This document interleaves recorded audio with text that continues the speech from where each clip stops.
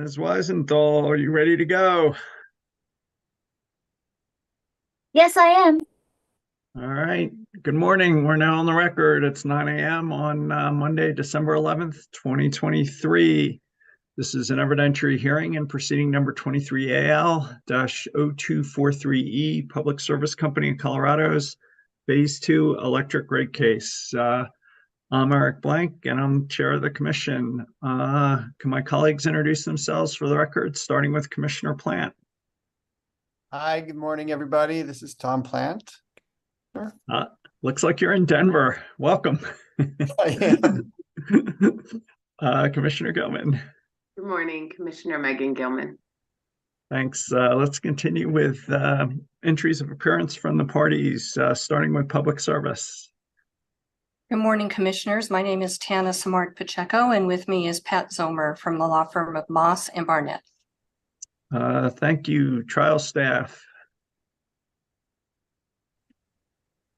Good morning, commissioners. This is Assistant Attorney General Ross Smith, representing staff. Joining me are Senior Assistant Attorney General Michael Santisi and Assistant Attorney General Katie McLaughlin. Let's go to the City of Boulder.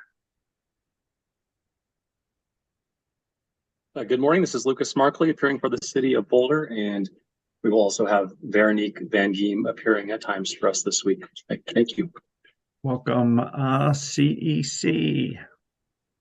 Good morning, Mr. Chairman and Commissioners. Michelle King of the law firm Holland and Hart here on behalf of the Colorado Energy Consumers, and I'd like to also enter the appearance of Austin Rushoff. Thank you, Kosasia. Good morning, Mr. Chairman and Commissioners. Jake Schlesinger with the law firm of Keys and Fox on behalf of the Colorado Solar and Storage Association and the Solar Energy Industries Association. Thank you, EOC.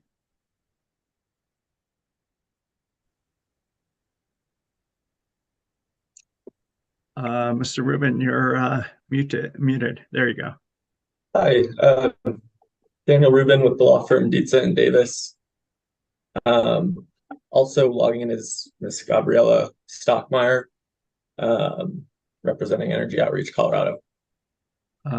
Federal energy agencies.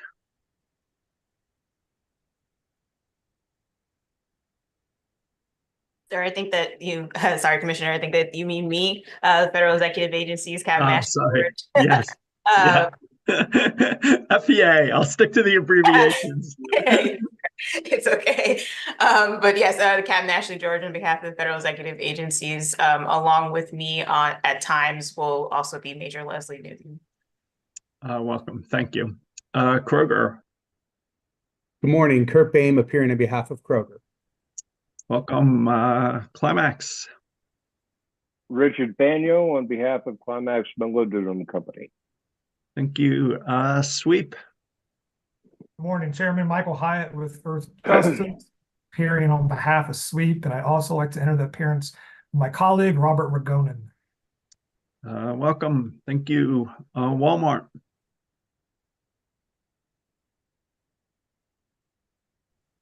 Good morning, Your Honor. Sorry about that. It took me a moment to get my video started. Julie Clark of Clark Flegge on behalf of Walmart. Thank you. No worries. Thank you. Western Resource Advocates.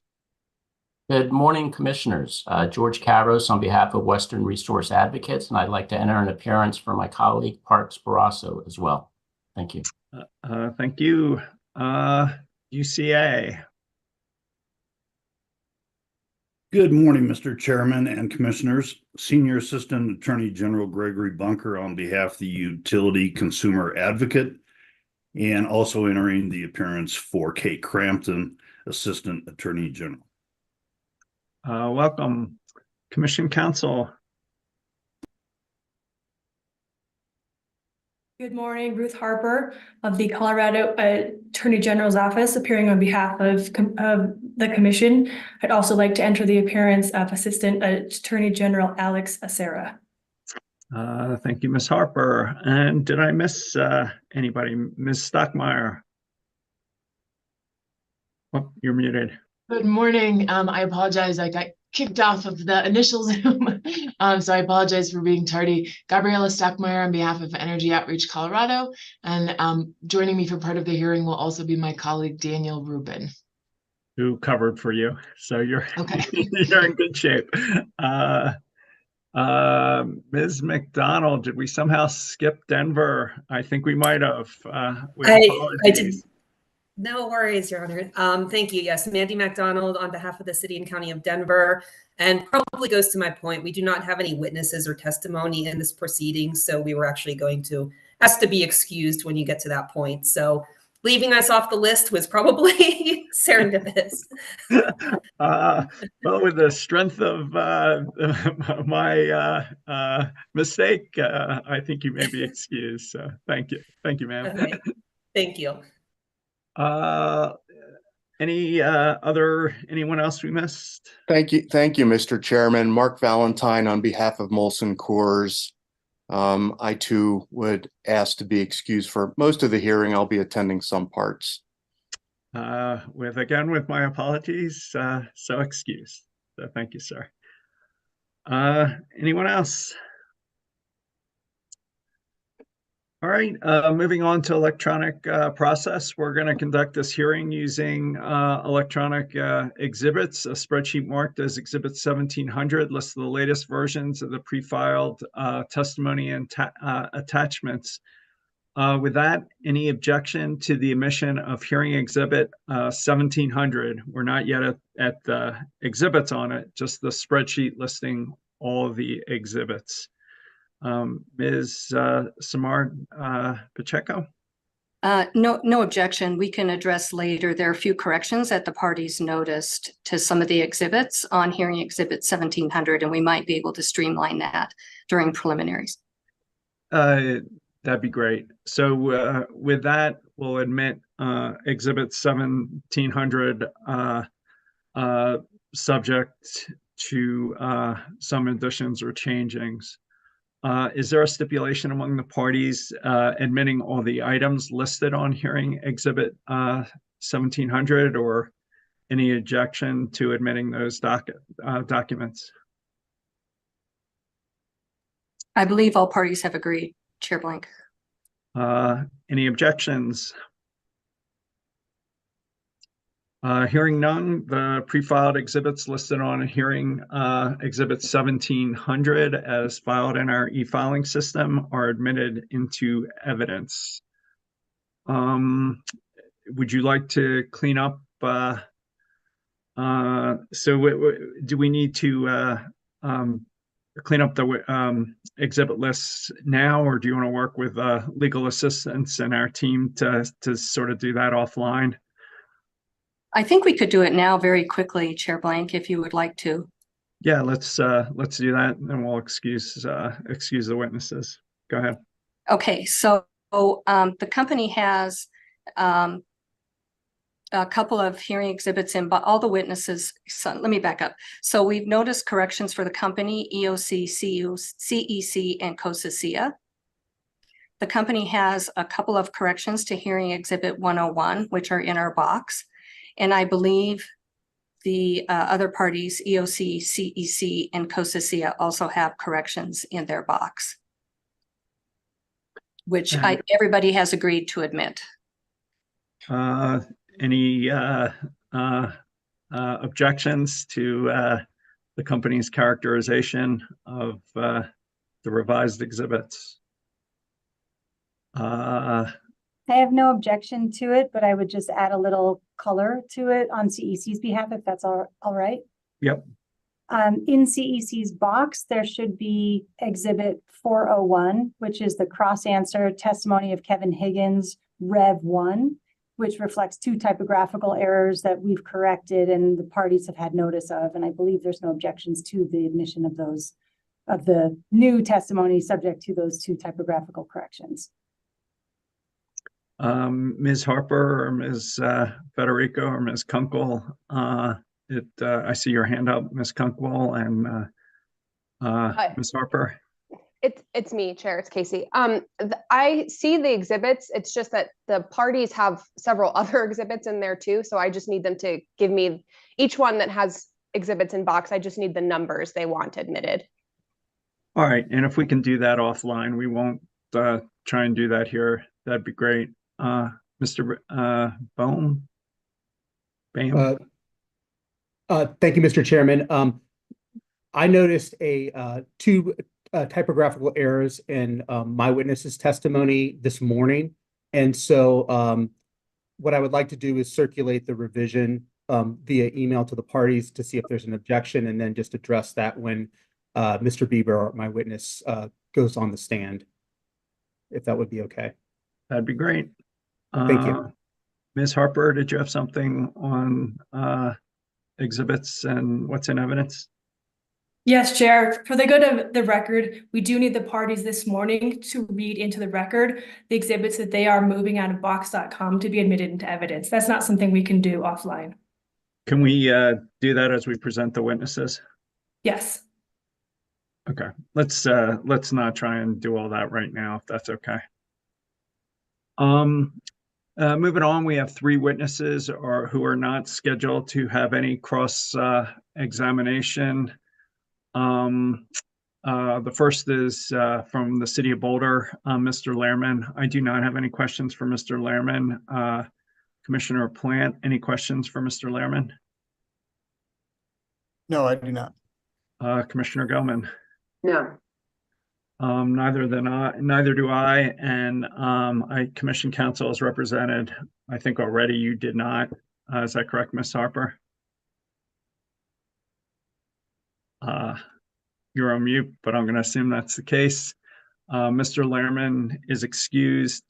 I do have some questions for the second witness from EEOC, Mr. Nussbaumer, but my questions are solely limited to his testimony, so he does not need to listen to the other questions if that is more convenient for him. My questions will be limited solely to what he filed. So if you could just arrange for Mr. Nussbaumer to be available as your other witnesses go on, that'd be great, Ms. Stockmeyer. We will. Thank you, Chair. And then the third witness is Western Resource Advocate witness, Mr. Nelson. Commissioner Plan, any questions for Mr. Nelson? I do not. Commissioner Goman? I do not. Neither do I. So let's excuse Mr. Nelson. In terms of the hearing schedule, I propose we call witnesses in the order set forth in the cross-examination matrix filed on November 29th. We may need to break early Monday and Tuesday to allow the commissioners to meet with advisors and counsel in the ERP case. Commissioner Plant or Commissioner Gilman, any guidance for us on the schedule for today or tomorrow? Commissioner Plant, do we need to break early? Can we go to 5? Yeah, I'm good to go to 5. Commissioner Gilman? I can go to 5 today. Sorry, I have a bit of a cold. I can go to 5 today, and I have a meeting scheduled at 4 o'clock tomorrow. So tentatively, I'll be planning to attend that tomorrow. Okay, so we'll go to 5 today and break at 4 tomorrow. I'm told Commission Counsel that advisors and advisory council do not have questions for the witnesses listed, and if that changes, you'll let us know, Ms. Harper. And I just ask if anyone decided to waive. Oh yeah, go ahead. Mr. Chairman, sorry. I was just looking at my calendar, and I do have a meeting scheduled for 4 today with staff. So let's break at 4 today and 4 tomorrow. Ms. King? Thank you. In response to your recommendation that we handle all of the witnesses in the order they're listed on the matrix, Mr. Higgins is unavailable tomorrow afternoon beginning at 3.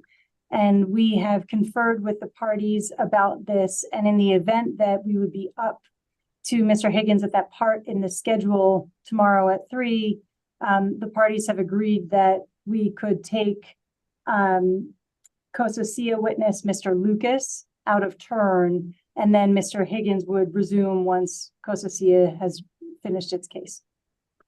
No problem. Thank you.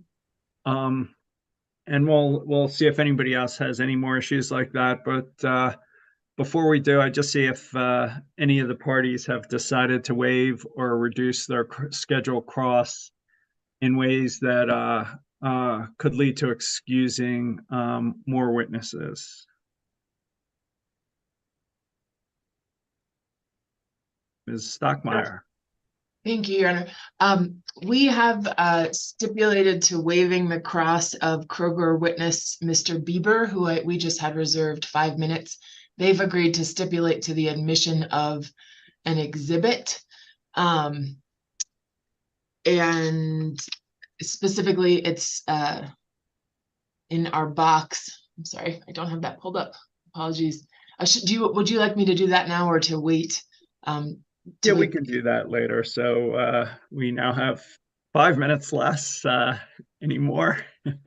Thank you, Ms. Stockmeyer. Ms. King, 285 minutes. An important case. It's an important case, Mr. Chair. I understand. We plan to reduce our cross, but I'm not quite ready to commit to that yet. But we certainly won't need an hour and a half between Mr. Knighton and Klingeman. We do waive our cross of Mr. Rurup. Okay. We'll of course try to be as efficient as possible through the remainder. Appreciate it. Anybody else? Chairman.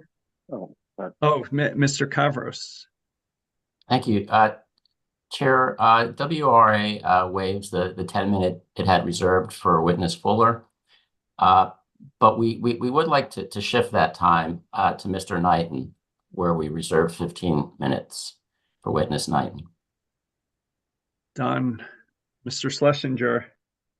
Thank you, Mr. Chairman. Similar request, actually. I'm going to need more time for Mr. Knighton, but I will waive my cross of Mr. Klingeman and hope to move a significant amount of time away from Mr. Bieber in order to accommodate additional time with Mr. Knighton.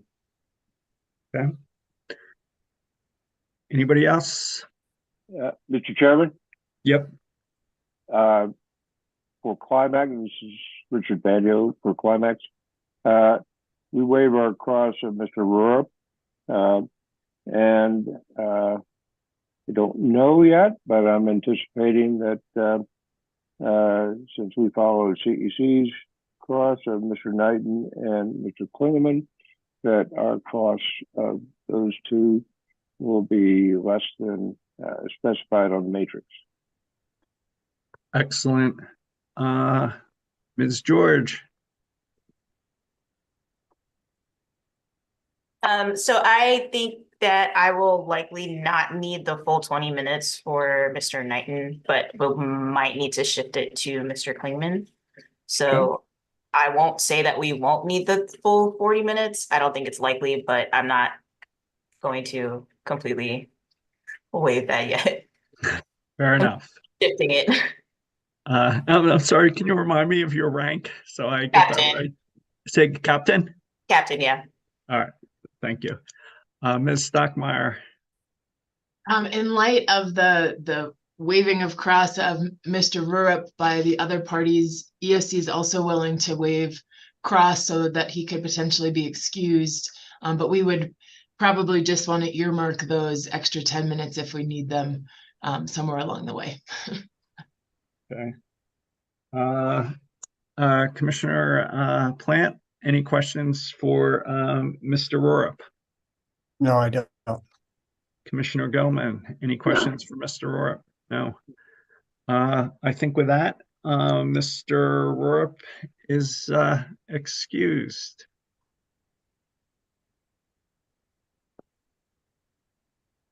All right. Any other preliminary matters before we put on the first witness? Chair, I do have one item just to flag. I don't believe we ever admitted all of the pre-filed exhibits that are listed on here, Exhibit 1700. We did say the parties are going to move their corrections through their during their cross-exam. So I think that would be for the good of the order, moving the pre-filed exhibits as filed currently. I'm not getting any style points this morning, Ms. Harper.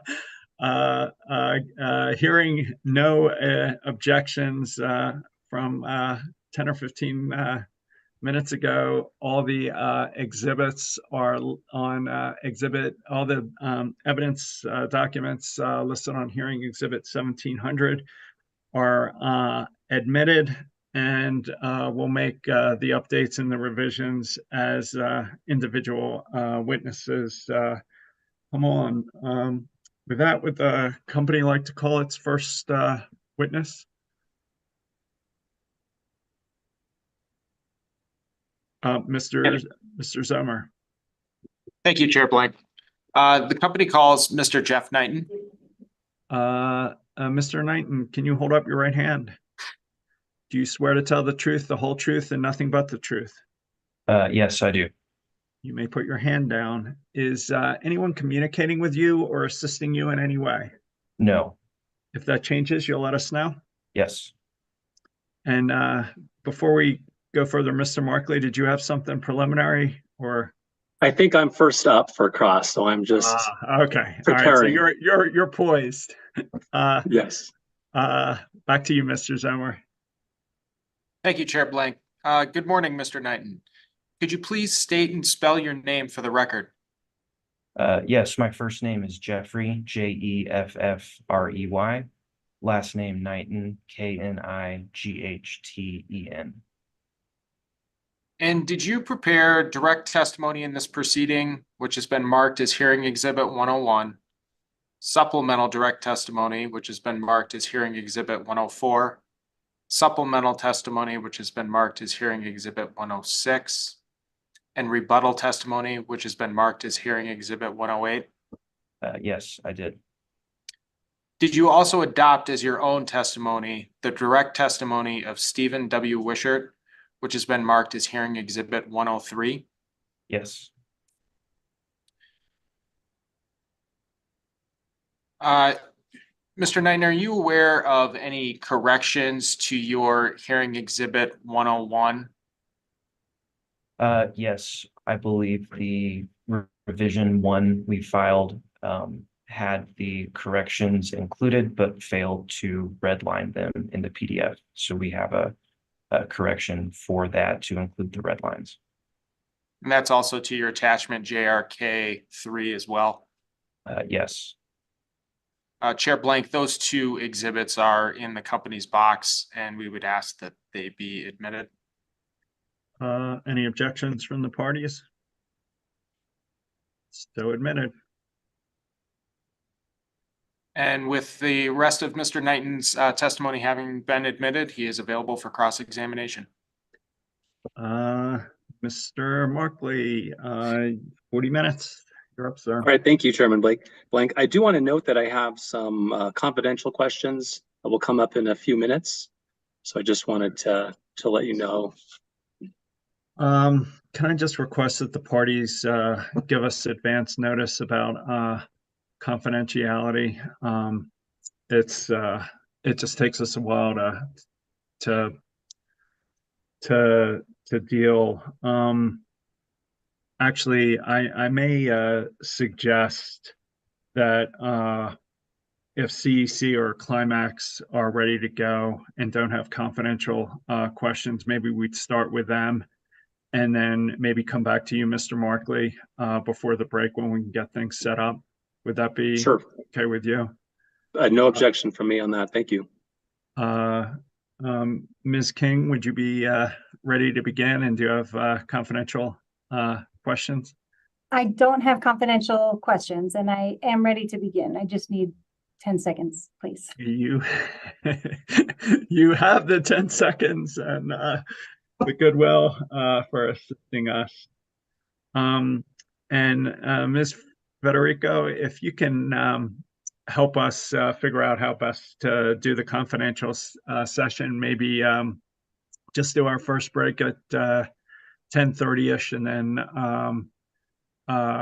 come back with Mr. Markley. How much do you need the confidential session, Mr. Markley? I would say less than 10 minutes. All right. So maybe we'll take our break at 10:30 ish, put you on, and then resume 15 minutes later, something like that, if that's okay. That would work. Thank you. Ms. King, you're up. To have some adrenaline to get us going this morning. Good morning, Mr. Knighton. I'm Michelle King, counsel for the Colorado Energy Consumers. It's nice to meet you. You too. Good morning. I'd like to first start with just some foundational principles. And so if we can please turn to Exhibit 101, page 20.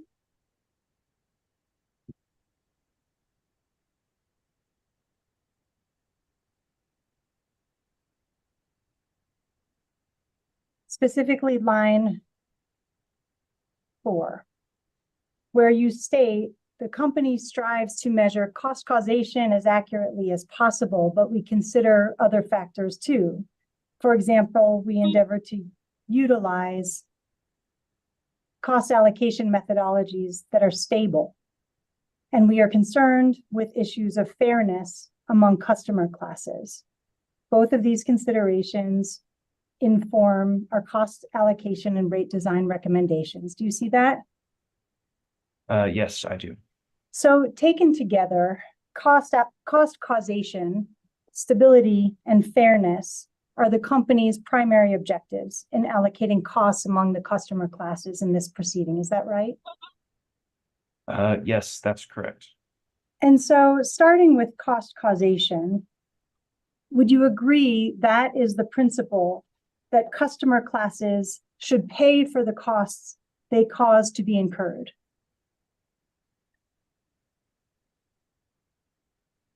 Yes, that's correct. And conversely, customers should not be responsible for costs that they do not cause to be incurred. Would you agree?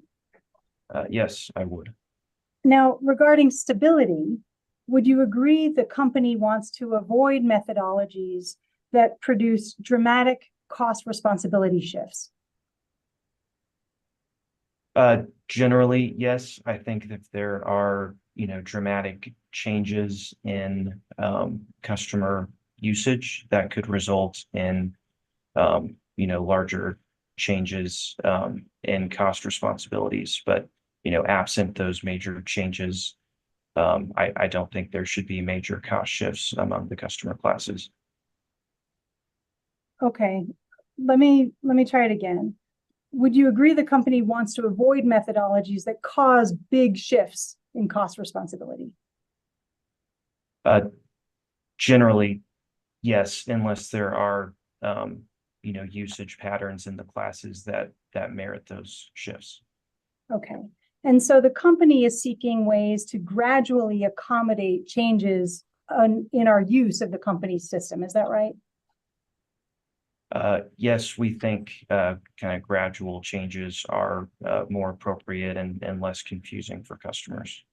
Okay, so next, Ms. Federico, if we can please turn to page 21, specifically line, I'm sorry, actually page 21, line 15, please.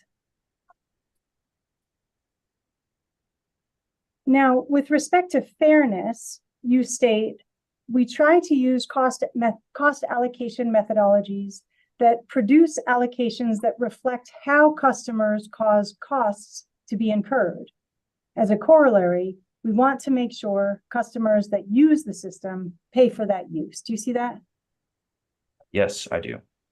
As I read that, that seems like another way of saying cost causation as we just discussed it. Is there a difference? No, I think those terms are, used the same way here in my testimony. Okay, thank you. And I think we're done with this exhibit now, please. Now, the company proposes to allocate transmission and distribution substation costs on the basis of 4CP AED approach, correct? Yes, that's right. And this is because peak demands are a key driver of transmission and distribution substation investment, right? That's correct. Yes. And that furthers the company's objectives in cost causation, wouldn't you agree? Yeah, we think 4CP AED is the best reflection of cost causation for those assets. It's also stable in that it's the same allocation methodology we used in the previous case. Now, for production costs, the company recommends these be allocated on the probability of dispatch peak hours, or POD PH approach, correct? Yes, that's right. And the company has proposed, with respect to the pH part, that it use 1,000 hours as a refinement to the full POD allocator, correct? Yes, we feel that 1,000 hours is a good balance of both the demand and energy components that are part of system planning for production assets. And now this is a shift from the historic use of the 4CP AED allocator for all costs, except most recently for company-owned wind on production. Is that correct? Can you repeat that question? Certainly. The use of the POD PH for production costs in this case is a shift from the historic use of the 4CP AED allocator for production costs, with the exception of company-owned wind in the last case. Yes, I agree. It's a shift from both 4CP AED and the energy allocator used in the previous case. But it's a shift that doesn't go as far as the recommendations by some advocates who seek the allocation of the POD over all 8760 hours of the year in what is effectively a full energy allocator, correct? That's correct. We don't believe that the full POD using 8760 hours is appropriate for those costs. We think it's too far of a swing from a demand allocator to what's essentially a pure energy allocator. Indeed, Mr. Klingeman notes, and I can refer you if you need, that using 1,000 hours results in an allocator that is generally between the extremes of a pure capacity allocator and a pure energy allocator. Are you aware of his testimony? Yes, that sounds correct. And you don't disagree with Mr. Klingeman, do you? No, I do not. And so is it fair to say that in recommending allocation of production costs over 1,000 hours, the company, you use the word good balance, but the company is seeking something of a middle ground? Can you repeat that? Sure. You use the words good balance to describe the company's choice of 1,000 hours. Is it fair to say that in recommending allocation of production costs over 1,000 hours, that the company is seeking something of a middle ground? I would say we're, attempting to, I'll use the word balance again, the demand and energy considerations that go into resource planning. And we do feel that POD at 8760 hours or continuing to use 4CP AED, looking at mostly those 4 peak hours, are not resulting in a good allocation in this proceeding. Okay. And so you would agree that between the 4CP AED methodology on the one hand, which allocates costs on the basis of 4 coincident peaks over the summer months, and the full POD on the other hand, which allocates costs over 8760, there's lots of room in between those two options for a good balance. Would you agree with that? Yes, there's lots of room in the middle. I don't know that everything in the middle is a proper balance. But 1,000 hours is not, the only true correct answer that balances those considerations. Thank you. I'm aware that you began your current position with Public Service Company in July of 2021. Is that right? Yes, that's correct. And that's right around the time that the commission issued its decision in the most recent phase 2 rate case.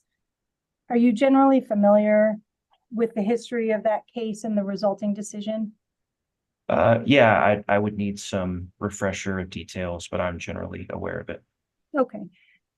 Are you aware that the allocation in that proceeding took a step from the pure 4CP AED approach that had long been in use in Colorado towards a middle ground that we've been discussing in this balancing by using the 4CP AED allocator for all costs except company-owned wind, which was allocated on the basis of energy?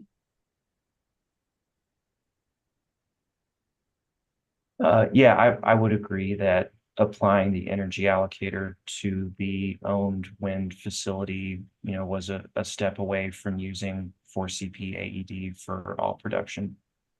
And are you also aware that the allocation of company-owned wind on the basis of energy resulted in a shift or reallocation of costs from residential customers to the commercial and industrial customers?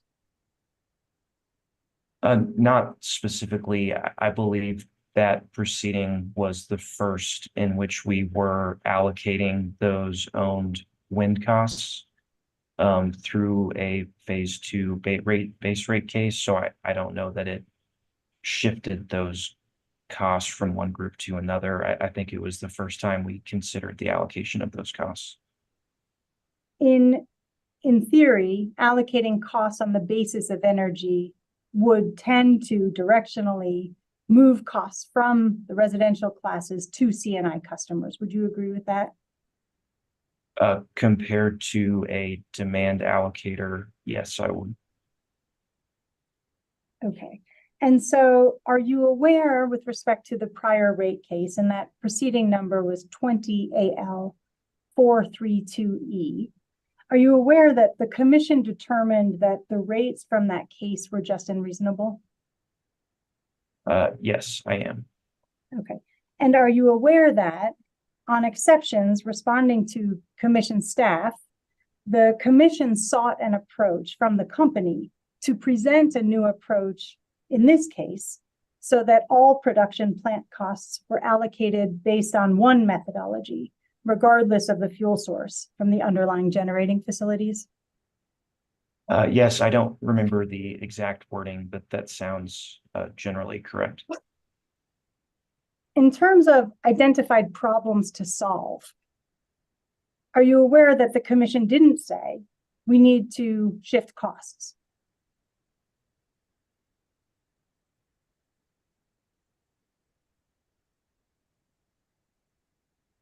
Again, I don't recall the exact words, but I think the request to evaluate alternate methodologies would likely result in a shift in costs compared to continued use of 4CP AED.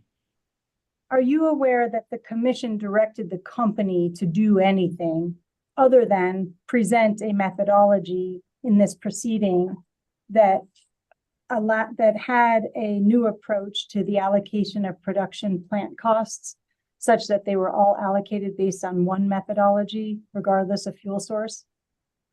Can you repeat the question? I didn't follow. Sure.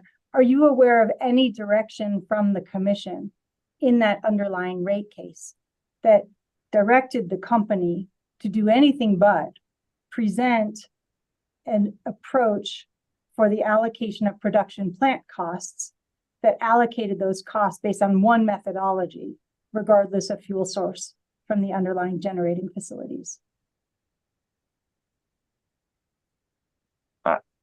I think the decision from the commission had a lot of specific directives. I don't recall the exact language of the production cost allocation. Okay, so if we, Ms. Federico, can please pull from our box hearing exhibit 403. Let's start with exhibit 403, please.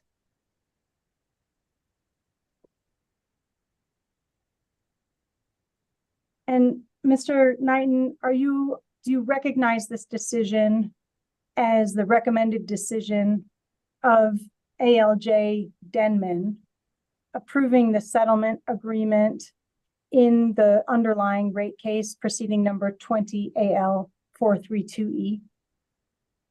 Yes, I do. And if we can please turn to it's paragraph 68, and I'm sorry, I don't have a page reference handy.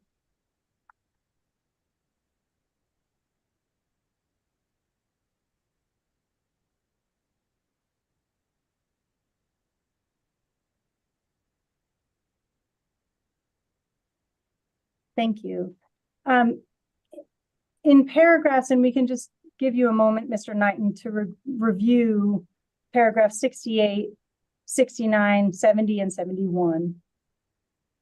Just to familiarize yourself with the commission's decision with respect to the class cost of service proposed in the partial stipulation. Okay, I'll take a minute to read it. Okay, thank you. And I can't fit all of those paragraphs on the screen. So if you need me to scroll down, just let me know. Okay, I'll let you know.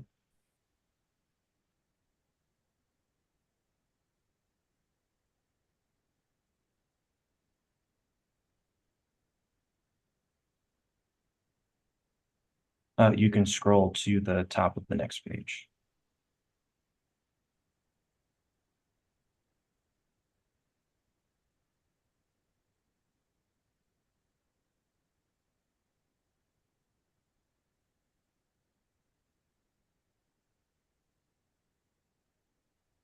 And then also, Mr. Knighton, if I could ask you to just familiarize yourself with paragraph 72. Okay, one minute.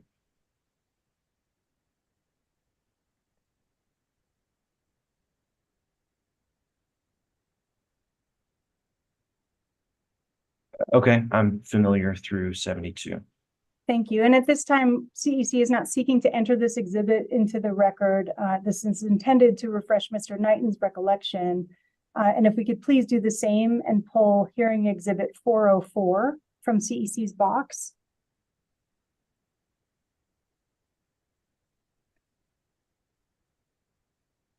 Specifically, page 20, or actually before we go there, Mr. Knighton, this is in that same proceeding, the commission decision granting in part and denying in part exceptions to the recommended decision, the portion of which you just reviewed.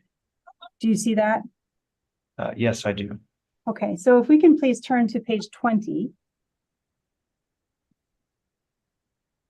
Specific, and if you would please refer to paragraph 45 there, which details staff's exceptions to the recommended decision. And take a moment to review that to yourself. Okay, I've reviewed. Thank you. And now if we can please have you review paragraph 47.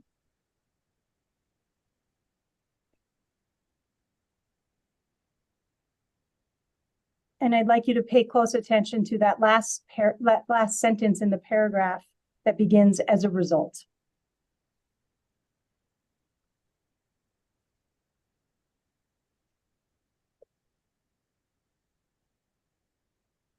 Okay, I've read it. Okay, so now I'm going to go back to my question and ask if your recollection on that is refreshed. And the question was, in terms of identified problems to solve, the commission didn't direct the company to do anything but, as part of its next phase 2 rate case, file an alternative class cost of service study methodology with the goal of applying more consistent allocation treatment across all electric generation and storage. That's what I'm reading here. And is that your understanding of what the commission asked the company to do? With respect to this one issue, yes. Thank you. Ms. Federico, we're done with exhibits 404 and 403. Now, in rebuttal, the company's approach is very similar to CEC Alternative 2 in allocating transmission and distribution substations on the basis of 4CP AED, with production costs using the company's pod pH 1,000 hour approach. Is that right? That is our proposal in rebuttal. I don't recall what CEC alternative it was. Okay. Are you aware that it was one of CEC's alternatives? Yes. Okay. I'll submit to you it was CEC Alternative 2. But I want to ask, are you aware that CEC Alternative 2 was not CEC's primary or even secondary recommended approach? Yes, I'm aware.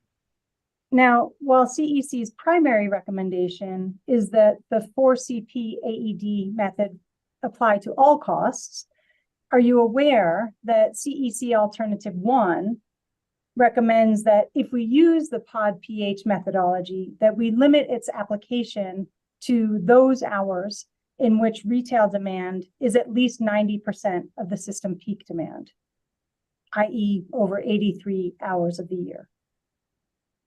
Yes, I'm aware of that. And this way, as Mr. Higgins explains, use of the company's pod pH approach is reasonably reflective of the cost to meet system capacity requirements. You don't dispute that providing some nexus to system peak demands aligns with cost causation, do you?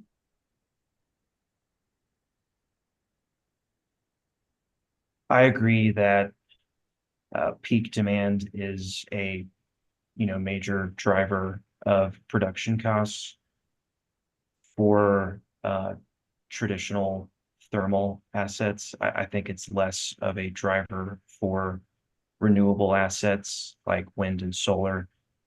And so we think the 1,000-hour version of POD pH does a better job of reflecting the entirety of the system production cost that does include company-owned wind. And so just to answer the question that I pose, I appreciate your explanation, but to get back to my question, that you don't dispute that providing some nexus to system peak demand aligns with cost causation, do you? I guess I'm not sure what the word nexus means in this context. I agree that allocation of production costs should in some way be related to peak demands. Okay, and that would be consistent with cost causation? Yes. Okay. Would you accept that CEC Alternative 1 is also a middle ground, but just not as far a step as the company has taken? It's certainly in between 4 hours and 8760 hours. I think in terms of the number, the actual percentage allocators, it's closer to the 4CP AED allocator, farther from the POD 8760 allocator. So I'm not sure that it's in the middle. But it's between those two bookends. Yes, that's my understanding. Okay. Now, shifting gears, Ms. Federico, if we can please open CEC Hearing Exhibit 402 from CEC's box.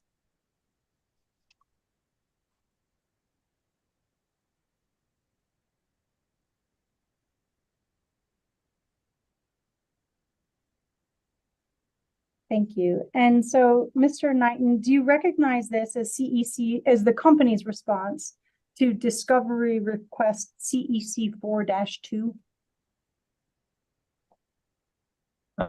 Yes, I do. And Ms. Federico, if we can please scroll to the bottom where the sponsors are listed.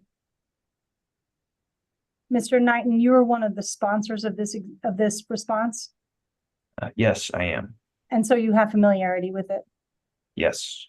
I move the admission of Hearing Exhibit 402. Any objections? No objections, Chair Blank. So moved. And if we can scroll please to the top of this exhibit. Thank you. Mr. Knighton, recall our conversation about the transition in the prior phase 2 rate case where we allocated costs on the basis of 4CP, but allocated company-owned wind on the basis of energy. Do you recall that discussion? Yes, I do. And recall the acknowledgement that allocating costs on the basis of wind directionally would tend to allocate more costs to commercial and industrial users than residential users. Do you recall that? Yes, when compared to a demand allocator. Okay, so now referring to hearing exhibit 402, if we can please scroll down so that the table on the first page, that's great. On the first, thank you. If we can look to this table that's presented that asks, does the company agree essentially that this is the resulting allocation of costs? Do you see that? Yeah, let me read the question again for a minute.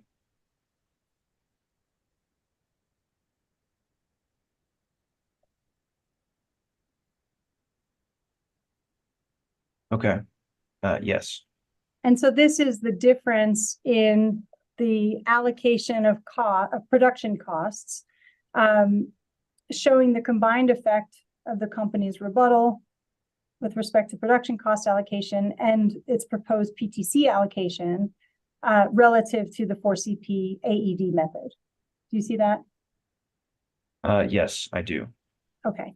And so we see that, again, the CNI primary and CNI transmission customers are experiencing increases to their allocated costs. This time with CNI primary picking up an additional 9.5% of costs, and then an additional 10.21% of costs for CNI transmission customers. Do you see that? Yes, those changes are, relative to application of the 4CP AED allocator to the costs in this proceeding. These are not changes to current allocations in the current rates. And so the exception being the allocation of company-owned wind, right? In the prior case. In terms of methodology, I think that's generally right. I know there's some other specifics in the class cost allocation model that are a little different in this proceeding versus the prior. But I was trying to explain that the costs here are, not the costs or the exact allocation methodologies used in the prior case. If you were to compare to current rates, we have a slight increase for residential relative to current rates. So I just want to make sure we're not viewing this as a comparison to current rates, but to CEC's alternative in this proceeding. Well, actually, I mean, it's a comparison. I accept that it's not a comparison to current rates, but it is a comparison of the directional movement if we go with one allocation approach for production costs versus another. Would you accept that? Yes. Okay. So, and then if just staying with this chart for a moment, the allocation on the pod pH 1000 that the company is proposing shifts costs away from relative to the 4CP AED approach, the residential and small commercial classes, as well as SNA lighting. Do you see that? Yes, I do. We talked about fairness earlier. Are you aware that the residential class 4CP peak demand has grown by approximately 42% beyond how it was measured in the last case? I don't recall the percentage growth. I do agree that it has grown since the last proceeding. An order of magnitude, would you accept that it's 42%, or would you accept that subject to check? Subject to check. I don't have all those numbers at the tip of my brain. If you give me just 1 second.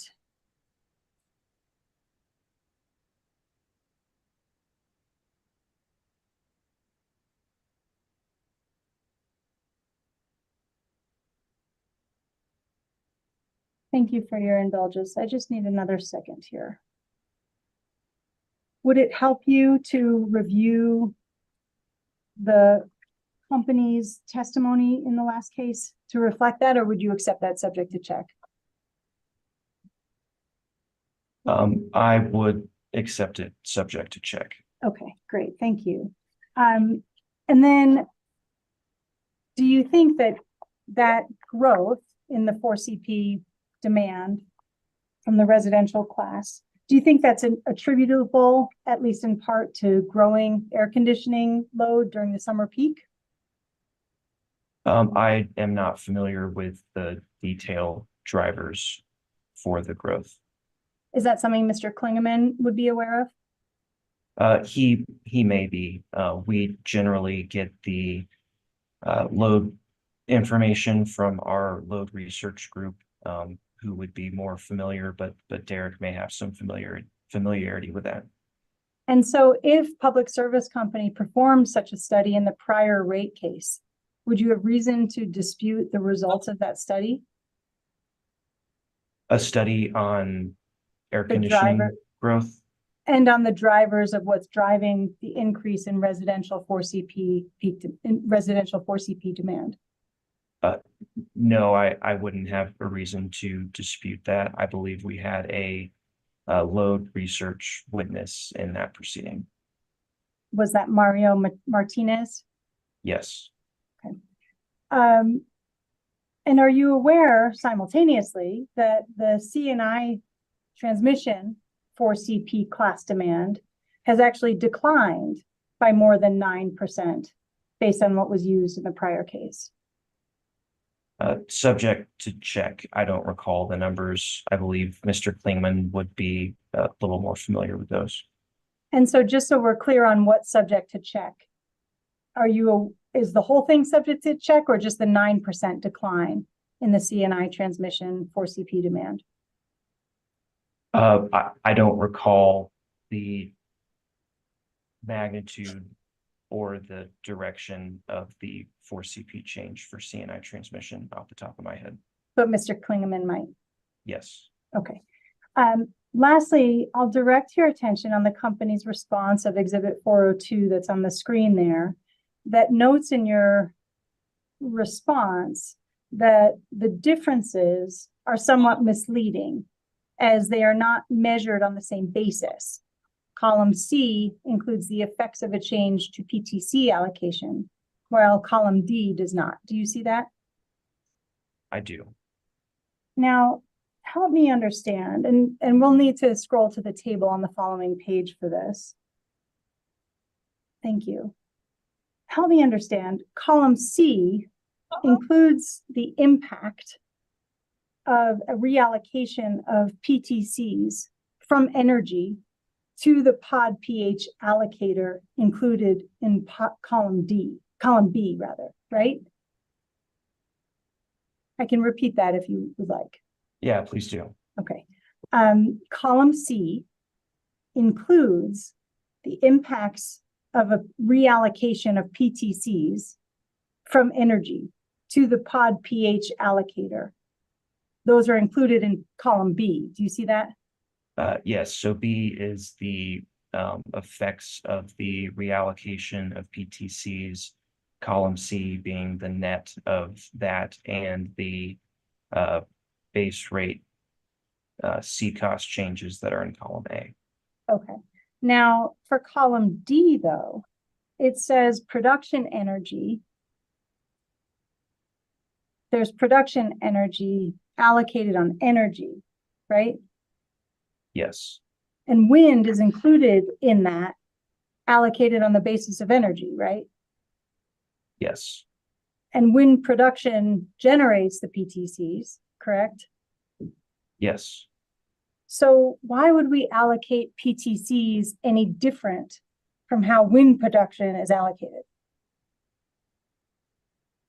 I don't think we would. Our proposal is to align the PTC allocations with however the wind production plant is allocated. Okay, so then would the company want to consider modifying what's provided here then in column D? Or modifying its answer that there's any misleading differences? Can you scroll back up to show that and the table above it?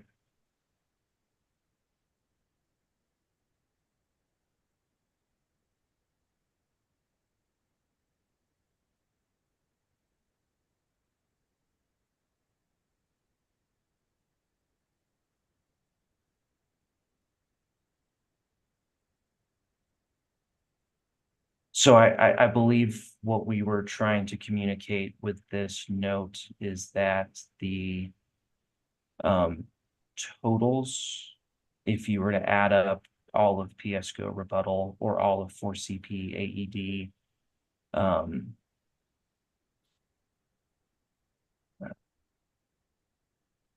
sorry, I'm still thinking about this one. That's okay, take your time.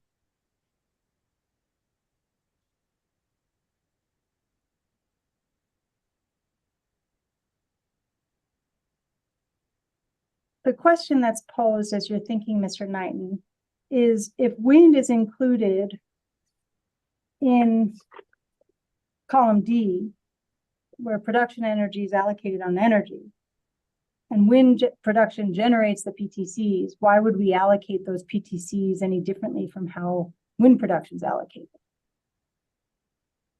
Yeah, and our proposal is to allocate the PTCs on the same basis as how the wind production plant is allocated. Not, and your proposal is not then how to allocate PTCs on the basis of all production, as it would appear from this?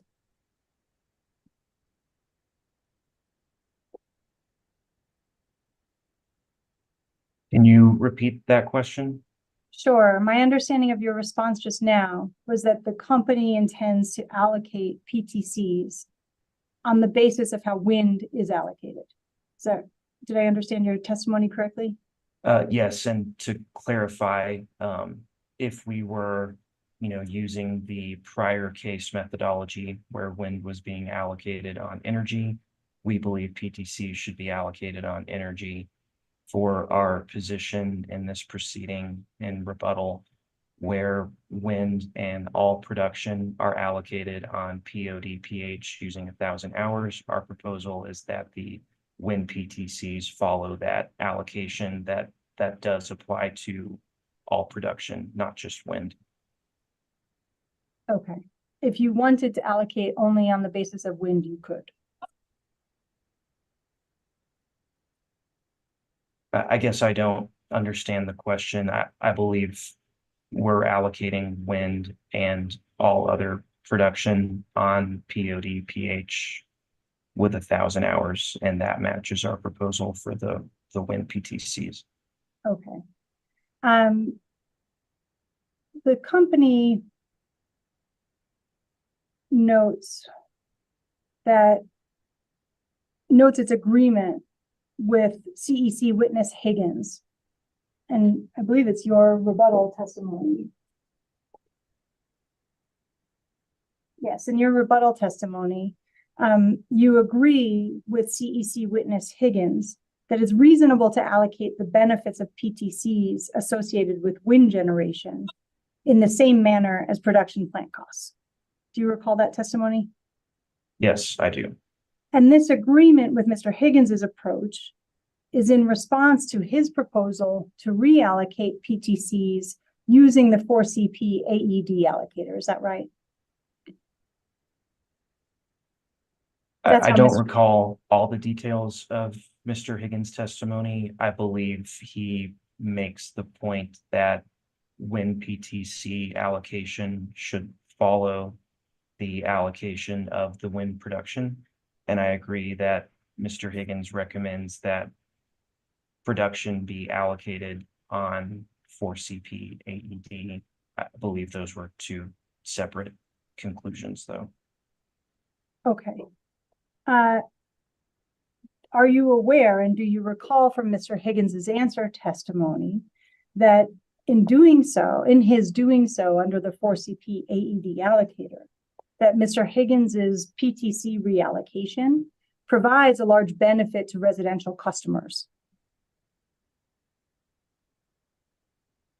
Yes, I believe if production and PTCs were to be allocated on 4CP AED, that residential would get a higher share of both the cost and the PTCs than under our proposal to use PODPH with 1,000 hours. And that would have a net benefit. Are you aware of the benefit of the PTCs for the residentials? I'm aware there's a benefit to the residential class. I am not aware that it's a net benefit compared to our proposal, including the PTC reallocation. Okay. And then I believe you said this, and I just want to clarify your response. Are you aware that when Mr. Higgins reallocated PTCs using the 4CP AED allocator, he was allocating PTCs the same way that he was allocating wind plant? I don't recall, but that makes sense to me. Okay. Thank you, Mr. Knighton. I have no further questions. Thank you, Ms. King. Let's go to Mr. Fanyu from Climax, and then we'll take a break and resume in confidential session with Mr. Markley and Ms. Fedorko and Ms. Harper. If you can be really clear at 10:30 what we need to do to start the confidential session, that'd be great. So with that, Mr. Fanyu. Thank you, Mr. Chairman. Good morning, Mr. Knighton. My name's Richard Fanyu, representing Climax, which I assume and hope you know is a PG customer. Good morning. Yes, I'm aware.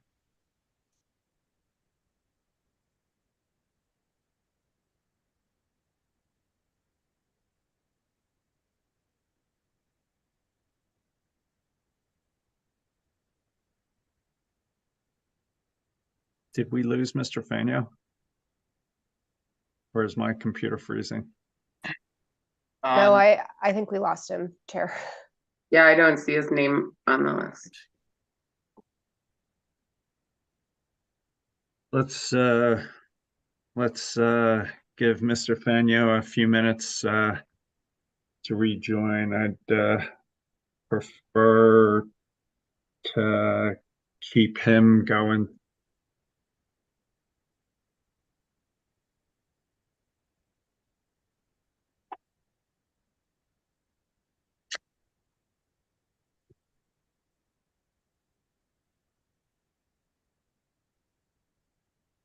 Well, let me ask the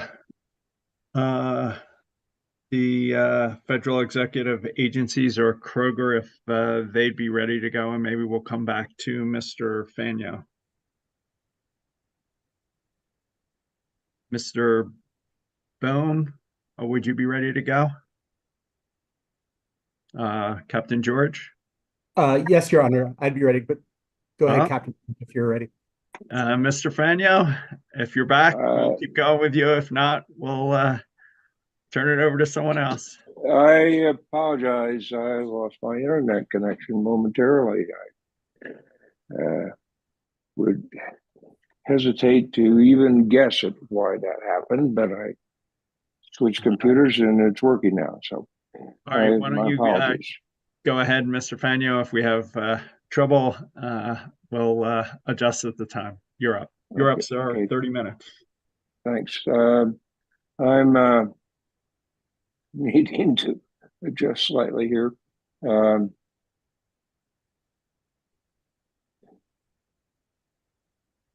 I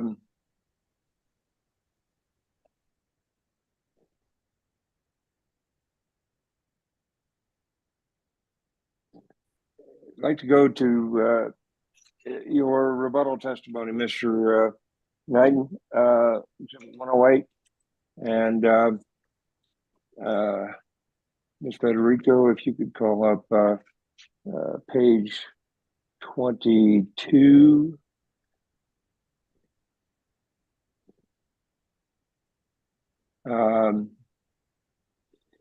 If you scroll down to lines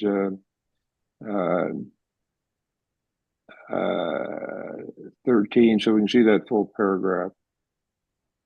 Mr. Knighton, do you see that paragraph? I think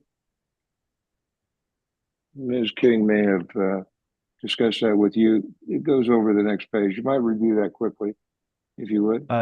Yeah, I see it. I will review it real quick.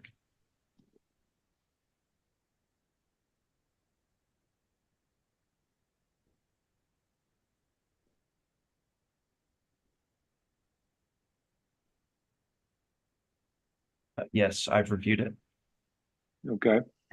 Now that there on line 18 says that the controversy in the last phase 2 was resolved through a stipulation and settlement agreement, whereby the Rush Creek costs were allocated to customers on an energy basis, while the other fixed production plan was allocated on the for CPAED. So it was a settlement agreement that resolved the issue of allocation of the wind costs in that case, right? Yes, that's right. Okay, and were you aware that there was a debate in that case about whether the Rush Creek in particular had any capacity value for the company's system? I'm familiar with the outcome of the allocation. I did not work directly on that proceeding, and I don't recall any details on capacity value of Rush Creek. Okay, well, more generally, are you aware of whether the company's wind generation contributes in any way to the meeting the peak demand, or is attributed to meeting the peak demand in the company's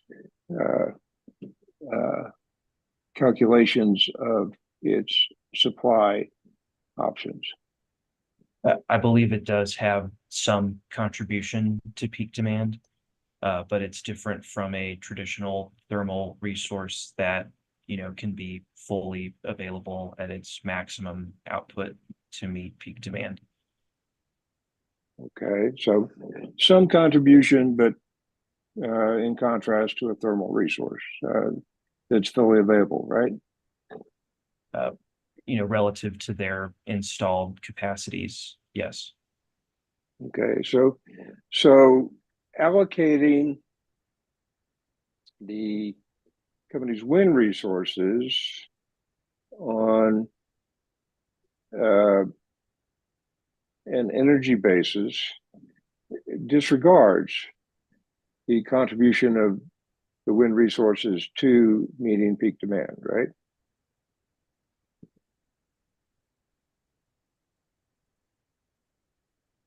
I agree that, allocating on energy is not the same as allocating on demand. I don't know if it completely disregards peak impact. I believe the peak hour would be included in the energy consideration, but I think it's a much greater focus on the energy over the year rather than on the peak hours.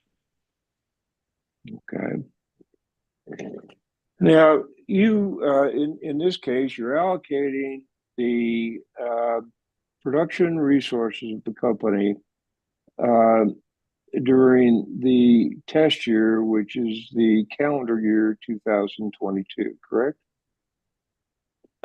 Yes, our I believe supplemental testimony and rebuttal are both based on a 2022 test year.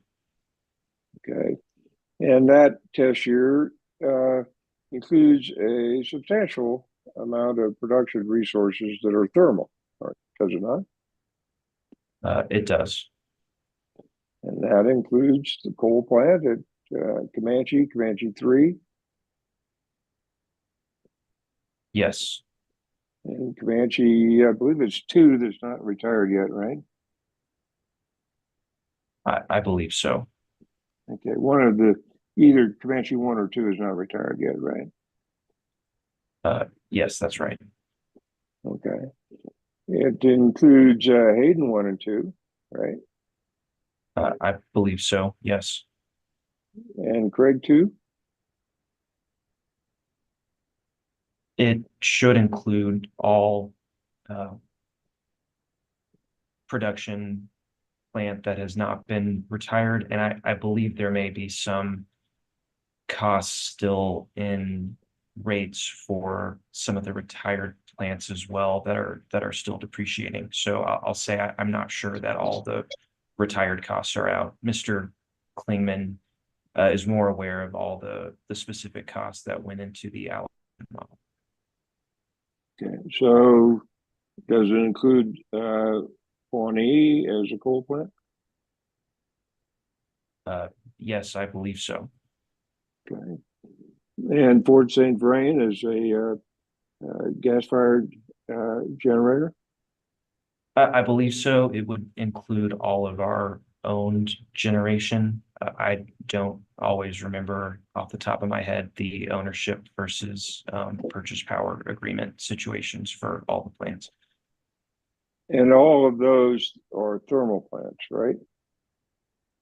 Yes, that's my understanding. And as you've said, those thermal plants are the ones that are used to meet the peak demands that the customers have on the place on the system, right? They do meet peak demands. They also serve energy needs throughout the year. Yes, and some of their and their production costs are divided between demand related and energy related, right? Can you repeat that? The production costs of the thermal plants are divided between the demand related and energy related. Yes, they can be. Our POD pH allocator, however, allocates both the demand and energy costs on an equal basis. There's no need to make the distinction to perform the POD pH allocation. Okay, so whereas the 4CP AED allocates the demand related cost of thermal plants on the basis of the demand, whereas the energy related elements of the production costs are allocated based on energy, right? Generally, I would say in our prior case approach, we use 4CP AED to allocate the demand portion of costs. We use the separate energy allocator to allocate the energy costs. I'd say that's part of the old methodology where we utilized 4CP AED, but that energy allocation is not part of the 4CP AED allocation. Okay, I understand. Thanks for that. Good clarification. So the demand related and energy related costs of the thermal plants under the POD pH are combined in the allocation, whereas they're separated when 4CP AED is used to allocate demand costs, right? Yes, that's right. Okay. Now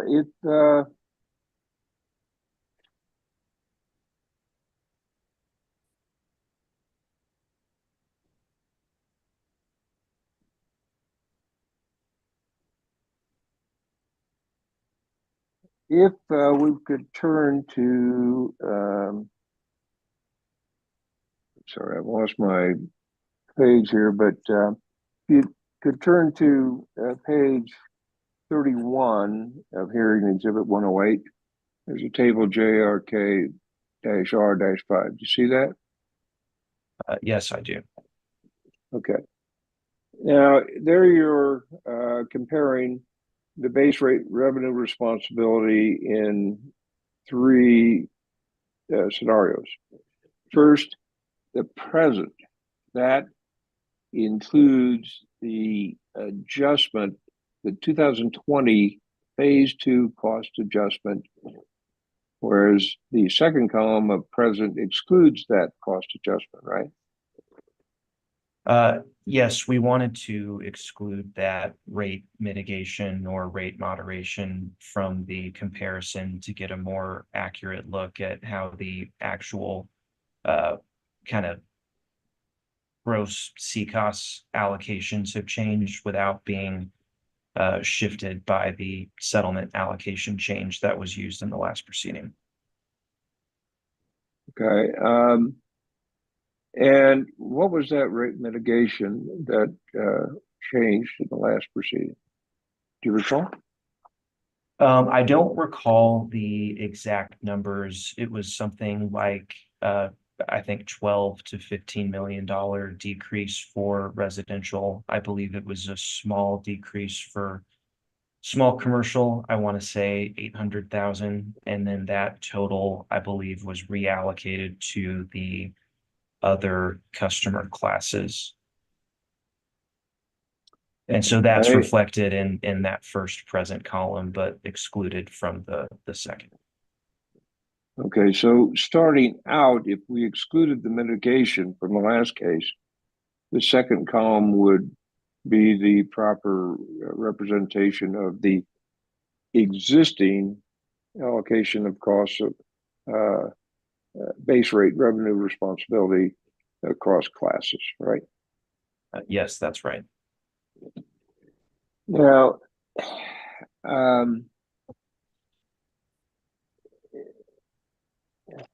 Mr. Chairman, I apologize for this, but I'm looking, when I lost my connection, I also lost my copy of the Mr. Knighton's rebuttal. And I'm looking for the place where you say that the 4CP would have increased the residential customer classes responsibility by some $30 million, which I believe is on page 22 or 23. Ms. Federico, could you see if that could scroll up a little bit? Mr. Faneuil accept a friendly suggestion. I'm seeing it on page 23 at lines 16 through 18. Okay, well, thank you, Mr. Zomer. That was very helpful and also very friendly. You see there on 16, it says 1 hour in the phase 2, 2020 phase 2, a 1 hour shift in coincident peak increased the residential cost responsibility by 30 million.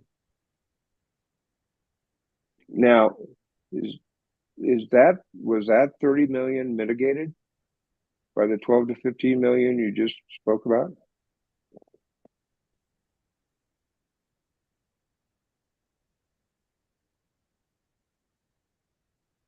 I don't recall. I believe this is the unmitigated increase, but I would need to check to confirm.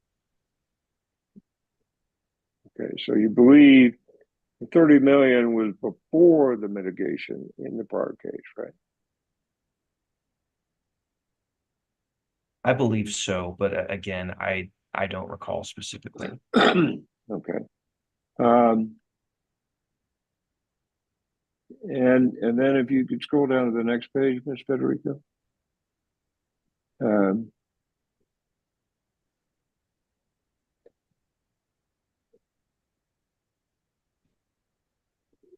At the top there, you say, finally, as discussed by Mr. Klingeman, the 4CP AED is not a good fit for renewable resources, which will continue playing a growing role in the company's generation fleet. You see that? Yes, I do.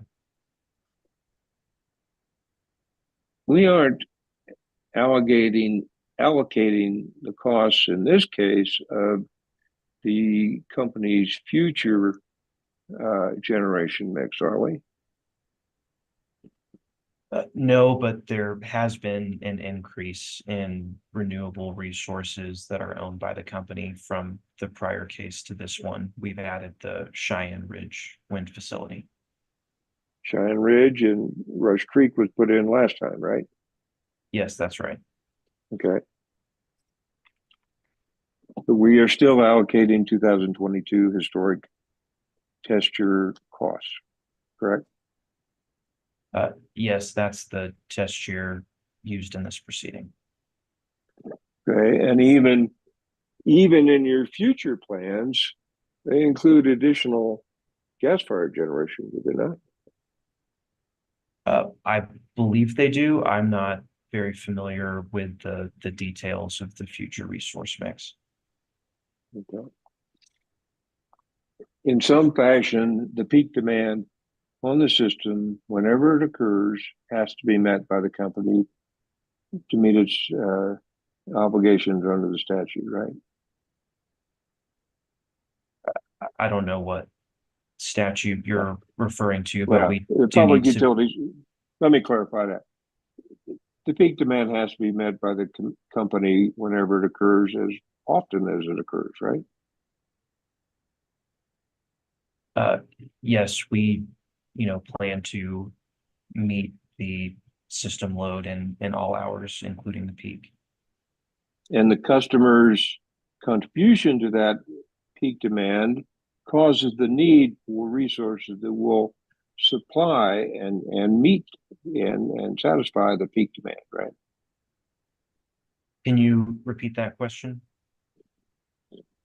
The customer's usage and contributes to all customers' usage contribute to the peak demand that the company has to meet in the future.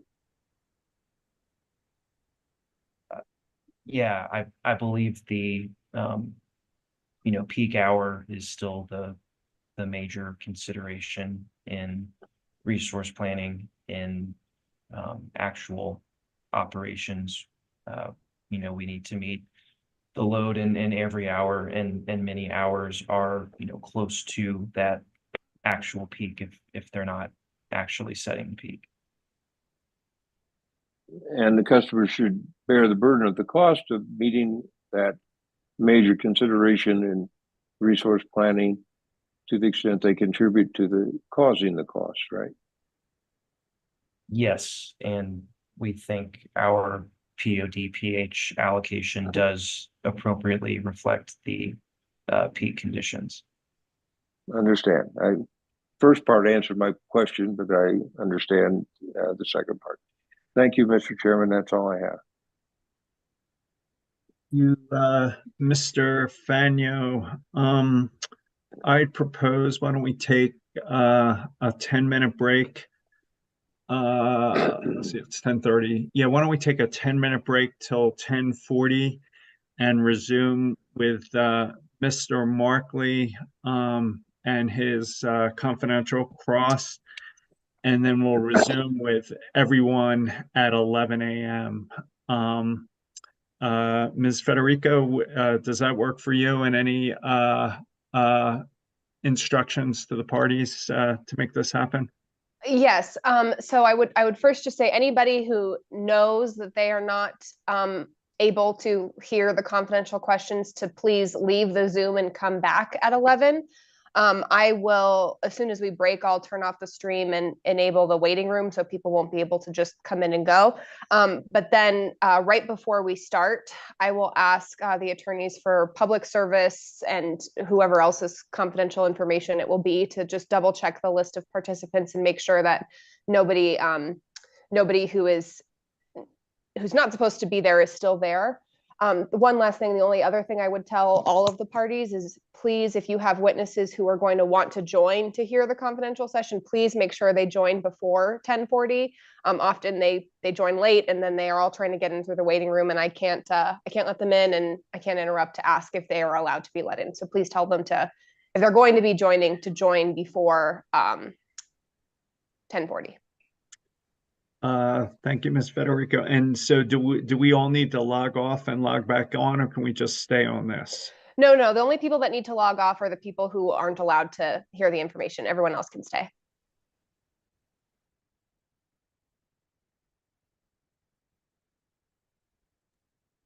Sorry. We'll reconvene at 10:40 in confidential session and then go to a public session at 11. Does that work for you, Mr. Zomer? Yes, it does, Chair Blank. Thank you. All right. With that, we're on break till confidential session at 10:40. Thanks all.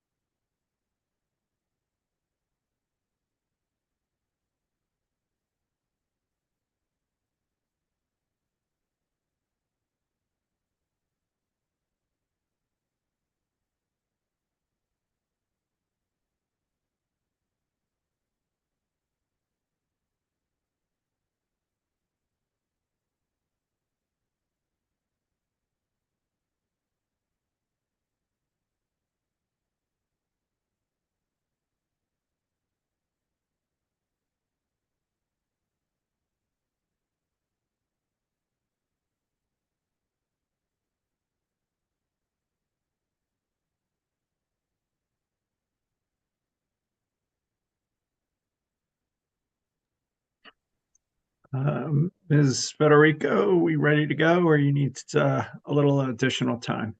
I'm just making sure the stream is back up. Since nobody's camera was on, it takes a second to pick up. So probably just a couple more seconds and I should know.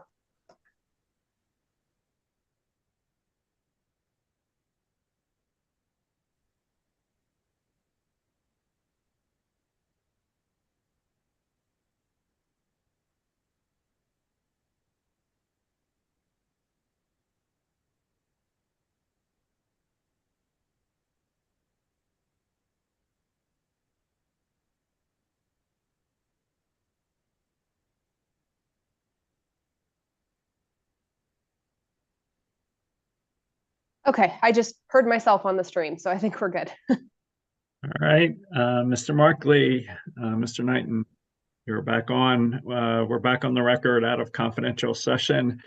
And Mr. Markley from the city of Boulder is continuing his cross-examination of company witness, Mr. Knighton. All right, thank you. Yep. And so if we could please go to exhibit 1400, this could just be the regular public version.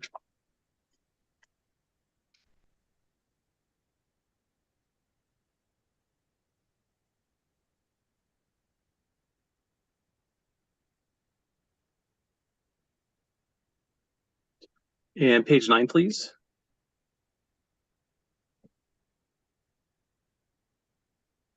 And then lines 18 to 19.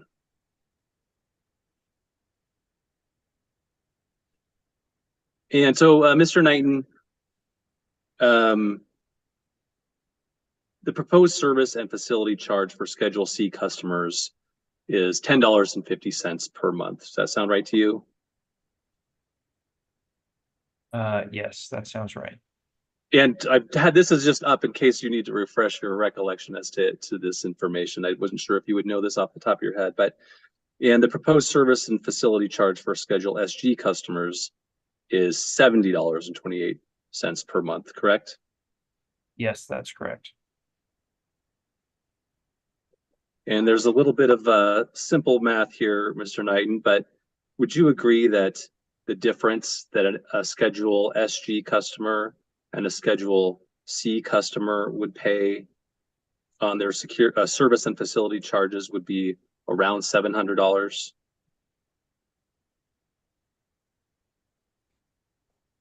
Can you repeat that? Sure. The difference between what a Schedule C customer would pay and a Schedule SG customer would pay for their annual service and facility charges, or on an annual basis, would be around $700.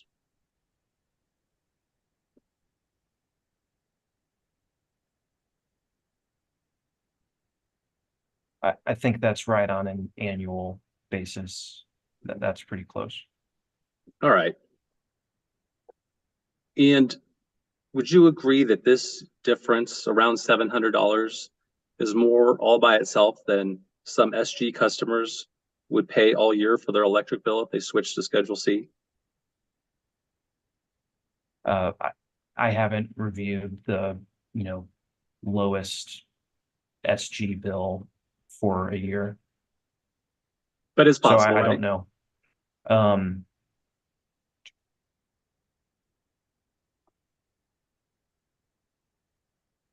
Can you repeat the question? Maybe another way to say it would be, there are some SG customers, if they switch to C, would likely pay less than $700 a year for their entire electric bill. It's possible depending on their usage, yes. All right, Mr. Knighton. So I'd like to talk to you a little bit about customer outreach on the threshold issue. So we can please move to Exhibit 103, page 30.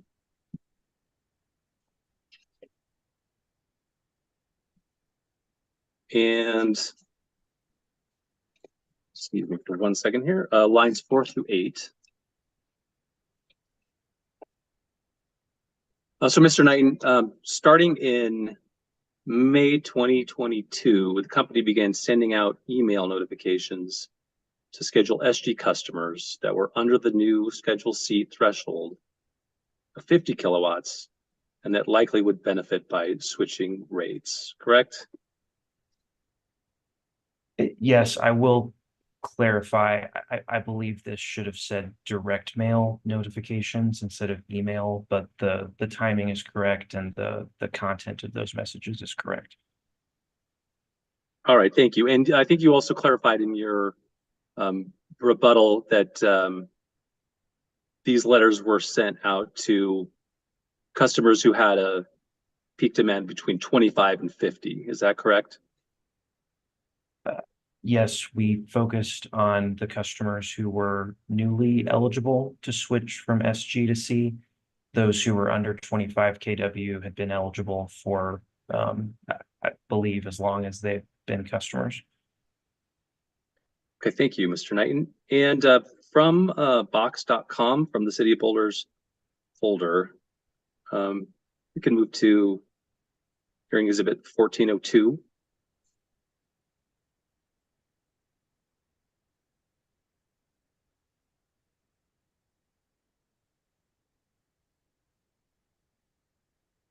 So Mr. Knighton, once you've had a chance to look at this, do you recognize this exhibit 1402? Yes, I do. And what is this? This is the text of those direct mail notifications we sent to the SG customers between 25 and 50 kW. All right, thank you. So I will move to admit exhibit 1402. Any objections?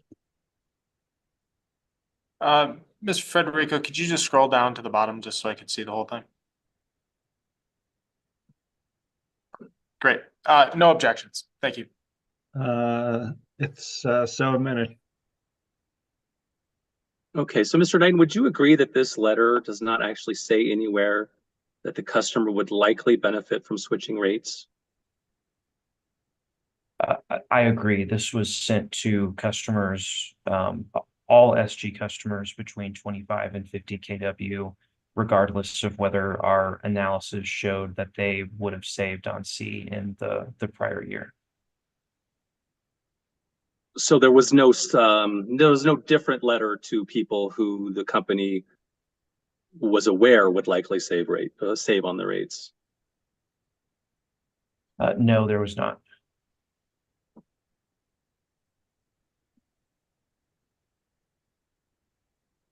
So by the same token, it also doesn't include any description of possible scope of savings, either dollar amounts or percentage wise, right? No, for the letter to go out to all customers, we couldn't include that information. And again, we don't have perfect information of what the customer's usage is going to be. We can only provide analysis on a recent 12-month or other historical period. Okay, Mr. Knighton, I would like to direct you to the 5th paragraph of this document. So the sentence that starts with Xcel Energy wants. Can you please read that sentence? Xcel Energy wants to help you identify the most economical rate possible and find new ways to keep your business's bills low. So if this were true, wouldn't it be more effective to proactively advise customers to switch rates or that they would save money?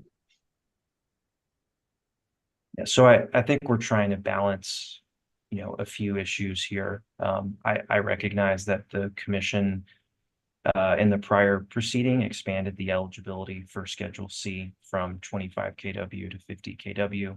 We did want to, notify customers of that option. We had some concern that we expressed in that proceeding that, it's a savings for that customer and would simply, shift costs to other customers. This is not a win-win situation for all customers. And so we think we, gave the appropriate attention to this issue with these communications and Lastly, again, we don't know all the details of the customer's situation. I think we have over 1 million customers in total. We don't have, full understanding when we're looking at the history of the, 12-month period we analyzed, whether, savings in that historical period would be expected to continue. There's cases where there's some months that have savings, others that do not. There's things that may look like a step change in usage, which, may be seasonal, may not be, that make it difficult for us to, completely understand whether the customer would have savings in the future. So we want to direct them to call us, have that conversation with us, so that they can be best informed to make that decision. Okay, thank you, Mr. Knighton. If I could direct you to hearing exhibit 103, page 30, line 14. So when asked why haven't more SG customers switched to Schedule C, Mr. Wishart stated that he didn't know for sure, but that one possible reason was complacence. Is that correct? Yes, that's correct. And in his testimony here, he refers to this Sacramento Municipal Utility District, or SMUD, residential time of use study, right? That's correct. So just to summarize that, one group of customers was invited to opt into the pilot rate, and only 20% of such customers chose to do so. And then another group was placed into the rate by the utility, and 90% of those stayed on the rate, right? Yes, that's right. Is there any indication that the SMUD customers were in a situation where they could clearly save significant amounts of money by switching to the other rate? I don't know the details of the study. I only know what is listed here in this paragraph. Okay, so that's certainly not explained here in this testimony, right? I don't believe it is. Okay, and so there's no reason to believe that they were informed of any specific savings that would occur by switching, right? I have no idea. So this, the SMUD TOU is not particularly applicable to a situation where it's known that lots of customers could save significant amounts of money.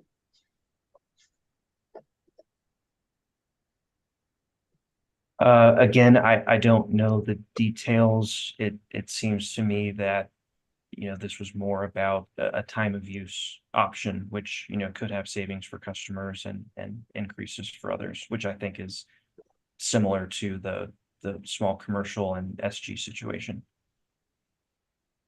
But as opposed to complacency, isn't a more likely explanation of SG customers not moving to C simply that the communication has not informed them of their potential savings?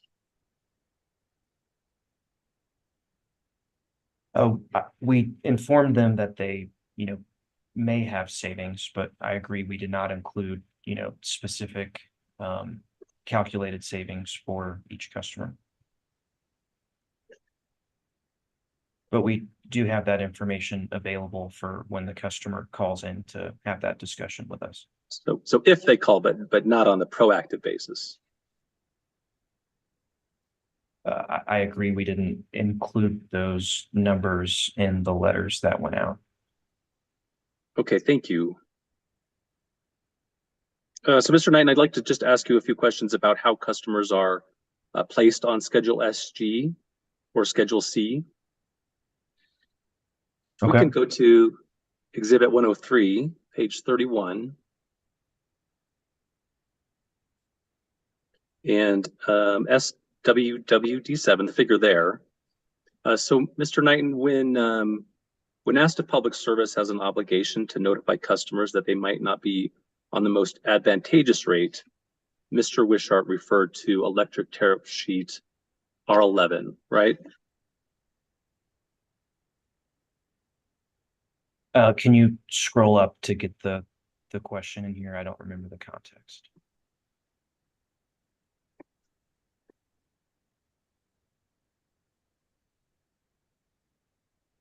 Yeah, so I believe Mr. Wishart is saying, we don't have an obligation to automatically, move those customers, and that's the reason for this citation from our tariff.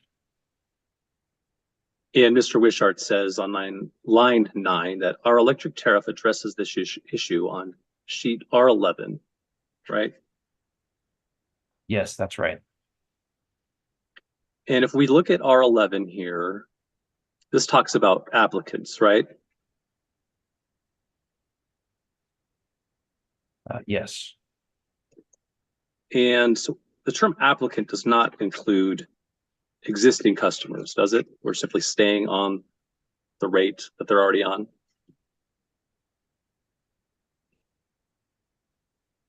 Let me read here 1 minute.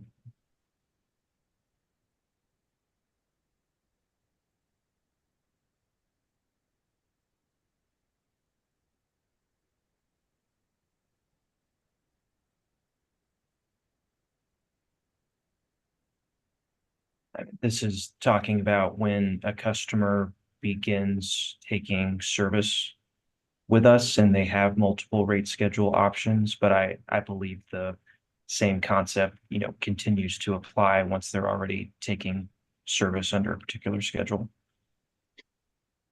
It applies as a matter of practice or as a matter of the language of the tariff?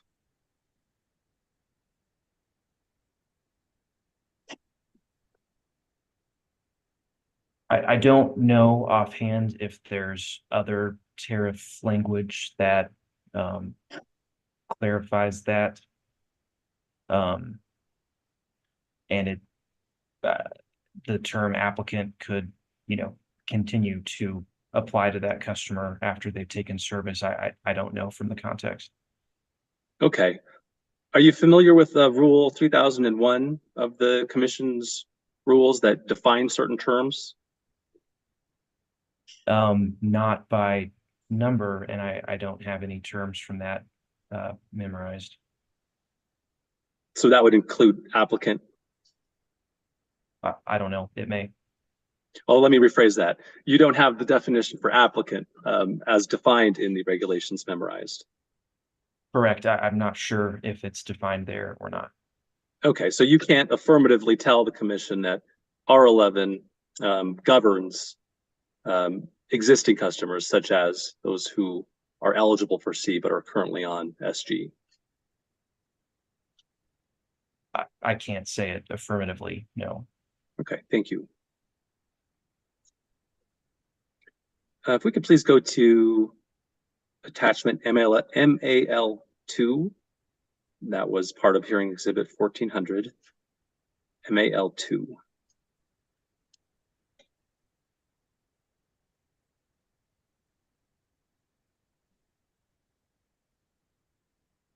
And I'm going to the response for 11C.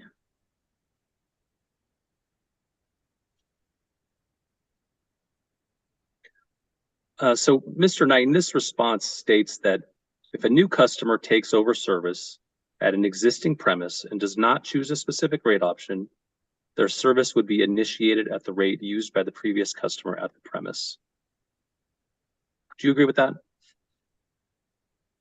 Yes, that's correct. That would be after, we inform the customer that they have rate options that they need to evaluate to choose the best rate for them.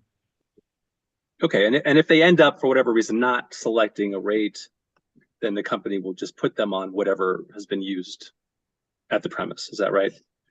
Yeah, and the reason for that, I think a lot of new customers, don't always know exactly how their usage is going to differ from the customer who was at that premise before them. And so that 90-day period allows them to, start at that kind of prior rate used by the premise and evaluate whether, their bill is going to look different than the prior customer if they want to look at a different rate option within that period. And in that situation, if they don't select a rate, the company is not going to switch them to a different rate based on information that the company has that they could save money by switching, would they? Would the Yeah, company and- switch them? No, like we would do what it says here, keep them at the existing rate. I don't know in this scenario that we would have good enough information to know how this new customer is going to use service at that premise to make any kind of determination about what rate is best for them.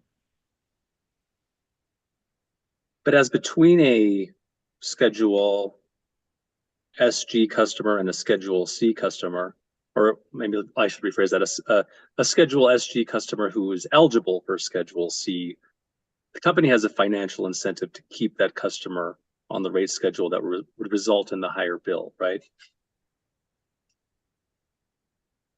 Can you repeat that question? If a customer is eligible for Schedule SG and Schedule C, the company has a financial incentive to keep them on Schedule SG.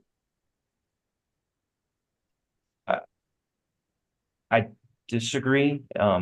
It depends on the customer whether Schedule SG or Schedule C would be lower or higher cost for that customer. It's not purely a matter of the size of the customer. It more has to do with the load factor, their energy use relative to their demand.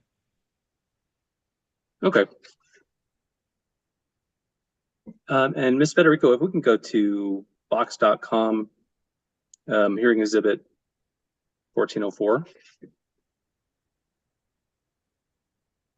Before we pull that up, could you just give me the citation for that last exhibit that we were looking at? It was MAL.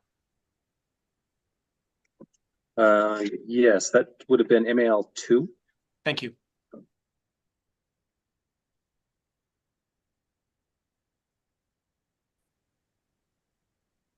All right, so Mr. Knight, do you recognize exhibit 1404? Yes, I do. And can you explain what this is? I believe it was provided in response to discovery. I don't remember the specific request, but it is some internal training materials for our customer representatives for customers who are interested in looking at rate options, I believe. So if a customer called in and wanted more information about rate options, this would train the customer service representatives who interact with them. Is that right? I believe so. I don't remember the complete context of the discovery request, but I do know it was provided there. We can go to exhibit, again, from box 1405.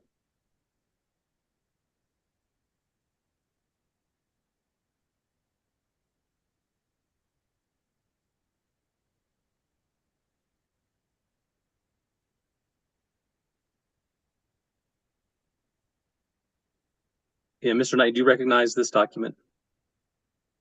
Yes, I do. All right, so just to refresh your recollection, I will refer you to the response for discovery request 91C.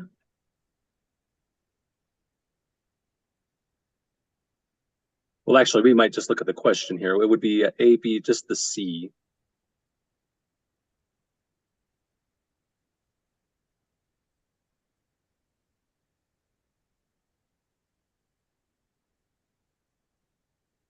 Okay.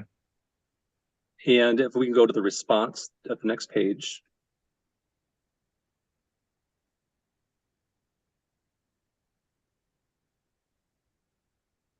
Okay. All right, so does that refresh your recollection a little bit more as to this exhibit 1404? Yes, it does. Thank you. All right, so just to be clear on that, knowing what you know now, what is exhibit 1404? It's an annual training provided to our, I believe it's Business Solutions Center, the customer account reps who would be receiving the calls for customers who are interested in switching from SG to C and evaluating that rate option. Okay, thank you. So I will move to admit exhibit 1404.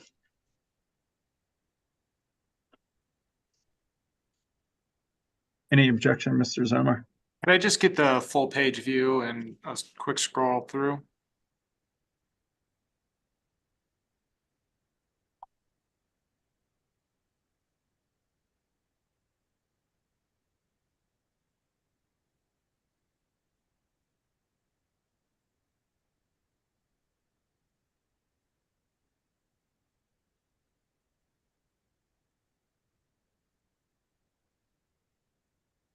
No objections. Thank you. So admitted. All right. Sorry, Mr. Chairman. I don't object to this exhibit. I was going to ask that what I believe Boulder pre-marked as 1405 also be admitted. That was the discovery request that went along with this attachment. Mr. Markley, would you like to do that as well? Sure, I will move to admit the exhibit 1405. Mr. Zomer, any objection? No. So moved. All right. Mr. Knighton, if I could direct you to page 8.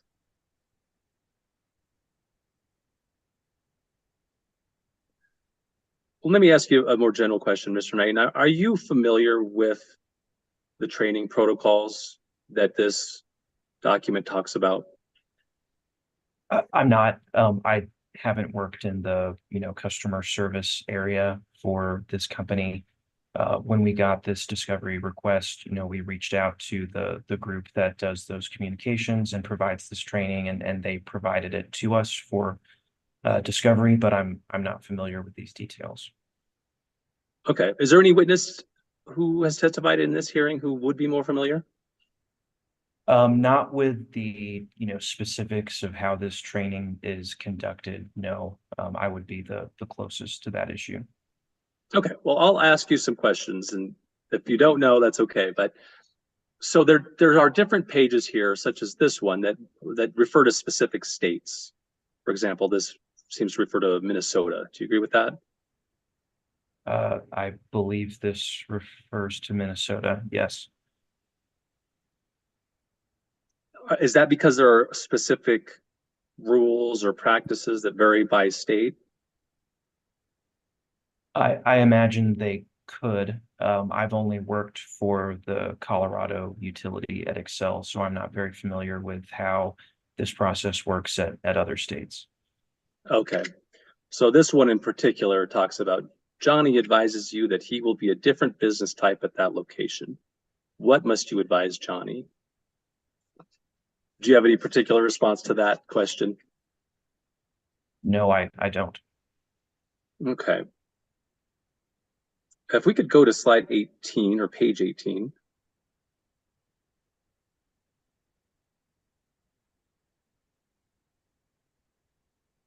So this talks about if a customer needs to call back. It doesn't seem to be limited to any state. So from your knowledge, Mr. Knighton, what are the reasons that a customer would need to call back?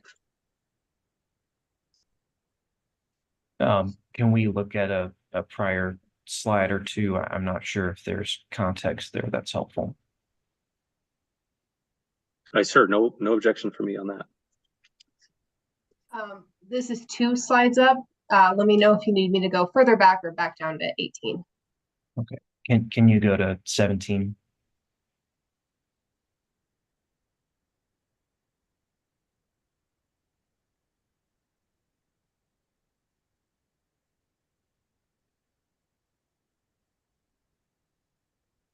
Okay, and you can scroll down to 18.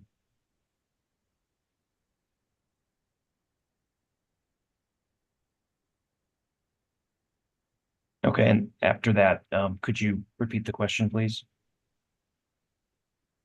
Why would a customer need to call back? Or maybe I'll make this more direct. Can a customer on this same phone call, once they've heard about the rates, change their rate on the same phone call? I don't know specifically. I assume from conversations I've had in answering this discovery, it's my understanding that we tell the customer that they have rate options. We refer them to where they can find more information on those options on our website. they have that, I believe it was 90-day, I'll call it a grace period, where they can just start on a rate and evaluate whether they should have done another one.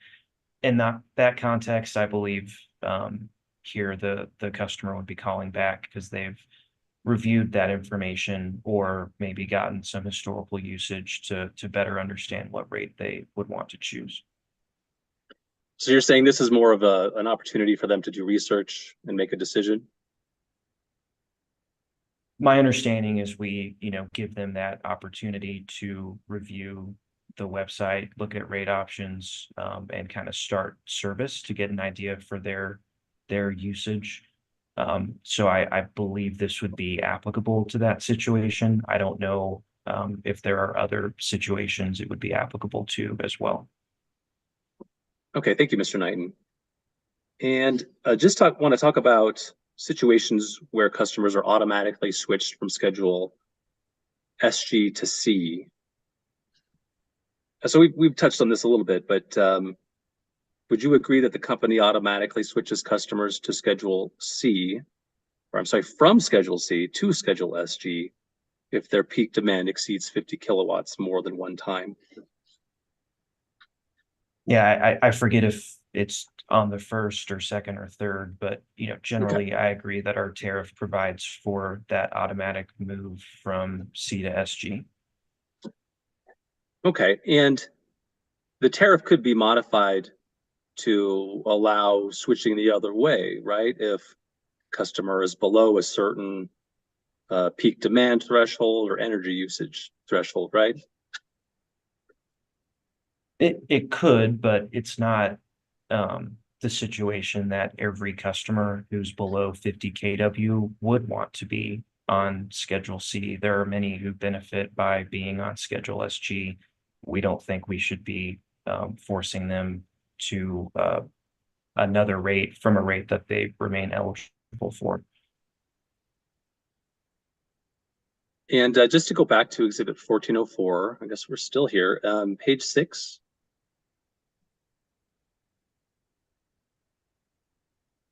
So, Mr. Knighton, I'd like to direct you to this, the right side of the page here regarding Texas. Can you read that where it says annual KW? Annual KW is averaging 10.4 or less. They will be billed on the non-demand rate. Annual KW is averaging 10.5 or greater. They will be billed on the demand rate. Are you familiar with that that billing process that's described there? I'm not familiar with how they do it. No, I'm only familiar with what I've just read here. But that suggests, though, that there are concepts where customers could be billed differently based on what their peak demand is. Yes, and customers in Colorado are or can also be billed differently based on their peak demand. Right, and as we've discussed right now, it's kind of one way shifting to the higher, but not the other way around, shifting to the lower, right? And when I say lower, a lower peak demand rate. I'll say, actually, can you repeat that one more time? I got a little turned around.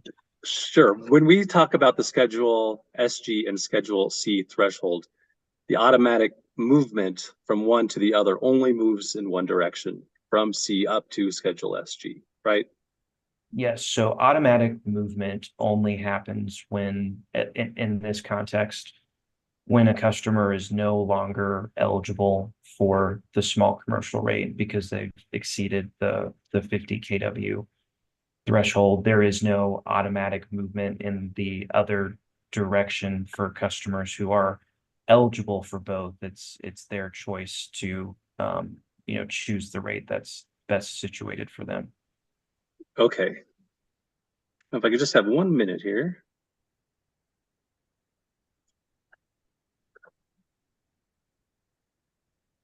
So we talked about rate arbitrage earlier and this concept of changing rate schedules, and you save money, but you're not really changing behavior. So from the company's point of view, that could be inappropriate rate arbitrage, right? Yes, and we don't mean that, to say that customers should not have this choice, should not have this option. I recognize that a lot of customers are eligible for both rates. We're just pointing out that, this is not a situation that is going to benefit all customers. It would benefit the customer who made the switch. And then we expect that, those costs would get pushed to other customers. I would expect if there was a large shift from SG to C to save money, those are typically going to be the lower load factor customers who are using the system less efficiently, higher peak relative to their annual average energy usage. So I expect that those customers would bring, more cost than they would bring revenue to the small commercial class, and end up we would end up raising the small commercial rates in the next rate case to reflect that change. Okay, but just in terms of this concept of rate arbitrage, if a customer does call in and get more information about their billing rates, it's not uncommon for the company to help them accomplish a lower rate that would meet the definition of rate arbitrage that we've been using, right? That's correct. Yes.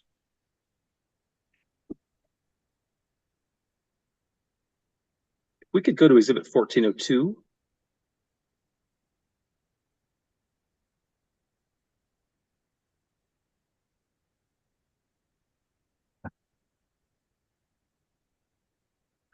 And there's some bullet points below the fifth paragraph there. Do you see those, Mr. Knighton?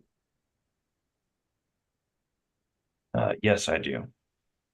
So some ideas for keeping demand below 50 kilowatts. Can you give us the examples there? What are the ideas for keeping demand lower?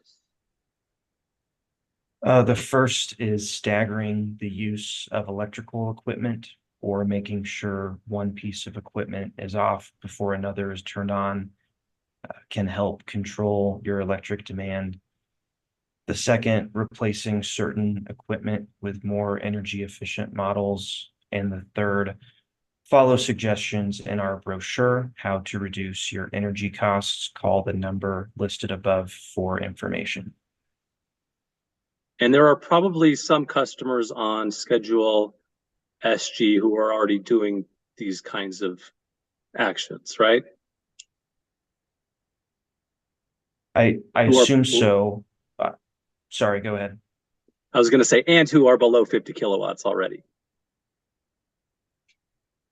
I assume so. I believe the focus here is if a customer, does want to switch from SG to C or CTOU, they need to understand that if they exceed that 50 kilowatt threshold too many times, they will be moved back to SG.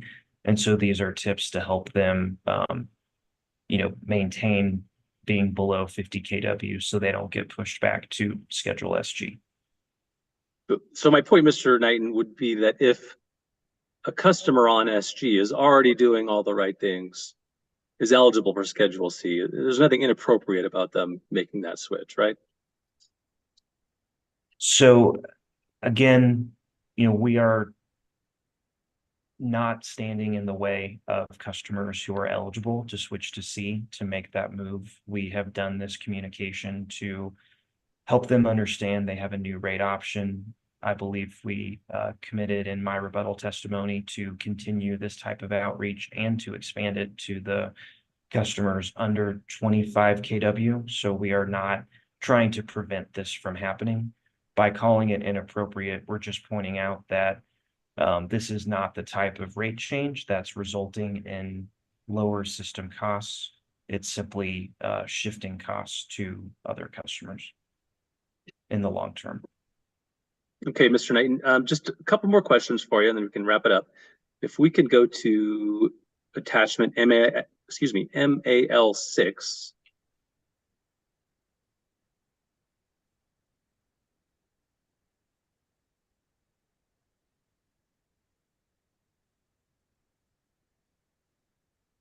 So, Mr. Knighton, are you familiar with this exhibit, or I'm sorry, this attachment MAL6? It looks like the letter from Governor Polis to Excel Energy and others. Yes. And have you read this as part of your job duties and part of reviewing for this proceeding? Yes, I have. All right. So don't you think a more proactive approach to inform SG customers of the amount they could save would be more consistent with the governor's letter here?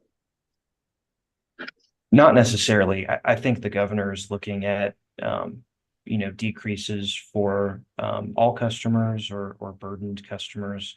I don't know that allowing, certain customers or encouraging certain customers to save on their bill and pushing costs to other customers is necessarily consistent with the goals here. Okay, Mr. Knight, I do not have any other questions for you, so thank you. Thank you, Mr. Markley.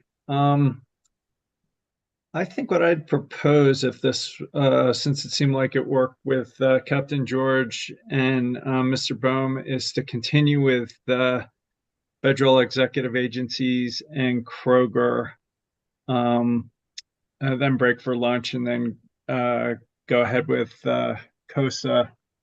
So if you're ready, Captain George, that'd be great. Or Mr. Bohm. Captain George, are you ready? Yes, sir. All right, go ahead.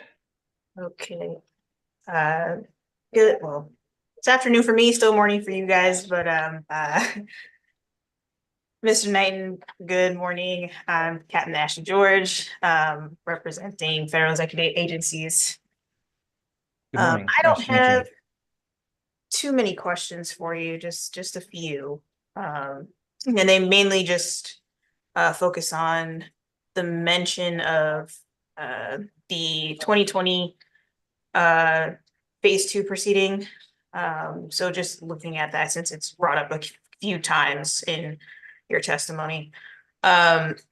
So in regards to the 2020 phase 2 proceeding, did the company test whether the pod pH based on the 1000 peak hours would have produced a more stable allocation factor than the 4CP AED allocator based on that data that was collected for that 2020 case?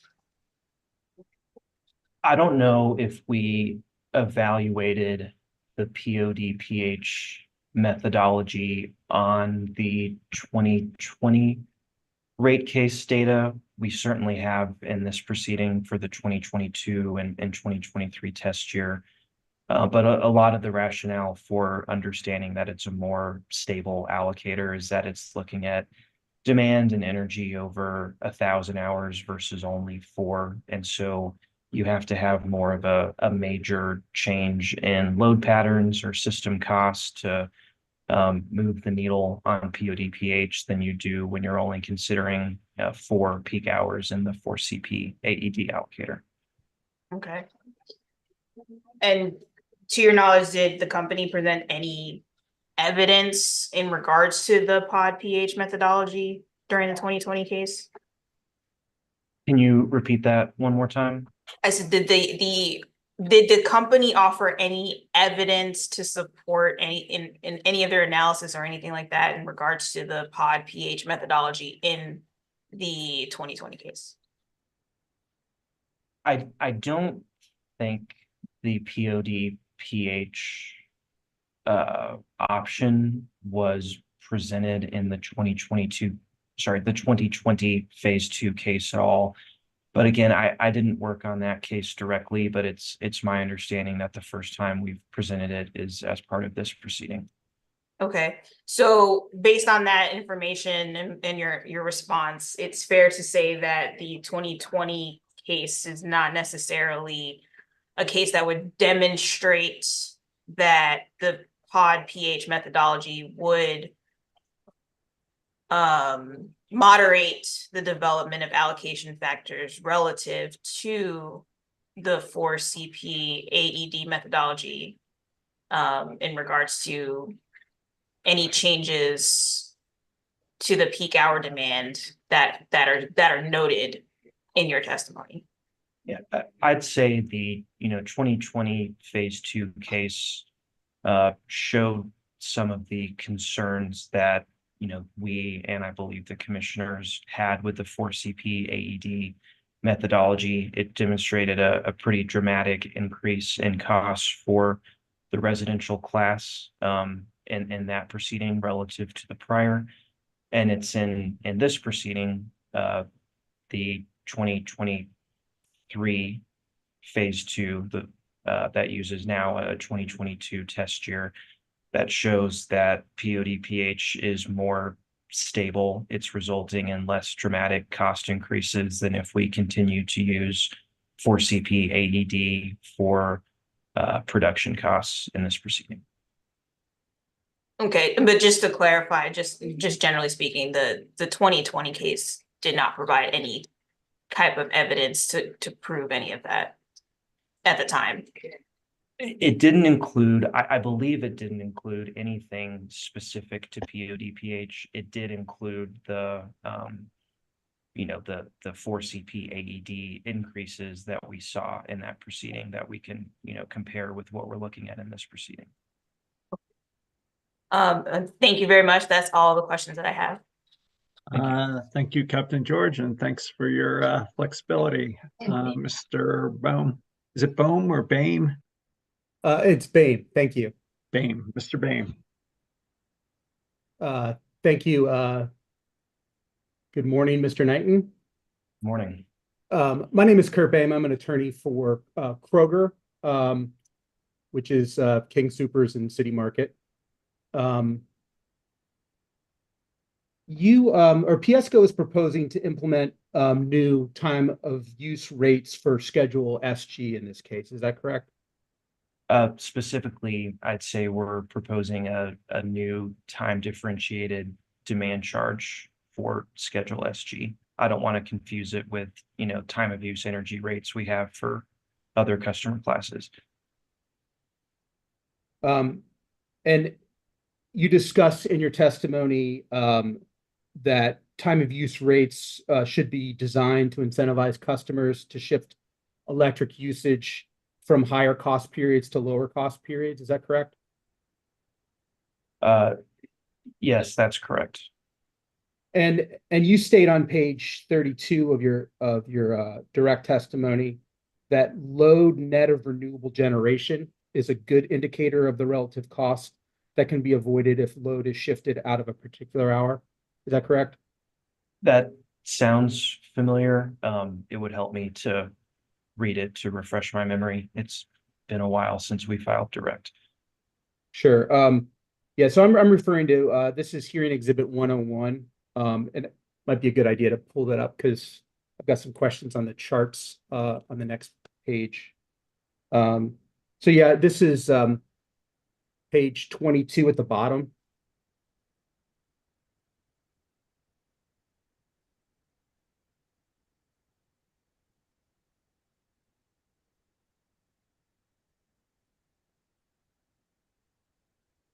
Oh, I'm sorry. I have your, unfortunately, I don't have your revision 2. Mr. Bam, I believe it's page 32.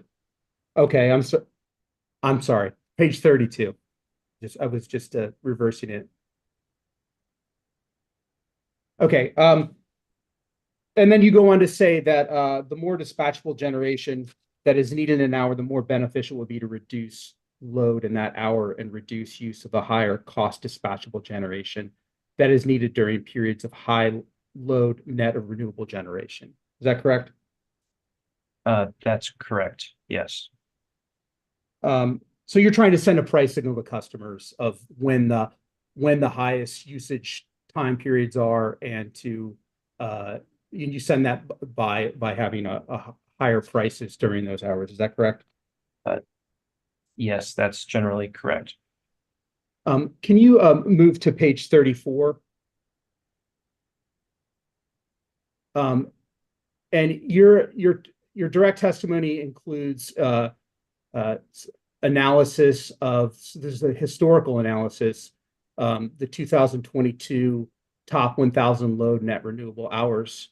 And I think that you originally proposed that the on-peak period would be between 2 and 7, but then you revised that in your rebuttal testimony to 3 to 7. Is that correct? That's correct. We recognize from the time of use analysis that there's likely to be a change in what these periods are going forward. But our proposal is to revisit that in 2025. And so for the SG time differentiated demand charge, we proposed the periods that are currently in use for schedule PG.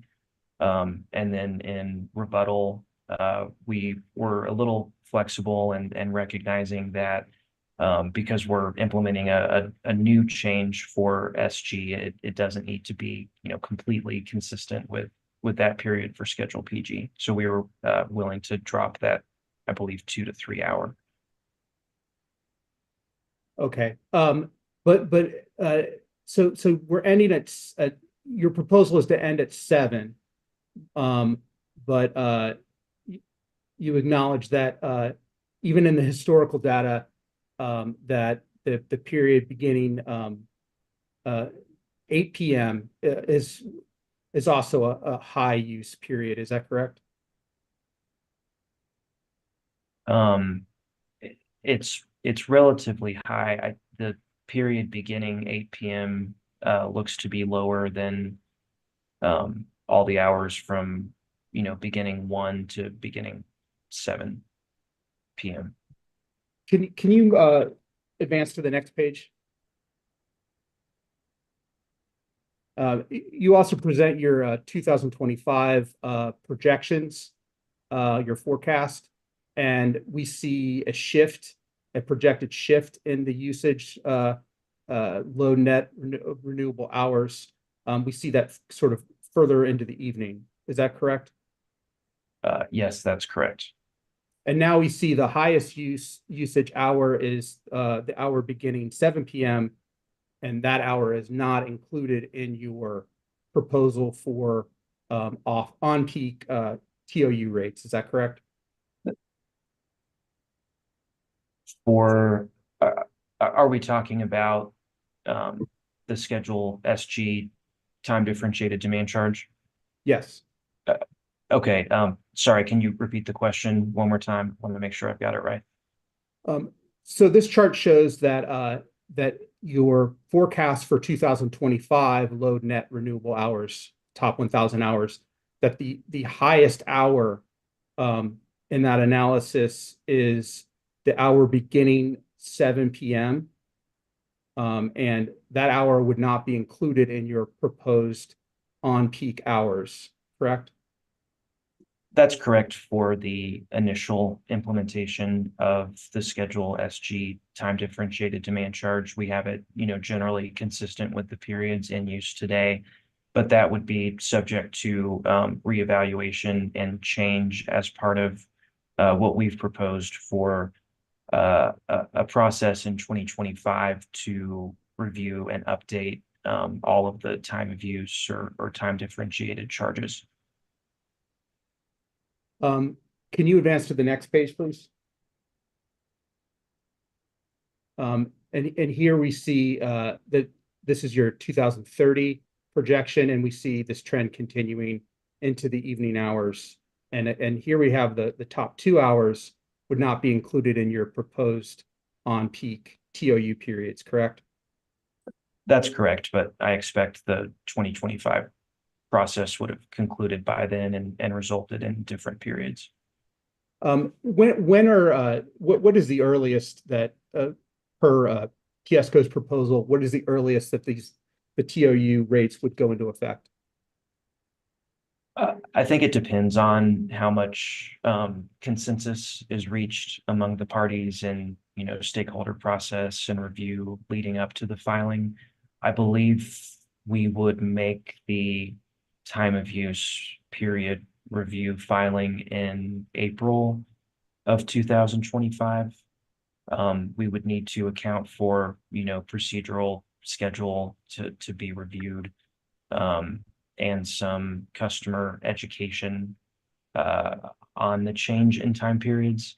I don't have an exact date for how long that process takes. I really don't think it's lasting until 2030.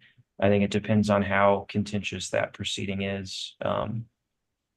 Once there's a decision, I'll say I think we need less than a year to implement after a decision is reached. So what are you asking the commission to do as far as implementing TOU rates in this proceeding? So go ahead. I was going to say, again, assuming you're talking, specifically about the Schedule SG time differentiated demand charge. Our proposal, is to, in this proceeding, agree to conversion of that generation and transmission charge, the demand charge, from being a flat non-coincident peak-based charge to being time differentiated. As far as timing, we've proposed to, I believe, wait for advanced meters to get installed for those customers so we can implement that charge.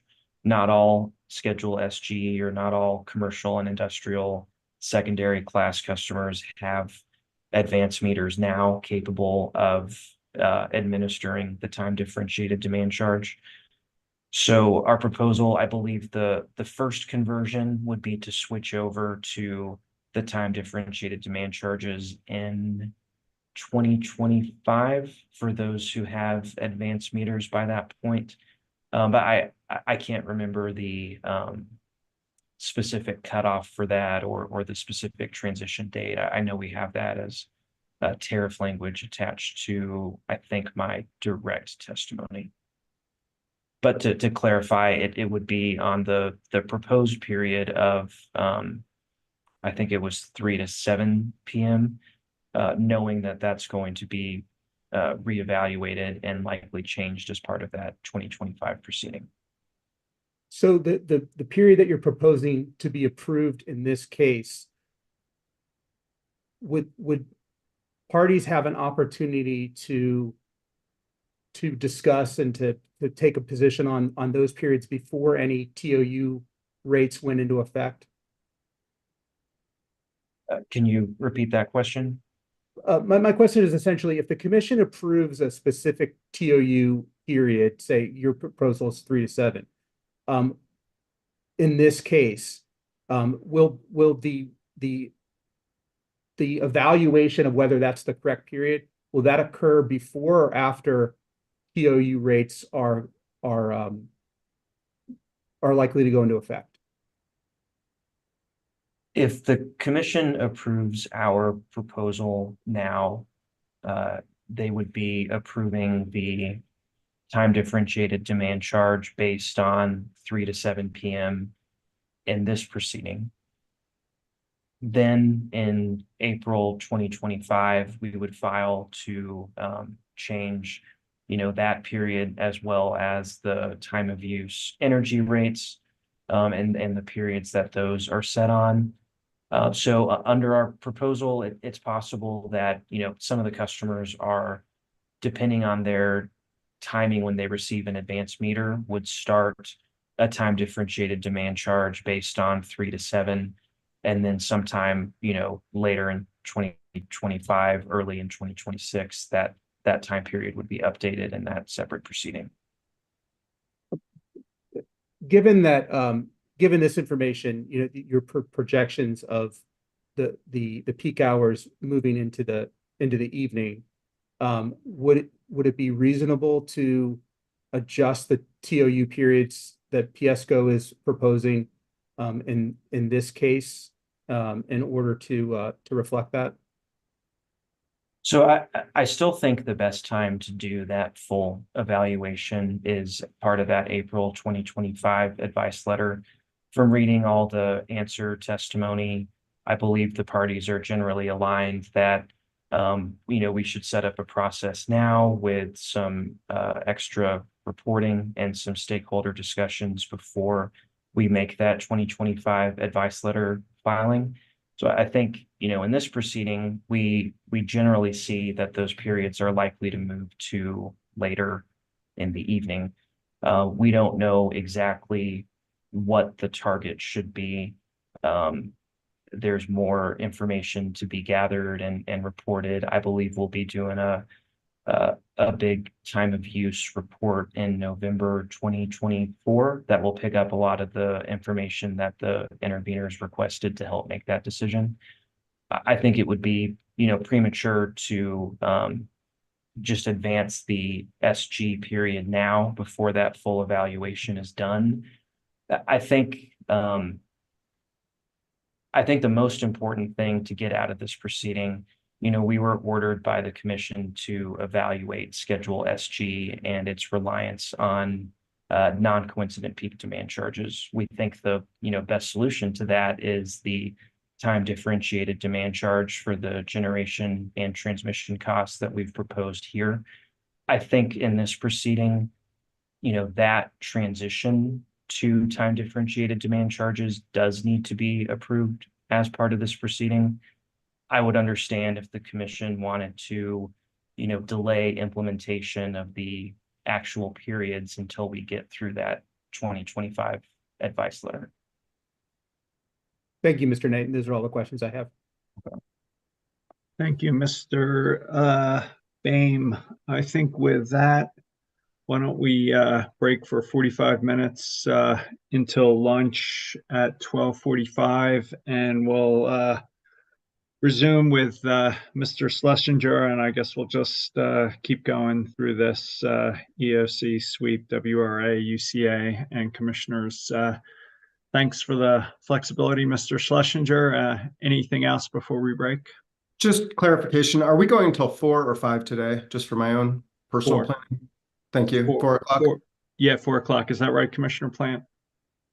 Yes, 4. Thank you. With that, let's take a break till 12:45. Thanks all.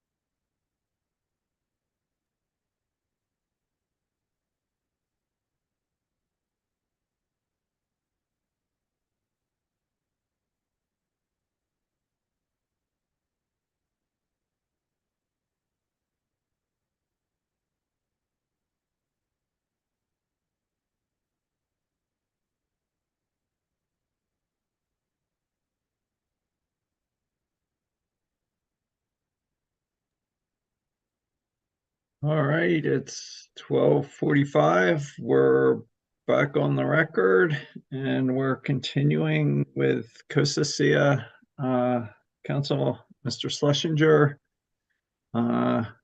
cross-examining Mr. Knight from the company. Mr. Schlesinger, you're up. Thank you, Mr. Chairman. And as I mentioned earlier, I do expect to borrow some of my time for my other witnesses here with Mr. Knighton, but we'll see how it goes. Good afternoon, Mr. Knighton. My name is Jake Schlesinger. I am an attorney representing COSA and SIA in this proceeding. It's nice to meet you. You too. Good afternoon. So I just want to ask a few kind of background questions here to sort of set the stage and make sure that everyone is clear on the dispute at issue in this proceeding.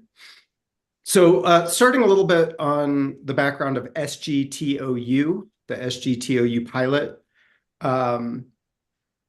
That is currently offered as a pilot rate, correct? Yes, that's correct. And would you agree with me that generally the goal of a pilot rate is to test the long-term viability and impacts of that rate? Yes, that sounds right to me. Okay.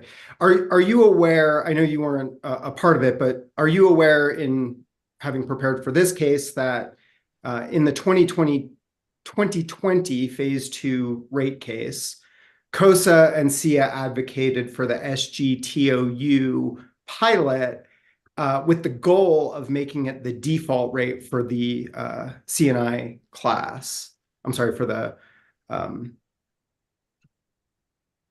blanking on the name of the class. The CNI secondary class. Thank you. Yeah, I'm familiar with COSA's position on the rate from that proceeding.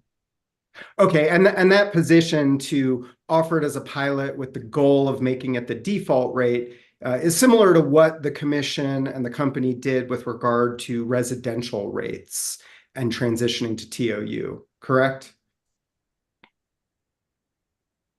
I know that we started with an RETOU pilot, but I don't have a lot of procedural background. I didn't live through those cases.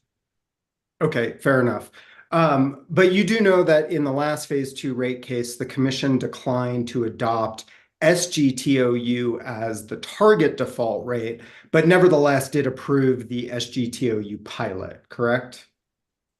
Correct. My understanding is it was adopted to evaluate a CNI secondary rate structure that was more energy intensive than current Schedule SG. Okay. And currently there are no customers taking service on the SGTOU pilot, right? That's correct. Yes. Okay. And in order to take service on the SGTOU pilot, an SG customer would have to have AMI metering, correct? Yes, that's correct. So those are only AMI meters that are being deployed through the company's current AMI meter deployment, right? Yes, the rate is not compatible with the old meters that we had in service before the advanced meter transition. Okay, and that includes not being compatible with the legacy interval meters, right? Yes, that's right. I know there are certain meters that have the time registers to implement it, but we only built the SGTOU rate in our new billing system, and that system works only with the new meters. Okay, great, thank you. And currently, as of today, there's a very limited number of SG customers that have that required AMI metering, right? Last I checked before the last SGTOU stakeholder meeting, I believe the polyphase meter deployment had just kicked off then, and the majority of the SG customers are using polyphase meters. And so, yes, I agree that last I checked, the eligibility for the rate is still low because of the meter deployment. Okay, and just to quantify that, I think Mr. Lucas pointed out in his testimony that the company only expected to install 362 AMI meters in the SG class through the end of this year, correct? I don't recall the numbers. Okay, we can just let the record speak for itself, but subject to check if it was 362, the total SG class is much larger than that, right? And I think in the 40,000 customer range. Yeah, I think 40,000 or so. I'll say subject to check. I don't know if the 362 number is the polyphase total for the year, or if it's including the single phase meters that I think have already been converted on the CNI secondary customers. Okay, but either way, we're talking about a fraction of a % of customers that are actually eligible to take that pilot rate today. Yeah, I agree. As of right now, eligibility is low, but once the meter deployment concludes, that will no longer be an issue. Okay, so you would generally agree that the SGTOU rate can't really even be tested until that AMI metering is deployed. That's right. I know we're supposed to file, I think, a report on the rate progress by Q4 of 2024. I think it's unlikely that we're going to have conclusive results, given that that's about a year away and there's still currently no customers on the rate. Okay. And now to pivot to this proceeding and the proposals in this proceeding, would you agree that COSA and SIA's proposal in this proceeding is simply to move more cost recovery for the standard SG rate into more volumetric cost recovery? Yeah, I'm aware that's one of COSA SIA's proposals. Okay, and that proposal could be implemented immediately using the company's current metering technology, right? Yes, that's correct. Okay. In your rebuttal testimony, which is hearing exhibit 108, at page 47, line 14, you noted that COSA SIA is the only party recommending a dramatic shift between energy and demand recovery, correct? Yes, that's correct. Okay, and I think you mentioned earlier that you are familiar with the Commission's last Phase 2 rate case decision in proceeding 23AL-0243E. Yes? Yes. Okay. And I'm sorry, we can probably take this down for right now. Thank you. I can bring up the decision if you like, but does it sound correct to you that that decision stated that in the last Phase 2 rate case, COSA SIA raised significant and timely issues related to demand rates that warrant a much closer look in the company's next Phase 2 rate case? Yeah, I don't remember the exact wording. My recollection is that the concern was more around the non-coincident peak or static demand charges than demand charges themselves. Okay, great. Can we bring up that decision? I do have it in our box, not under the hearing exhibit folder. It's just to refresh recollection. So it's not, is this the C210536_? Is it that one? Yes. It's not marked with a hearing exhibit number. Correct. I don't intend to introduce it as a hearing exhibit. It's just to refresh recollection.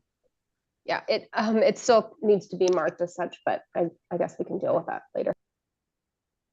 Okay, I'm sorry. I misunderstood. Can we go down to paragraph 21 on page 9, please?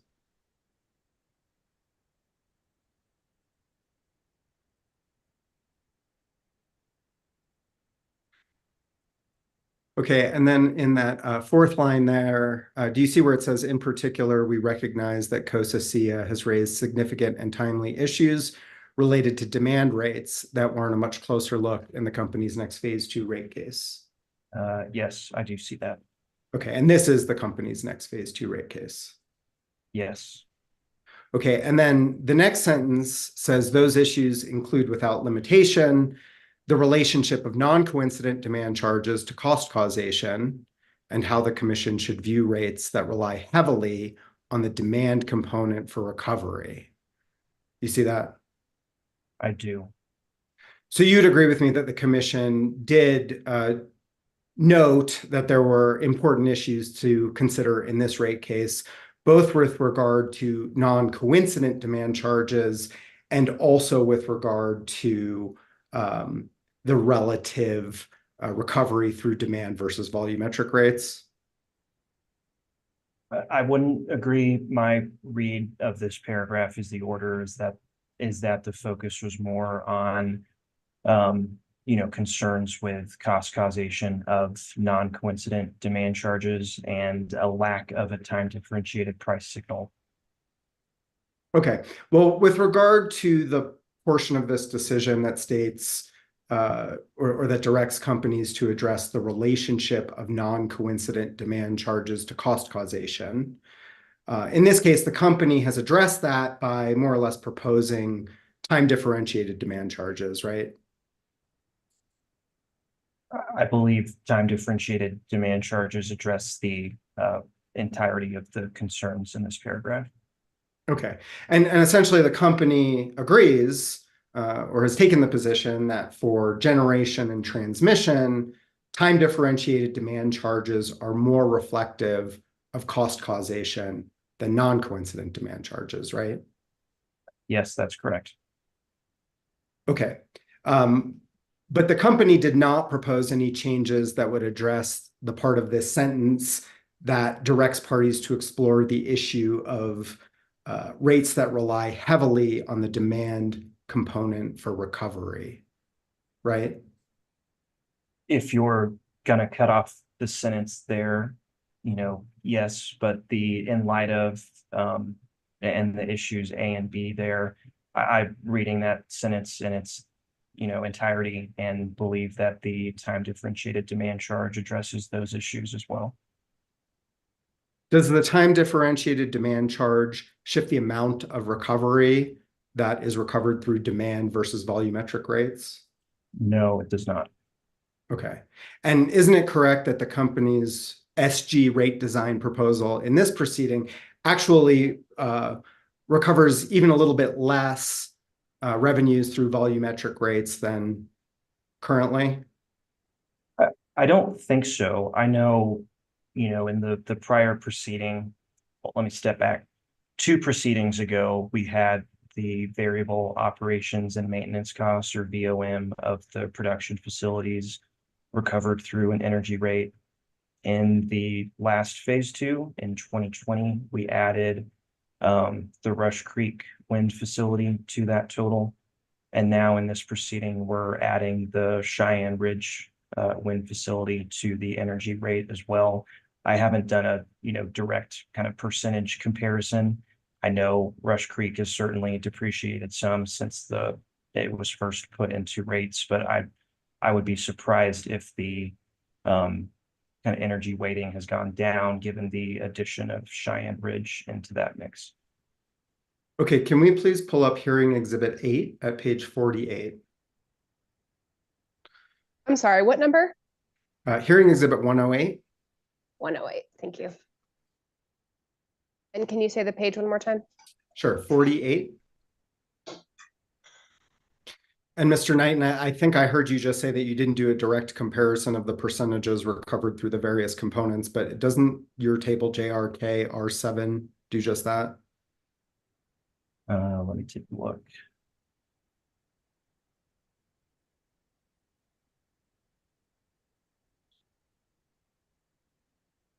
Yes, it does. Okay, so to restate my earlier question, would you agree with me that the company's proposed rates in this proceeding reduce the amount of revenue that's recovered through the energy component? On a percentage basis, yes. I don't know about the absolute dollars. Okay, fair enough. Okay, and so that part of the decision that you and I were just discussing from the last phase 2 rate case, Mr. Wishart addressed that decision in his direct testimony, which you've adopted, correct? That's correct. Mr. Wishart had an analysis of time differentiated demand charges versus, volumetric time of use rates. And then I partially addressed it with the schedule SG rate proposal in my testimony. Okay, can we please pull up Mr. Wishart's direct testimony hearing exhibit 101? 101 is Mr. Knighton's. Do you mean 103? I do, thank you.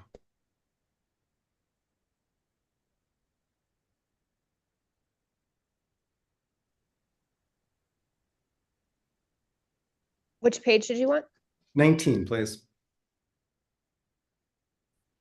And at line 3 there, I believe is the part of Mr. Wishart's testimony, which you were just referencing, where he addresses the issue of whether volumetric TOU rates send a better price signal than demand charges. Is that what you were thinking of? Yes, this is it. Okay. And in response to this question, Mr. Wishart states that TOU energy charges encourage customers to shift the timing of their usage, while demand charges encourage customers to flatten their load profile. You agree with that? Yes, I do. Okay. The company is not asserting, correct, that demand charges send the optimal price signal to encourage customers to reduce energy usage, correct? Can you repeat that? Is the company asserting that demand charges send the optimal price signal to encourage customers to conserve energy usage? Overall or in particular times? Overall.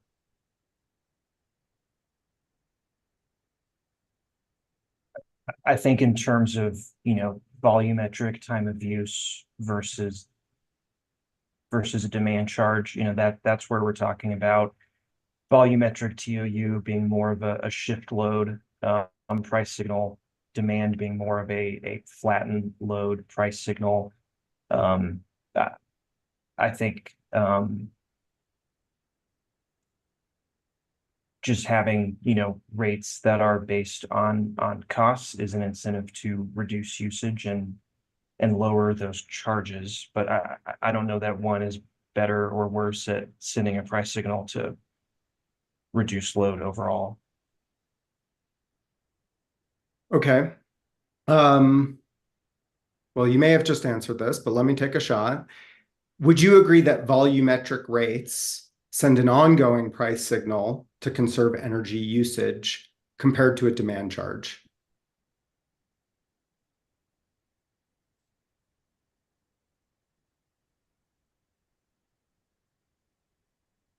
I think they, apply that price signal to more hours than a demand charge would. So yes, a volumetric rate sends an ongoing price signal to conserve energy as compared to a demand charge. Is your answer yes? Yes. Okay. And in contrast, a demand charge only charges a customer for their highest 15-minute load whenever that measurement window is applied, correct? For the current demand charges for Schedule SG, that's correct. The proposed time differentiated would only be charging during the hours of, I think, 3 p.m. to 7 p.m. Okay, but even within those hours, once a customer sets their peak demand, even if it's within those limited hours, the customer will only be charged an additional demand charge if they exceed that peak. Yes, that's right. Okay.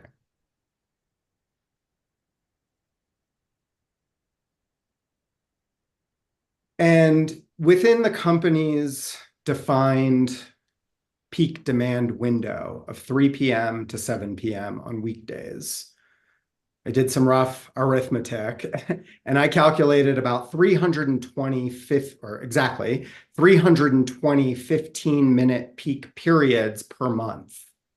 Does that sound right to you? Subject to check, yes. Okay. And so if, for example, a customer sets their peak demand in that first 15-minute window, their demand charge won't go up if they use energy in any of the other 319 peak periods, so long as they stay under that initial peak that was set, correct? Yes, that's correct. Okay, and that is true regardless of whether the customer uses 99% of their previously set peak or 10% of their previously set peak, correct? That's correct, yes. It's also true, isn't it, that their demand charge for the month won't go down if they stay under their previously set individual peak, correct? That's correct, yes. And again, as long as it's under 100%, it doesn't matter if they're using 99% of their previously set peak or 10% of their previously set peak, the charge stays the same. The demand charge is based only on that, highest 15-minute interval. So for the demand charge, that's correct. Okay. And so any energy usage between the 3 p.m. and 7 p.m. window, subsequent or other than the peak, the individual peak, only the volumetric component of the bill will be impacted, correct? Yes, that's correct. And I think you would agree that the energy charge is a fairly modest part of the overall rate, correct? I'd agree for the base rates, but there's a pretty significant portion of cost recovered through the ECA or electric commodity adjustment rider that is on a volumetric energy basis. Okay, and is it correct that all customers pay the ECA, all rate classes pay the ECA? Yes, I believe so. And through a volumetric charge? Yeah, I would call them all volumetric. There's some rates like SGTOU, RETOU, where we calculate a percent rate that applies to the base rate energy charges. So the end result is a volumetric rate, but it doesn't look like one on the rate sheet. Okay.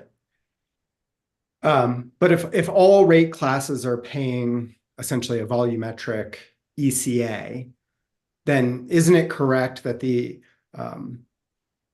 ability for the commission to send different price signals in this proceeding would be achieved through adjusting base rates? Can you repeat the question? Given that all customers pay the ECA through a volumetric rate, changing price signals in this proceeding, what the commission can do to change price signals in this proceeding is to change the rate design of the base rates. Yes, that's correct. Okay. And I believe that that chart we were looking at before said that 82% of the base revenues being considered in this case are recovered in demand charges. Does that sound right to you? That sounds correct to me, yes. Okay, so to the extent that customers are using additional energy in a peak demand period, they have a relatively low marginal cost in their base rates for each additional kilowatt hour of energy that they consume, as long as they stay below their peak, right? For base rate charges only, yes, that's correct. Okay. Mr. Wishart also asserts here on this page that we're looking at that both TOU and demand charges can be beneficial, and that load flattening can both reduce coincident peak demand, which contributes to generation and transmission, and non-coincident peak demand, which contributes to distribution costs. And you agree with that, yes? Yes. Okay, but as we just discussed, once a customer's load has been flattened, then there is no signal within the demand charge to go below that volume of consumption in the subsequent or the other 15-minute peak periods, correct? Can you say that one more time? Sure, although I think I'm just restating what we've already agreed, which is that once the customer's load has been flattened, according to Mr. Wishart's price signal analysis here, that there is no signal within the demand charge to go below whatever the customer's individual peak was in the remaining hours. Sorry about the automatic zoom feature there. Right. So I mean, if the customer's load has been flattened, there's probably, less difference between the peak and other hours, but I agree the rate is still only charging the, relatively low volumetric energy charge in the other hours. Okay. In contrast, I think you would agree, however, that a volumetric energy rate will charge customers for all of their energy usage during peak hours. Correct? I think both rates are charging volumetric energy rates during peak hours. I think the volumetric focused TOU rate would have a higher energy charge, though. Right. And that, but any volumetric charge, whether TOU or flat, will charge customers for all of their energy usage during peak hours. Correct? Yes, that's correct. Okay. Excel is a summer peaking utility. Excel Colorado is a summer peaking utility, correct? Yes, that's right. Does the company know going into each summer which hour is going to be the highest load hour in the summer? Not precisely. We have a general sense of, which months are higher load and which hours within those months are going to be higher load. But there can be, deviation and weather patterns that makes it difficult or impossible to pick the exact hour in advance. Okay, and the same is true for each month. Going into each month, the company doesn't know which hour is going to be the highest load hour, does it? No, we do not. The company does, however, do short-term forecasts, like day-ahead forecasts, to try to predict when that peak hour might occur for purposes of activating demand response programs or interruptible service, correct? That sounds correct to me. I don't work directly in those programs, but it's my understanding we have to do some forecasting like that to make our, operational plans for the day or for the week. Okay, and I'm sorry, we can remove this exhibit for the moment. For a customer that's not, a CNI customer that's not enrolled in a demand response program, their signal not to use energy during a peak day and a peak time is basically just their regular rate, correct? Correct. If they're not taking part in other programs, that makes sense to me. Okay, and generally the company's TOU rates are designed to try to capture the peak day and peak hour by sort of casting a wide net, correct? I'd say they're designed to recover or to capture the higher costs of the the peak hours of every day. I mean, it's not targeted to a specific day. There's, hour by hour price signals, and then there's seasonal differentiation between summer and winter rates, but it's not targeted to a specific day, no. Okay. But those time of use periods are generally aligned with sorry, let me rephrase that. The peak TOU windows are generally aligned with hours of high net load, correct? I believe that's the intention. I know the current hours were set as, at least for, residential time of use as the result of a settlement among multiple parties. I don't know all the considerations that went into setting those hours. Okay. Would you agree with me that generally it would be better for the system if an SG customer, instead of using 99% of their individual peak demand during the system peak, was using something less, like 70%? That would be better for the system, right? I think it depends on the hour. I mean, there's times when, more load helps the system by avoiding curtailments. Okay, I'm specifically asking about the system peak hour in the year.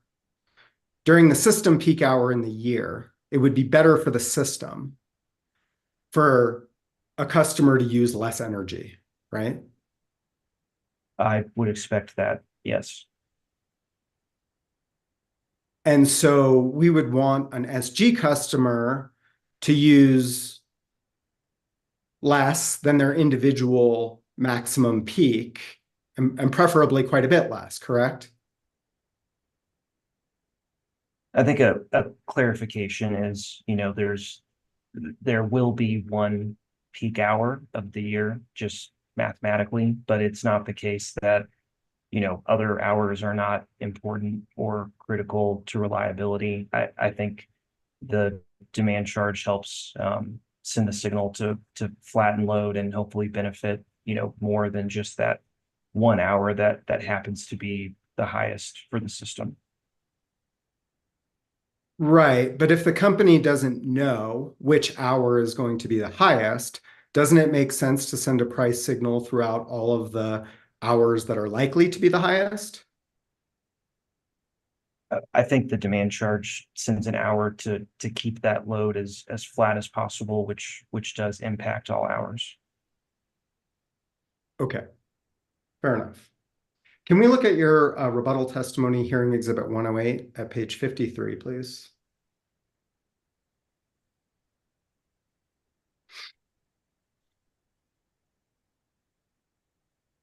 And if we could scroll down a bit to line 14 there, you noted here that during the system peak hour in 2022, which was August 4th at 4 p.m., 29% of SG customers had measured demands that were at least 80% of their individual peak demand for the year, correct? That's correct. If that 29% of customers were able to use less than 80% of their individual peak, that would have lowered the overall demand in that hour, correct? Yes. Okay. And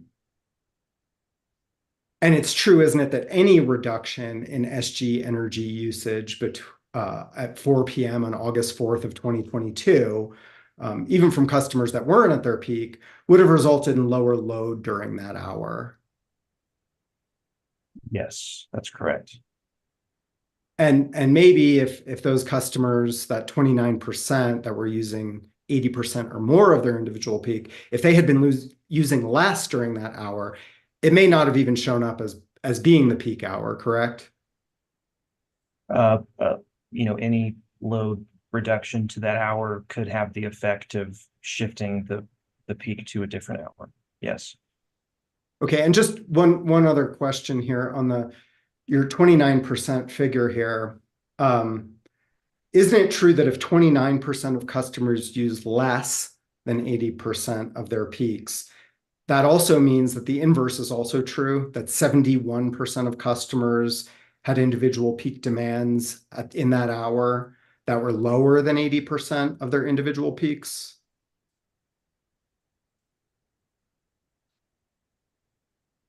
Yes, that's correct.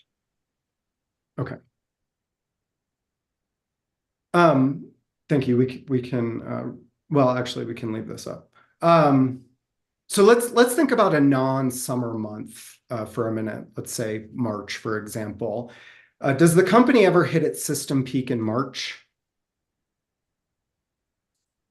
Not that I'm aware of. I believe it's always been in the summer, but March can have, stressed conditions. Think, outside of summer is generally when we're trying to get maintenance work done on generating units. So they're available for summer peaks. So there may not be as much generating capacity available in a March day versus a June or July day. Okay, but setting aside O&M schedules for a minute, you would agree with me, though, that a customer that uses demand during the peak day in March is not contributing to the system peak for the year, correct? That seems likely, yes. But the time differentiated demand charge that the company proposes will still charge that customer for their usage in the peak hours in March, correct? It would. I believe the time differentiated demand charge proposal is seasonal, where the charges are higher for the summer and lower outside of the summer. Okay. Does the company generally acquire generation to serve the peak day in March or the system peak day that usually occurs in the summer? So I don't work in resource planning, but it's my understanding that, we're generally planning on meeting the peak load for the year, but we also have to have sufficient generation to meet load in every other hour of the year. But by planning for the peak, I think you generally can meet the other hours. Okay, and the same would be true for the transmission system, correct? I know less about transmission planning than I generation, but it's, my understanding that it's similarly based on peak for its design. Okay. Can we go to page 47 here of this exhibit 108? Was that peak force design, FORCE, or peak For its design. for its design? Thank you.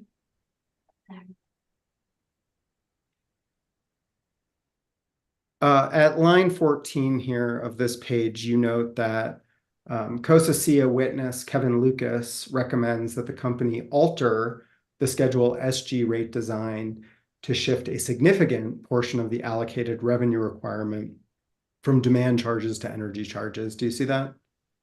Yes, I do. Okay, and I'd like to discuss here the significance of the proposal. So can we go back to that chart?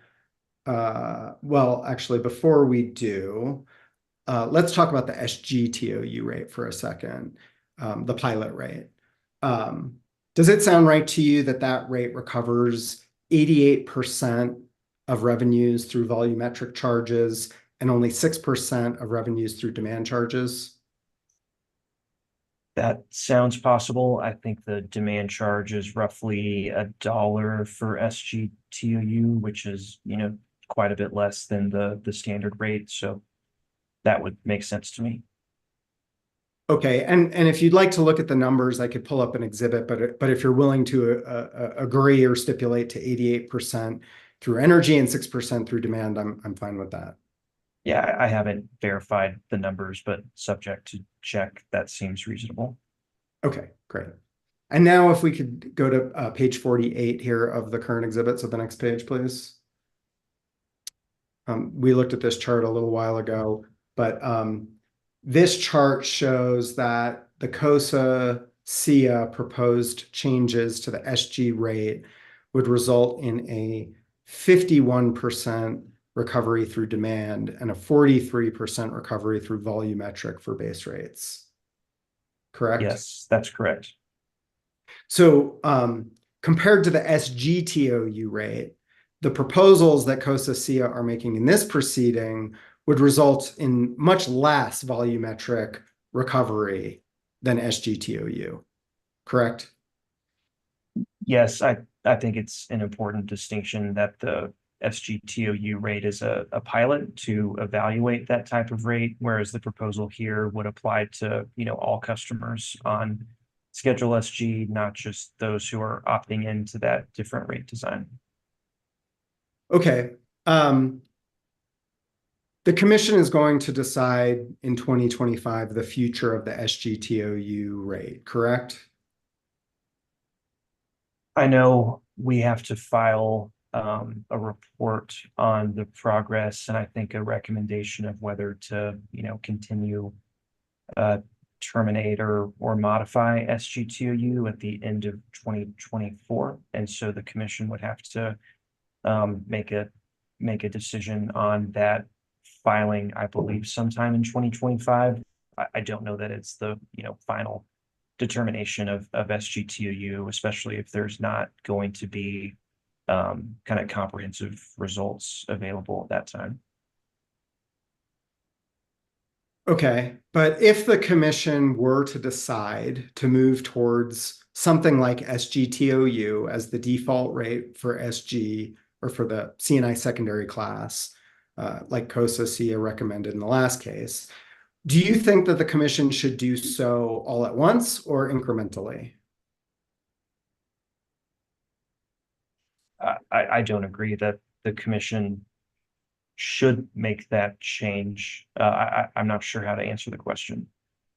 Well, it's a hypothetical. I understand you don't agree, but if the commission wanted to move in that direction, do you think it should do so incrementally over time or all at once? Objection, Chair Blank. Mr. Knighton just answered that question to the best of his ability. I can rephrase too, Your Honor. Yeah, if you'd rephrase, that'd be great.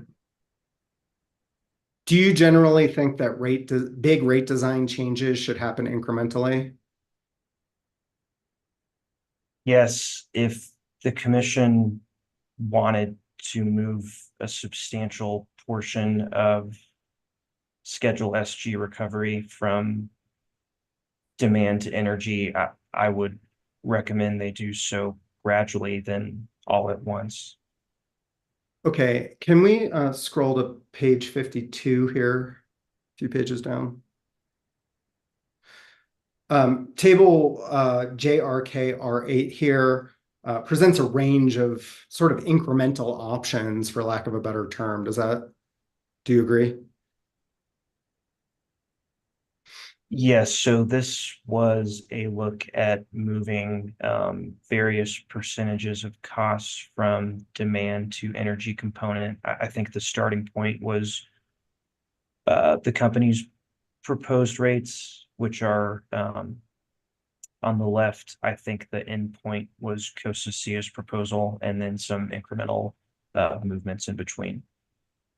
Okay, so this sort of presents a range of options to the commission if it wanted to move incrementally towards more volumetric cost recovery and shows what the various bill impacts would be, correct? Yeah, I'd say it points out the kind of severity of the changes and the harm or benefit that it could have on certain customers within the class. Okay. Are you familiar with the corrections that COSA SIA filed to Mr. Lucas's direct testimony in this proceeding? Vaguely, I haven't studied the numbers or incorporated them into this analysis, but I think it recognized there was an error in shifting too much cost to match the methodology that was proposed. And so I would expect that change would be somewhere, left of the far right. Okay, and so actually we're going to come back to this, but can we please bring up hearing exhibit 800 Rev 1? which is the one in the spreadsheet, and go to page 45, please. I'm doing the public version. I assume that's okay. That's fine. Thank you. We can use public versions throughout this cross-examination. And can you tell me the page one more time? 45, please. Okay, so as you noted, Mr. Lucas conceded your point in your rebuttal that he did make an error double counting wind costs, and this is his correction to that, correct?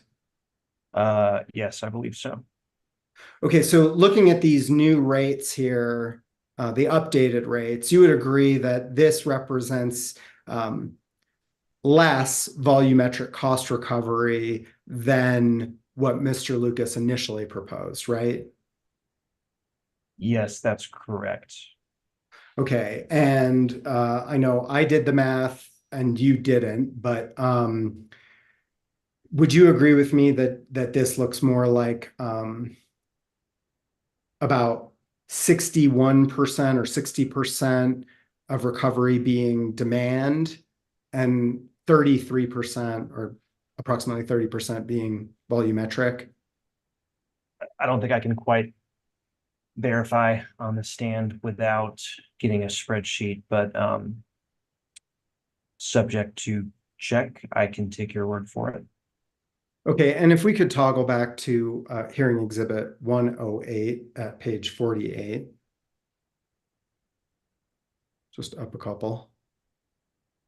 So your chart here hasn't been corrected. So would you agree with me that this chart over represents the percentage of energy charges contained in COSA-SIA's proposed SG rate? Objection, Your Honor. It's kind of an argumentative question since those corrections came in after this was filed. Can you rephrase, Mr. Schlesinger? Yeah, not trying to be argumentative, but Mr. Knighton, you'd agree with me that the right column of this table is no longer accurate based on Mr. Lucas's correction, correct? This table reflects what Mr. Lucas proposed in his answer testimony and not the correction that was later filed. Okay, and as you and I just discussed, I think you said it sounded reasonable looking at the corrected rates that the demand component here under the COSA-SIA proposal is going to be closer to 60% and the energy component is going to be closer to 30%. That's what you testified a moment ago, right? You said 60 and 30. Yeah, that seems reasonable. Okay. And then, sorry, if we could scroll back down to page 52 for a minute. So then you had previously explained that the right side of this column represented COSA-SIA's proposal. Would you agree with me based on what you and I just discussed that it's probably closer to the third to the right column there? Yeah, it sounds like from the numbers you provided that 60% demand column is probably more representative of COSA-SIA's corrected proposal. Okay, and so what this chart shows that if you're looking at that third column, third from the right column, the 60% demand, 34% energy column, if you're looking at that, then you only have, then the vast majority of customers will experience bill fluctuations less than 10%. Correct? I don't know about the vast majority. I'd certainly agree the majority would be under 10%. Okay, and only 469, 70, 71, 72 customers would experience bill fluctuations that are greater than 20%. Yes, that's correct. And again, that's out of 40,000 or so SG customers. That's right. And the fluctuations that are represented here, or the base rate impacts, as you've mentioned, of 20 to 30% or 10 to 20% or any of these categories, those are fluctuations that can go either way, right? It could mean that the customer's bills go up, but it could also mean that the customer bills go down. Yes, so it would be revenue neutral for the CNI secondary class as a total. So I'd expect, roughly half of them to be up, half of them to be down, adjusting for differences in customer size. Okay. So would you agree with me that the proposal that Mr. Lucas is making in this proceeding is to reduce the demand component of the bill by about from 80% recovery to 60% recovery? Do you still think that's significant, as you stated earlier? I still think it's fairly significant to have a greater than 10% base rate impact for that many customers. It's still, less significant, obviously, than the original proposal. Okay. And would you still oppose Mr. Lucas's proposal, given that it's less significant than what you had previously stated? Yes, I think we're already proposing a major change for Schedule SG with the time differentiated demand charge. I think it may be, incrementally more confusing for customers to make another shift at the same time. I also think, a lot of the Schedule SG customers, those under 50 kW, already have an option for switching to Schedule C if they want a full energy rate. And we also have other more energy intensive rate options within the CNI secondary class of rate schedules, depending on the customer's ability to qualify for those options. Okay. Can we please scroll down to line 15 on this same page? And here's where you sort of explain, at least in your written testimony, some of your opposition. Oh, I'm sorry, we're on the wrong page. Can we go to 48? Some of your opposition to COSA-SIA's SG rate design proposal.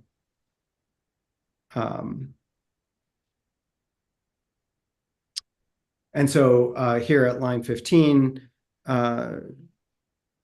you ask yourself whether there would be a material impact on the bills of customers. And sorry, let me back up. One of the reasons why you oppose this change is because you say it's going to have a significant impact on customer bills, correct? Correct. I don't know if it was my connection, but I didn't hear an answer there. Correct. Thank you.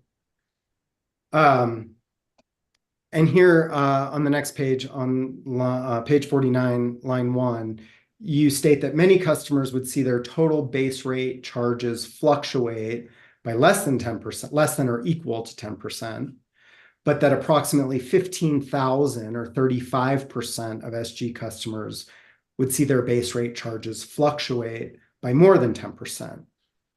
And I think you already agreed with me that a fluctuation can go up or down, right? Yes, there would be winners and losers within Schedule SG if we made that change. Okay. Did your analysis show how many of those 15,000 customers would see a bill decrease versus those that would see an increase?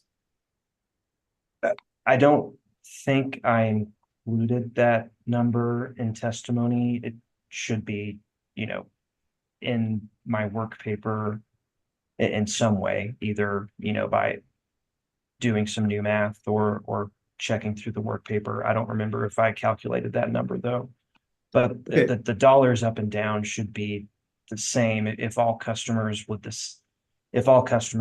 same size, paying the same, or with the same usage, paying the same rate, then I think it would be equal number of customers on both sides. I just don't know how the dollar increases and decreases are distributed among the customers. Okay. Can we please bring up what's been pre-marked as hearing exhibit 805 in the COSA-SIA box.com?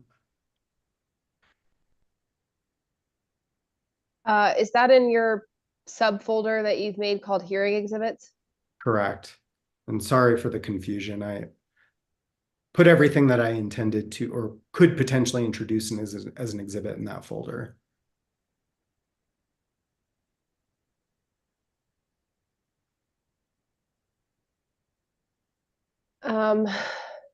Give me a second. It is not opening for me. I'm going to try opening it a different way. So just give me a second.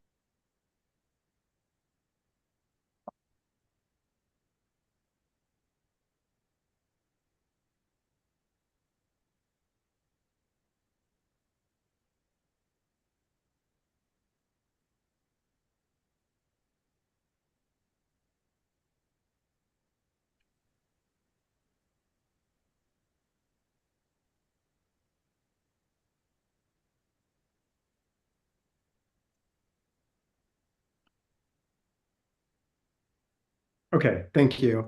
And I'll represent to you, this is a redacted version of your confidential SG 2022 billing data work paper, which I've already shared with your council, and they agreed this doesn't disclose any confidential information. So even though it says confidential there in the title, this does not show any confidential information.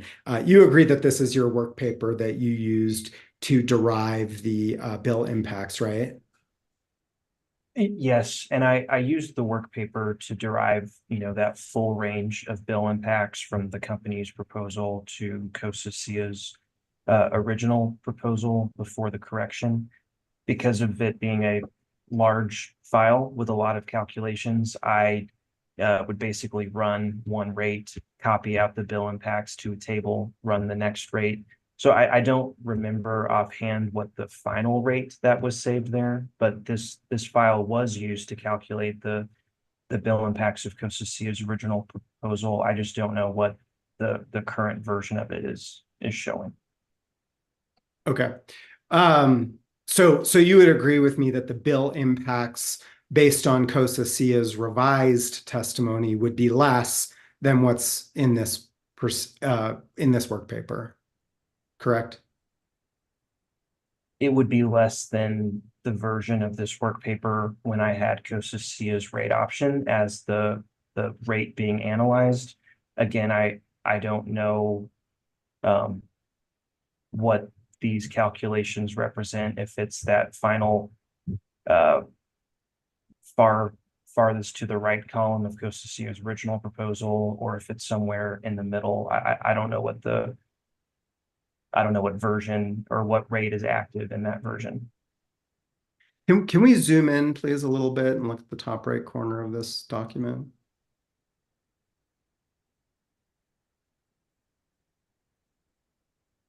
Okay, that's not as helpful as I thought it would be. Nevertheless, this was the work paper that you used to develop your rebuttal testimony, correct? Yes, that's correct. And at the time, that was addressing COSA and SIA's uncorrected proposal, correct? So the work paper was used to calculate that full range of bill impacts on the table we looked at earlier. And again, I would, put one rate option in at a certain percentage shift from demand to energy, look at the bill impacts, pull those over into my testimony table. Then I would go and replace that rate being studied with, the next iteration. And so I just don't know what iteration of those rate proposals was saved and what is feeding this table right now. That this file could be used to, generate the original COSA-SIA proposal or the corrected proposal. But again, I don't know what this version is showing right now. Okay. I'm relatively certain that this is showing the original proposal, and I think I can prove it to you if you're not willing to agree to that. So if we can go back to your testimony, hearing exhibit 108, I think we're on the right page already.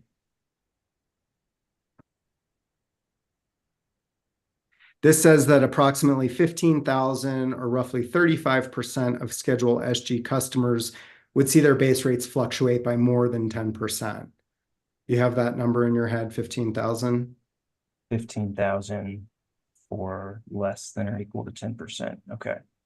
Okay, so let's go back to 805, please. So the box here that we're looking at, that represents changes that are within 10% fluctuation, correct? Right, and it is more than 15,000. Correct, but I believe 15,000 represents the number of customers that exceed a 10% fluctuation. And so therefore it would be the customer counts outside of this box. So the box is two things. The top line of the box is the negative 10% to 0. So I'd have to get grounded in the spreadsheet again, but I think that means it's 15,000 would have a reduction of 0 to 10%. And then the second line is another 11,000 would have an increase of 0 to 10%. So the full range of minus 10 to 10% is about 26,000 for the rate that's being evaluated in this version of the spreadsheet. Okay, and then conversely, the numbers that are outside of this box represent the customers that see a greater than 10% fluctuation up or down, correct? Correct. So, you step one rung outside on both the top and the bottom, and you're looking at decreases of 10 to 20%, I believe, on the top, and then increases of 10 to 20% on the bottom. Okay, and if you just roughly add up those customer counts outside the box, I think it's right about 15,000, what you cited in your testimony, right? So it's about 26,000 inside the box. So it's going to be about 15,000 out of the box that for whatever rate is being studied here would have a greater than 10% base rate impact. Okay, so given that you stated in testimony that Mr. Lucas's original proposal had 15,000 customers with fluctuations above 10%, and given that this chart shows 15,000 customers above 10%, would you agree with me that this is showing Mr. Lucas's original proposal? Can we look at the testimony again, please? Yeah. Chair Blank. Yes. Maybe to shortcut some of the having to do this math on the fly here, I think we can stipulate that the numbers inside the box there, the 15,247 plus the 11,216 equals the 26,463 that is in the far right-hand column of JRK R8. And so these results would tie to that column. Mr. Schlesinger, does that move us along? Yes, thank you. Okay, so my question here, sorry, I've been trying to get to for a while. You would agree with me that those customers that experience a rate fluctuation or a bill fluctuation greater than 10%, of those customers, the 15,000, at least 11,500 of that 15,000 would see a bill decrease, correct? And sorry, can you repeat that number one more time? Sure, I'm just mentally adding 9,310, 2,221, and 368 to come to about 11,500, maybe even closer to 12,000 customers would see a bill decrease, correct? A bill decrease of greater than 10%. Yes, I agree. Okay. And on the flip side, about 4,000 customers would see a bill increase of greater than 10%. Yes, that's correct. With the total increases and decreases netting out to 0 when you look at the entire customer set.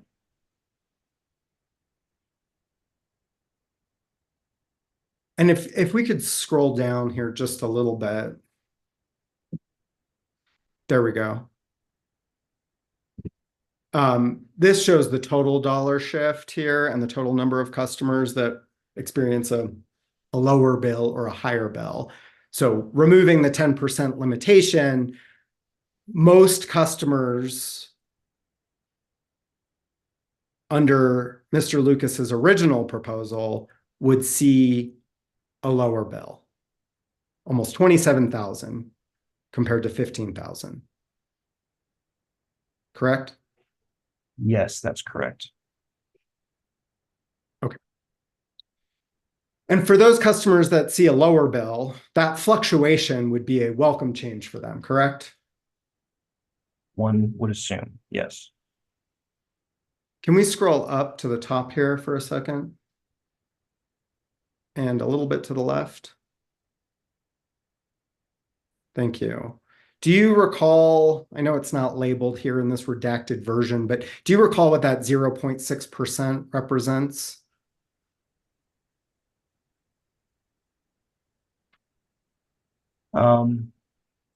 I would assume it's the average load factor of all the customers in this analysis.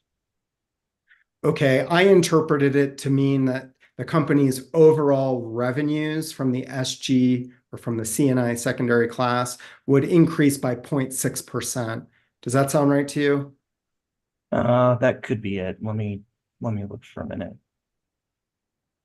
Yeah, thank you. I think if you look at the confidential version of this, it'll be apparent. I just don't want to put it on the screen. So I would guess, without being able to see the formulas right now, I was comparing the 783.6 million versus the 787.999 million for the I believe COSA SIA proposed rate versus the current or the company's proposal. I said earlier a few times that the rate changes would net to zero.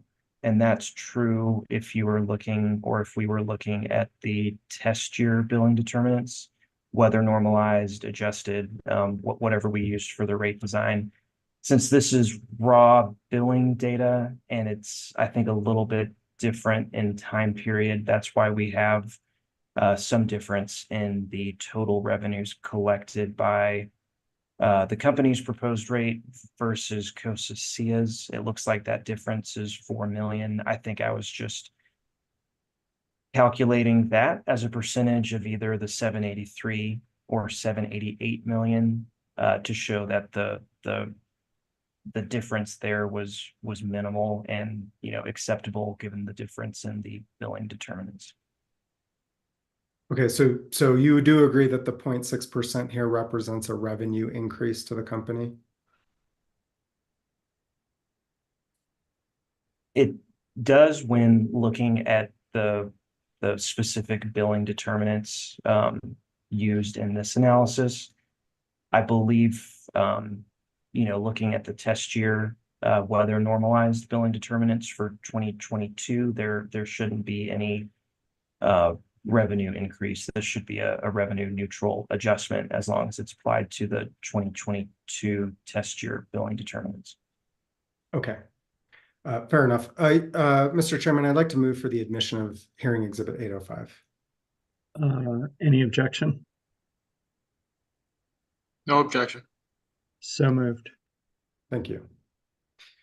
Mr. Knighton, would you agree with me that customers that are going to see an increase under this proposal tend to be high load factor customers, correct?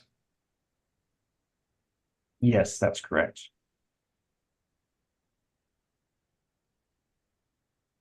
And would you agree with me that high load factor customers tend to be larger energy users than low load factor customers? I think that's true generally, but there are, plenty small customers on, higher and load factor ranges and same with large customers. It's not like an inherent characteristic of being a larger customer. Understood. But on average, we're talking about customers that are experiencing a bill increase on average, will tend to be larger, high load factor customers. Yes, I would agree. Okay. Thank you. Going back to 108, your rebuttal testimony. You also state as part of your reason for opposing Mr. Lucas's changes, similar to what Mr. Wishart testified, and this is page 50, line 12. You state that the rate design, including the addition of a time differentiated G&T demand charge, does a good job of matching cost causation with rate elements. Correct? Yes, that's correct. Would you agree with me that the company's proposal on the cost allocation side of things to move to the pod pH allocator is intended to match cost causation for purposes of cost allocation? Yes, we think the POD pH methodology with the 1,000 hours is a good representation of cost causation, and it also helps to ensure stability of changes in allocation. Okay, and at least in the company's direct proposal, I recognize that it changed, but the company's direct proposal to use the POD pH allocator was for generation, transmission, and distribution substation costs, right? I'm sorry, can you repeat that one more time? Sure. In its direct case, the company proposed to use the pod pH allocator for generation, transmission, and distribution substation costs, correct? Yes, that's correct. And it did so in its proposal because it believed that the pod pH would be reflective of cost causation for those costs. Yeah, in the past and in our direct testimony, we kind of applied the logic that transmission and distribution substations exist to deliver the production to customers, and that, therefore it makes sense to use the same allocation methodology as we use for production. But we were, convinced in some of the answer testimony arguments that 4CP AED did a better job at cost responsibility for the transmission and distribution substations. Okay. So the company changed its mind about which was more reflective of cost causation? Yes, we were convinced by some of the arguments and answer testimony that some of the fluctuations within POD pH driven by, changes in fuel cost from hour to hour or within the season, things that directly impact production costs from hour to hour, that those, maybe shouldn't be bleeding into the allocation of transmission and distribution substations, which are not influenced by those cost factors. Okay. The POD or pod pH allocator allocates costs based on each class's energy usage during the top 1,000 hours per year, correct? Correct, and the distribution of production costs within those 1,000 hours as well. Right. And so I think you testified earlier and you would agree that the POD pH methodology is more similar to an energy-based allocation compared to the 4CP AED, correct? Yeah, I'll say, demand is just energy in an hour, in those high load hours. And so when you're looking at 4CP AED, 4 hours, that's more of a demand focus than looking at energy in all hours of the year. 8760 is close to a pure energy allocator. POD pH is, not mathematically right in the middle, but it certainly, leans more towards energy incorporates more of that into the mix than the old 4CP AED allocator.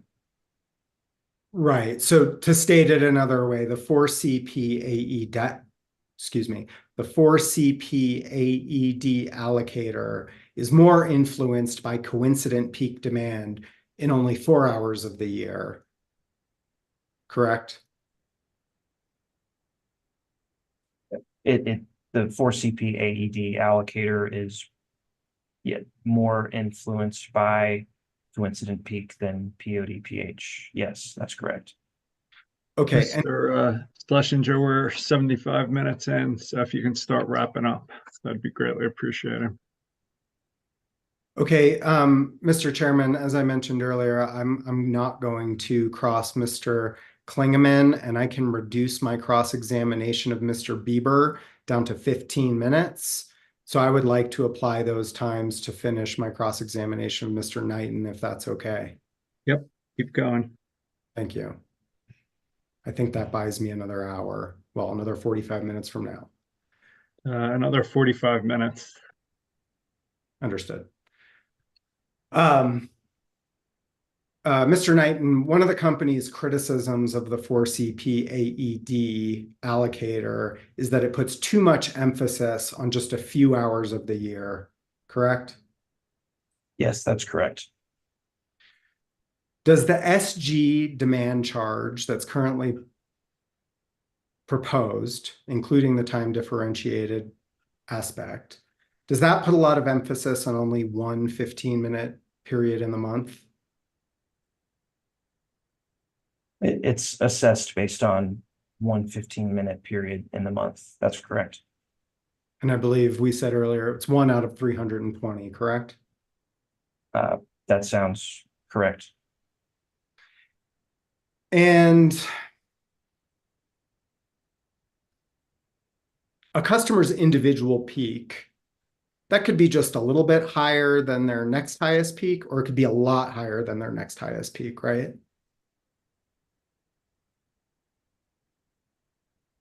Right. I would expect it would be closer to or reasonably close to its high peak. I don't think customers generally, instantaneously move from very low load to very high load. I think there's generally kind of a ramping schedule. So I'd expect the next highest to be, fairly close to the highest. Okay, but if a customer's individual peak was much higher than their next highest peak, that would have a big impact on their bill, right?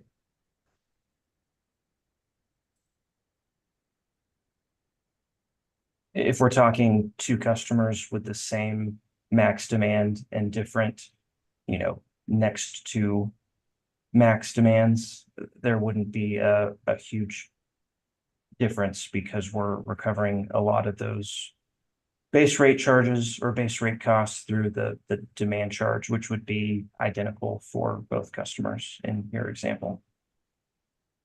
Let me rephrase that. So if a customer, let's just use some numbers. If a customer set a peak demand early in the month of, let's say, 50 kilowatts, and they're humming along at about 50 kilowatts for the rest of the month, on the last day of the month, it goes up to 75 kilowatts. That last day of the month, that increase of 25 kilowatts, that's going to have a big impact on what their bill would be versus if it had stayed at 50, correct? Yes, that's correct. Okay. So it makes that 15-minute period, that 15-minute measurement period, pretty significant, correct? Yes, that's correct. Okay.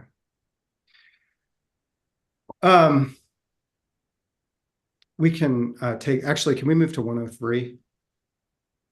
Page 20. So in this part of Mr. Wishart's testimony, which you've adopted, the company claims that its current C&I rate designs are not at odds with state policies regarding distributed solar and electrification, correct? Yes, that's correct. Does the company explain in this section of its testimony or any of its testimony how its current C&I rate designs are consistent with state policies regarding energy conservation and energy efficiency?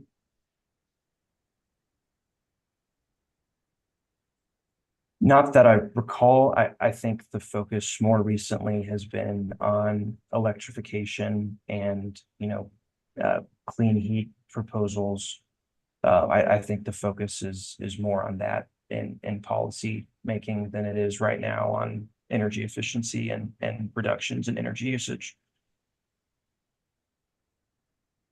Okay.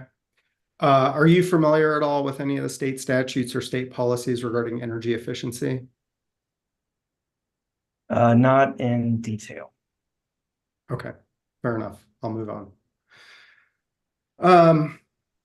So again, the reason that the company the reason that the company gives for why its C&I rate designs are consistent with state policies regarding solar is contained here on this page 20. And it states that the company has a specific rate option, schedule SPVTOUB, for C&I secondary customers that are interested in installing net metered solar. Correct?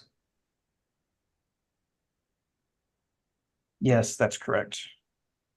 Okay, so just to kind of state it another way, the reason that the company's C&I rates are aligned with solar policy is because it has this option, this SPVTOU option. Yes, that's correct. And so to make solar more attractive for SG customers, the company offers this separate tariff, which is only available to SG customers that install solar, right?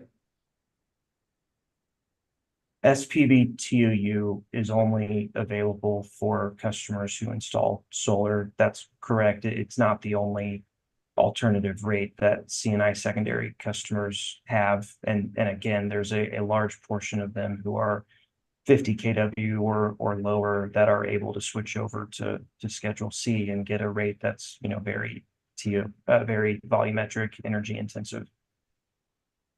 Okay, but the SPVTOU rate, which the company points to here, that's a much more volumetric rate, as we discussed earlier, right? I think it was about 88% volumetric.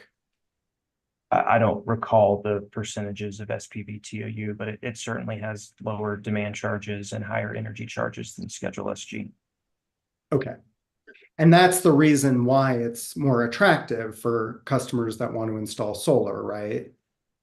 Yeah, it would result in a higher, net metering energy credit for customers than Schedule SG.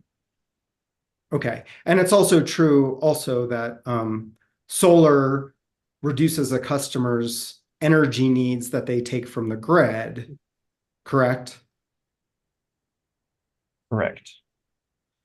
It's also true, however, that solar is not always able to manage peak demands in every 15-minute period of the month, correct? I wouldn't expect solar to be available in every 15-minute period of the month, no. Okay. And currently, the SPVTOU tariff has a requirement that the customer must enroll in solar rewards in order to participate in the tariff, correct? Currently, yes, and we've proposed to remove that requirement as part of our rebuttal testimony in this proceeding. Okay, understood. The company has agreed to remove that condition. However, the company proposes that the SPVTOU rate should still be limited to only 15 megawatts of installed solar capacity per year, right? That's correct. That's a limitation that exists within solar rewards now. We understood the rationale for, breaking the link, breaking the requirement to be a solar rewards member if the customer wants to use their RECs for their own purposes rather than sell them to the company for the solar rewards incentive. We agreed that that doesn't need to be a barrier to SPVTOU participation, but we did want to maintain the other limitations that are currently in place for SPV TOU, including that 15 megawatt per year of new solar restriction. Okay, and does it sound correct to you, and I can point to your exhibit if you like, that the CNI secondary class individual customer peak demand is about 4,150 megawatts per year? I don't know. I would need to see it. Okay, and I apologize again for the confusion around box, but this is not a hearing exhibit I intend to introduce, so it's not in that folder. It is already labeled as hearing exhibit 107, attachment DSK-6 _ 2022 test year CCOS. Mr. Schlesinger, could you repeat that, the attachment number? Hearing exhibit 107, attachment DSK-6. Thank you.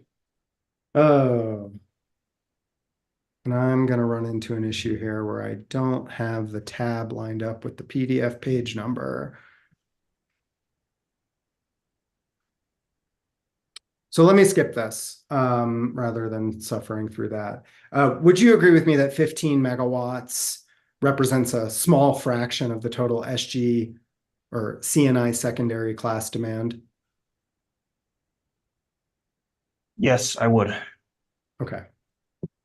And so getting back for a minute to Mr. Wishart's statement, which you've adopted, that the commercial rate design is consistent with Colorado's solar policy because the company has options.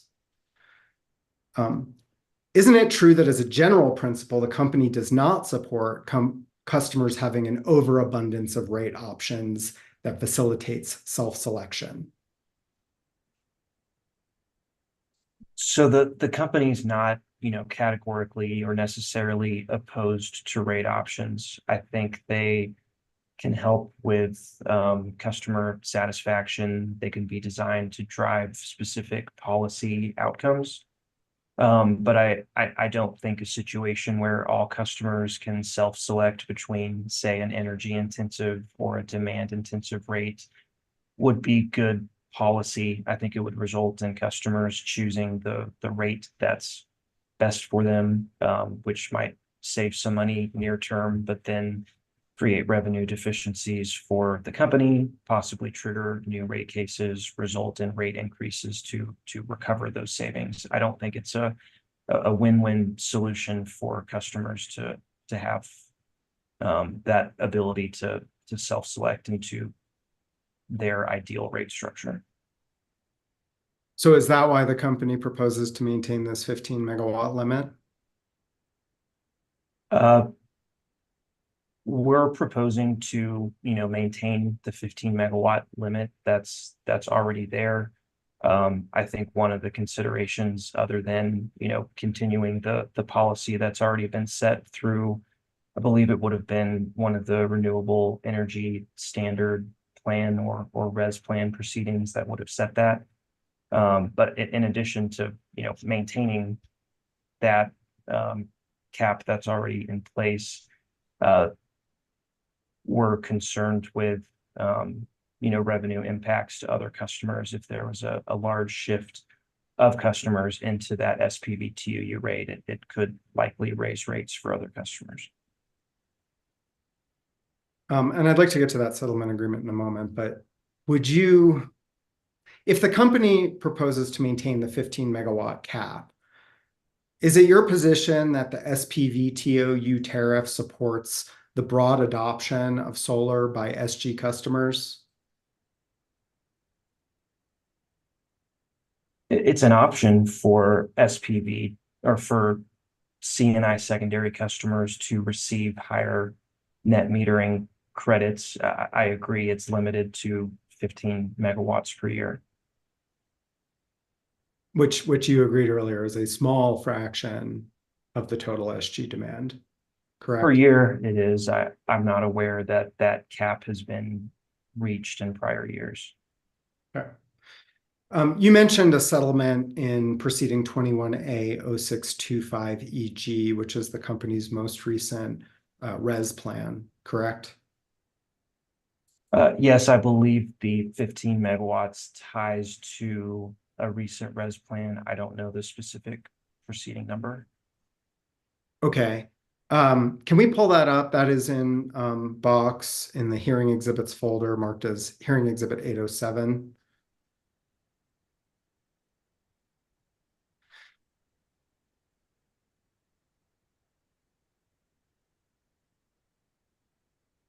And we could go to page 11, please.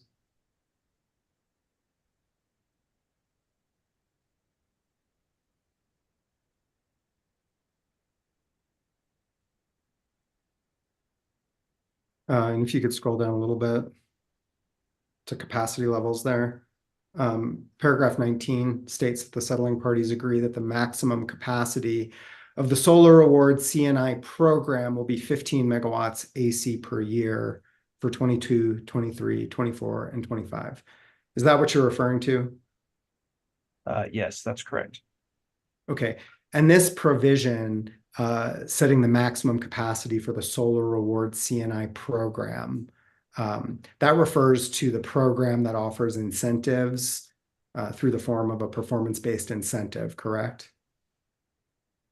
That's my understanding. I don't know all the details of solar rewards. I've not worked closely with that program in my time at the company. Okay, but this provision doesn't say anything about capping the SPVTOU tariff, does it? No, it caps the solar rewards participation, and currently SPVTOU is only available to solar rewards customers, so that cap is effectively in place for SPVTOU right now.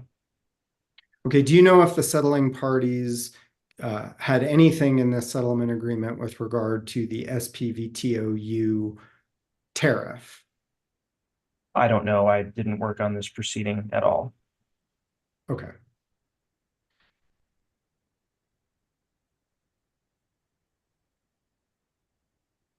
Your Honor, I'd like to move for the admission of hearing exhibit 807.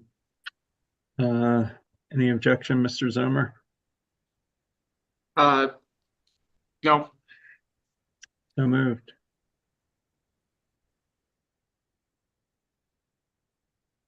Okay, thank you. We can remove this. So we talked a little bit at the beginning of this conversation about the SGTOU pilot and that it hasn't attracted any customers. Would you agree that one of the goals of the SGTOU pilot is to test whether it can incent customers to make behavioral changes that would benefit the system? Yes, I believe that rationale was included, or a general rationale like that in the commission's determination, or maybe the ALJ's determination. Okay, so for a larger commercial customer, one of the behavioral changes that customer could make would be installing solar or solar plus storage, like we just talked about. But another change could just be shifting energy usage out of peak periods, correct? Yes, that's correct. And a CNI customer, commercial customer, could do that by potentially changing business processes or changing the hours of their business, among other things, correct?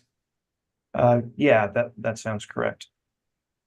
Would you agree that making changes to business processes or shifting business hours could be a significant change to a customer? It could be. I don't know what types of customer changes they have available to them, if they're, major or minor. Okay.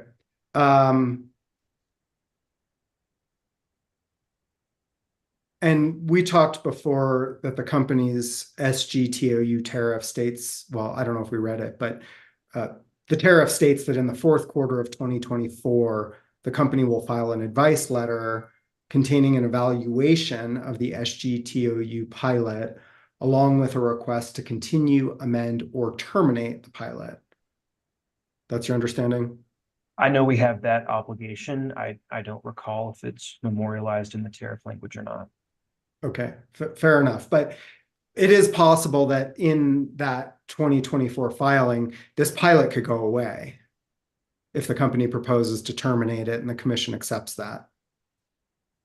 It's possible, yes.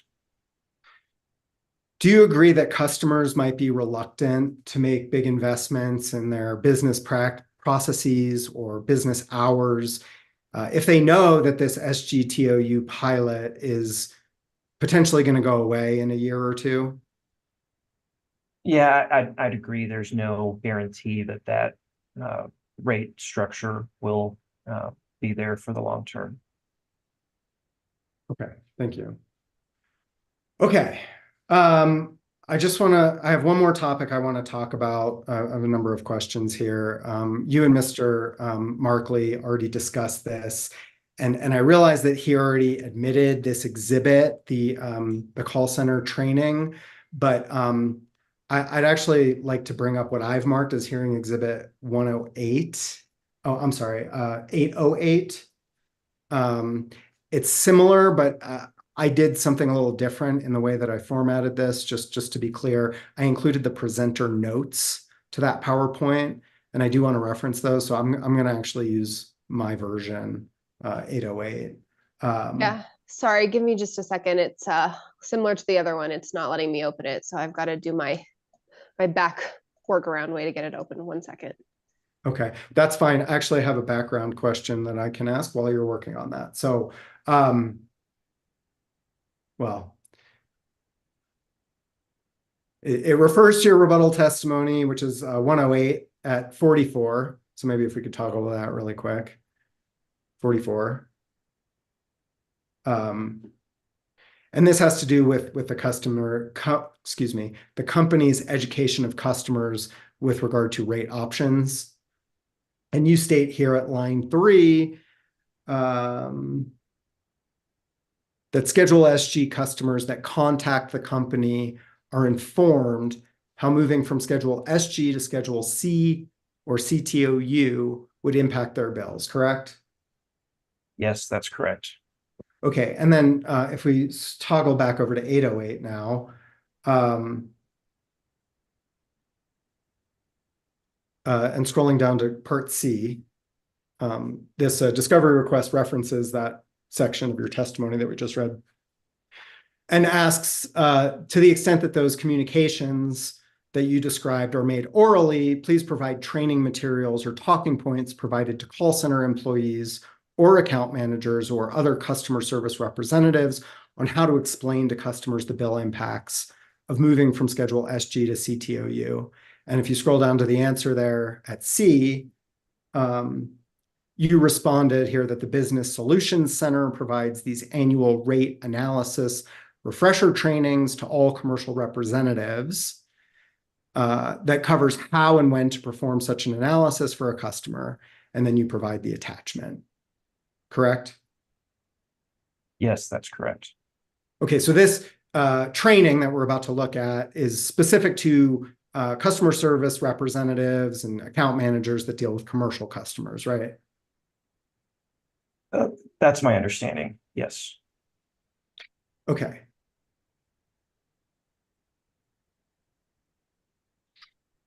And you are the sponsor of this response and the attachment, right? Yes, I am. Okay, so I'd like to move to admit this hearing exhibit 808, please. Any objection? Could we just scroll down to the rest? Bless you to whoever that was. Wait, hasn't this already been admitted? Yes, but Your Honor, the difference is if you'll note this, stop right there, please. This version of the exhibit includes the presenter notes that are within PowerPoint. So, PowerPoint shows the slide, and then underneath it shows the presenter notes. And Boulder's version didn't include those presenter notes. I've included them here in this text under each slide. So that's why it's different. Mr. Zimmer? I agree. It's different. It'd probably be cleaner just to not admit the Boulder versions and have this one as it's the more complete. we're not going to object on admission of both, I guess. I mean, it's cumulative, but they are different. Yeah, let's move this one into evidence, and we'll let the oral testimony stand as the explanation for the difference. So you can keep going, Mr. Schlesinger. Thank you, Mr. Chairman. Okay, can we go back to page 4? Oh, I'm sorry. It looks like it'll be page 6 of the PDF. So page 4 on that bottom. Yeah, there we go. This slide explains the different scenarios where a rate review is required to take place, correct? Yes, that's my understanding. Okay, and that only is required for the customer service representatives when a customer starts service, or they call about a high bill, or they have an issue paying their balance, or when they specifically request information, or they've had zero use. Those are the only situations in which a commercial representative is required to do a bill analysis. That's what this slide says. I don't have, personal knowledge of how the Business Solutions Center, conducts these rate reviews, or if there's other scenarios under which they would, but that is what this slide says. Okay, and I think you already identified yourself as the witness who's most capable of answering questions about this today, correct? Yes, we do not have a witness from the customer outreach or customer support team. Okay, can we go to slide 7? I guess it will probably be 2 after that, so 9. There we go. This slide talks about what a customer service representative is supposed to advise customers who are starting service in Minnesota specifically, correct? That appears to be the case, yes. Okay, and one of the things that the customer service representative is directed to investigate is sort of the general usage patterns that the customer expects and their general level of usage, correct? Yes, that's what I'm understanding from reading this now. Okay. And would you agree with me that the company does not provide this level of detail, or this, the company's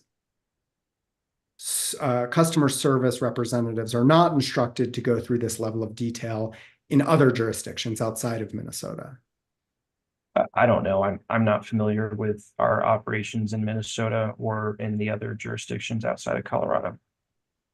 Okay, fair enough. Let's skip down to slide 11, probably page 13, I assume. Yep. Okay, and this slide provides information or direction to the customer service representatives on how to handle high bill calls, issues paying balance, zero use, and inquiries about rates or line items on the bill. Correct? That's my understanding. That's what the slide says. Okay, and the very first point on that slide on what to do is to educate customers on demand and how that's billed or registered, correct? Correct. And I find it interesting that that's the very first thing that the customer service representatives are directed to do. Do you think that that's because a lot of commercial customers need that explained to them, that they don't understand how demand is billed? I personally don't know. I haven't had that discussion with our customer support team. Okay. And if you scroll down a little bit in those presenter notes here, there's a little asterisk there at the bottom that says ask for volunteer to tell group how they explain demand to a customer. Since that was in the presenter notes, I assume that's just a note to the presenter to do that as part of this training. Is that your understanding? That sounds correct to me. Do you know what they're looking for in asking that question? Do you know what a good answer would be? I don't know what they're looking for in an answer. I've never been part of this process with this team.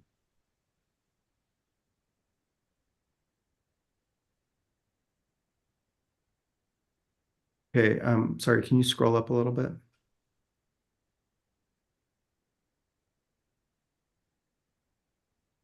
And then the next step after telling the customer to educate about how demand charges are billed and registered is to advise the customer that the customer service representative will review their account.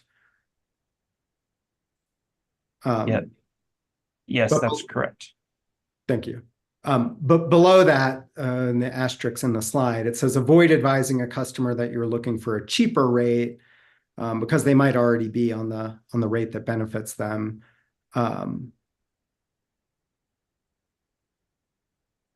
And it says to, at the very bottom, only advise of other rate options if the customer would see a benefit based on your comparison. You see that? Yes, I see that. So that indicates that a customer representative is not supposed to explain to a customer that they might be able to save money on another rate if they change their behavior. Correct?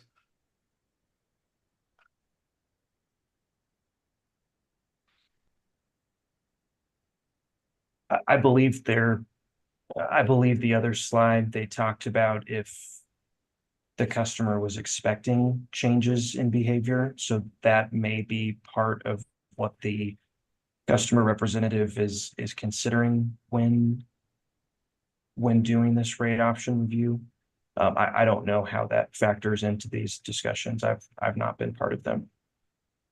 That other slide that you just referenced about reviewing usage patterns, that was specific to Minnesota, wasn't it? I don't recall. Okay. Can we scroll down to the next slide, slide 12?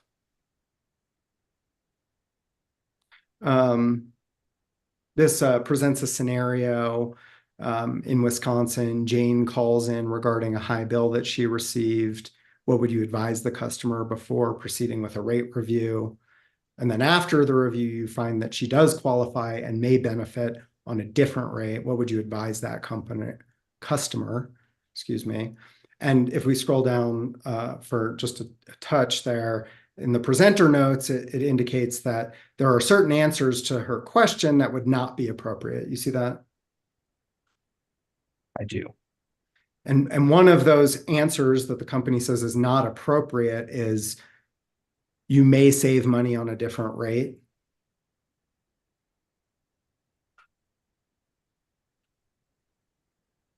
Can you scroll down so I can see the rest of the paragraph? Thank you.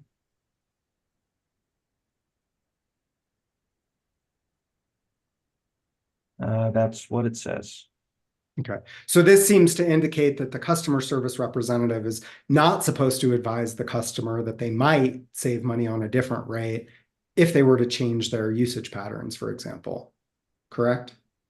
I don't know how the trainer is going through these notes. I've never been in these meetings before, and this is for Wisconsin training, so I don't know if it's applicable to Colorado. Okay.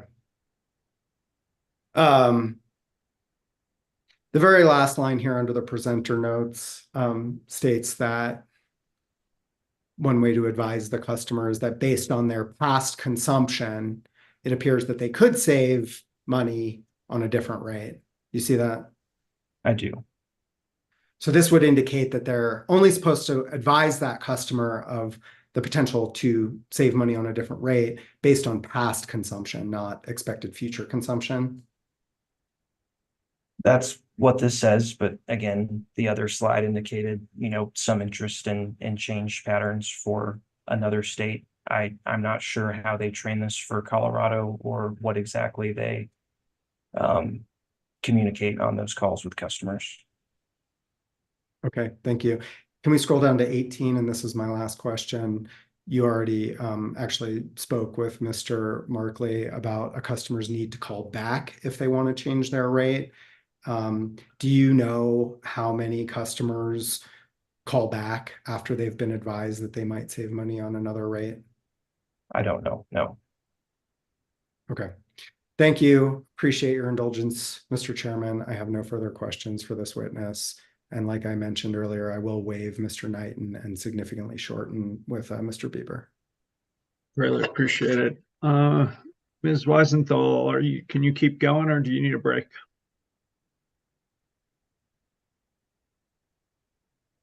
I had a hard time getting to my do, but if it's gonna be a short one, I'm fine. But if it's gonna be like an hour, I wouldn't mind the break for the next examiner. Yeah, let's take a 10-minute break till 2:45, and then we'll come back with you, Ms. Stockmeyer from EOC. 2:45.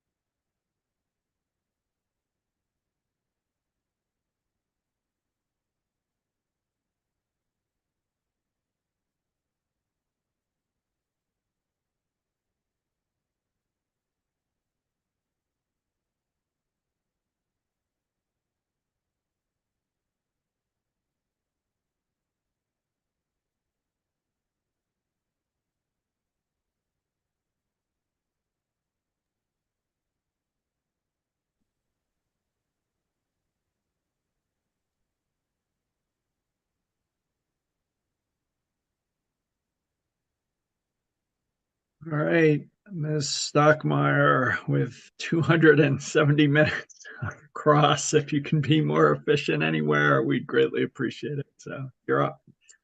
Sure thing. Thank you, Chair. And good afternoon, Mr. Knighton. I represent Energy Outreach Colorado. I'd like to first discuss with you the bill impacts of the company's rate case on the residential class. This rate case involves substantial bill increases for the residential class. Would you agree with me? I think the net bill impact with the proposed change to production tax credits is a little over 1%. I don't know if that's substantial.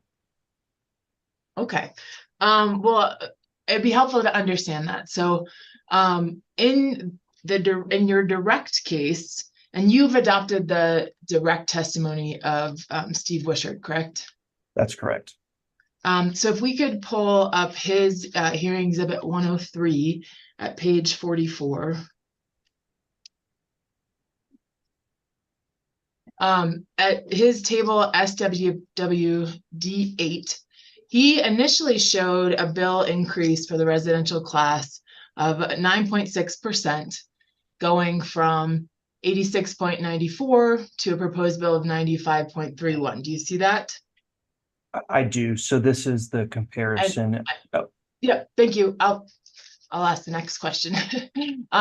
So this was the comparison of the pre-phase one bill to what the company was initially proposing as a result of its direct in this phase two, correct? Yes, that's correct.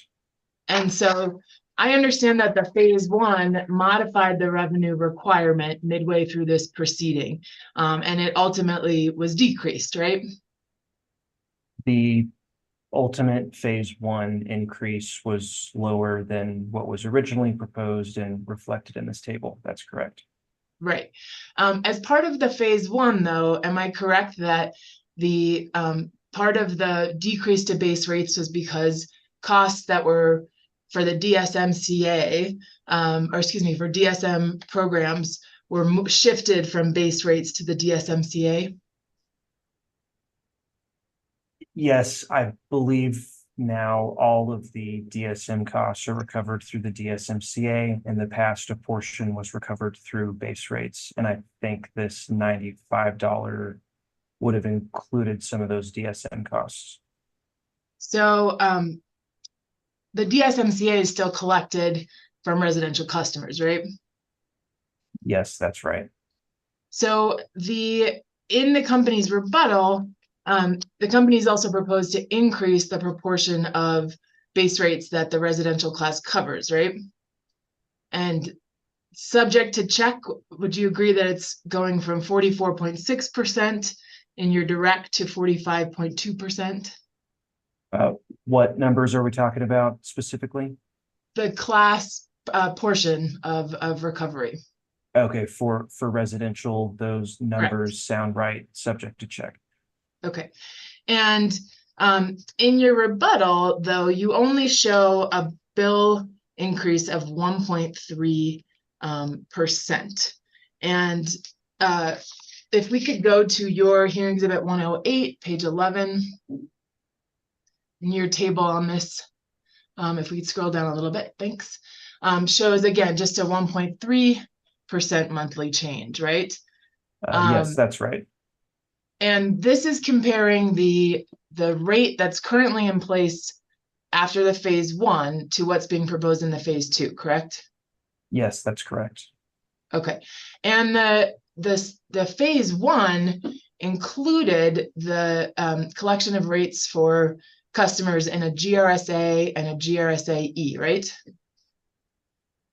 Yes, that's correct. And you're aware that a GRSA and a GRSA-E is an interim rate mechanism. It's not a foregone conclusion about what rates should be. Are you aware of that? My understanding is it's a way to incorporate changes in the revenue requirement in a phase one on an interim basis until they can be, fully evaluated and redistributed here in the phase two. Great. So I'd like to talk a little more about what the actual rate impacts are to residential customers through this entire rate case. So pre-phase one to the end result of the phase two. What is the bill impact, Mr. Knighton? From the pre-phase one to the proposed phase two here? Yes. I'm not sure. I don't recall calculating that. I don't remember if it was provided in Discovery or not. And in fact, in Discovery, you stated in response to that request that the requested analysis has not been performed. Do you recall that? That sounds correct. Yes. Okay. The impact is surely greater than 1% as you reflect here in your rebuttal table, right? Yeah, I'd agree. The 1.3% here, assumes a baseline of the current rates with the GRSA and GRSAE. If you were to reverse back to pre-phase one, it would be a higher increase, but I don't know the exact magnitude of that increase. Okay. Is it the difference between the 8694 that we saw in Mr. Wishard's testimony to this current 8983 reflected here, or a proposed 3.3% increase? It could be close. When we do these bill impact analyses, we usually update for, changes in other riders like the electric commodity adjustment, the ECA. So it's possible there might be some difference between that, I think 86 number, and some of the rate bases included here. I don't know for sure. And if we turn to your attachment JRK 18, that's in your rebuttal testimony.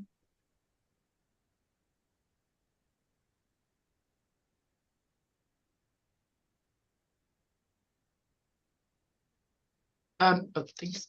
Thank you, Ms. Federico. Here you show a proposed bill of $90.56, right? Which is higher than the 8983 reflected in your rebuttal testimony. Do you see that? Yes, I do. So if we were to take the difference between Mr. Wishard's initial number and this, the bill impact for residential customers is over 4%, right? Again, I don't know that the starting point is on the same basis here with respect to other riders. Is my math wrong, Mr. Knighton? Your math of 86 versus 90 is not wrong. I just don't understand if there's differences in the basis of the 86 and the 90 here in terms of other riders not related to either the phase one or the phase two. And Mr. Knighton, your testimony was to include the bill impacts of this case. And you have that in your testimony, right? Yes, I've included the bill impacts of the phase two case here, as well as the proposed adjustment to the PTC credits that would occur in the ECA if approved in this proceeding. Now, you're aware that the GRSA that's in place currently is layered on top of another GRSA that was approved in the company's last phase one. Are you aware of that? I believe we have two phase one rate case changes included in that GRSA now. Yes. Great. And so if we, Ms. Federico, if you could please open up hearing exhibit 606 in EOC's box.com.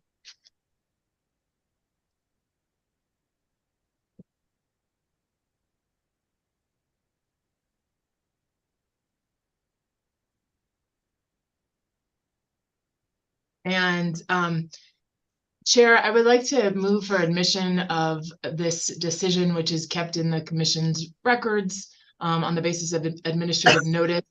I can point you specifically to page 11, the area that I'm most interested in. Any objection to the commission taking administrative notice of this, Mr. Zimmer?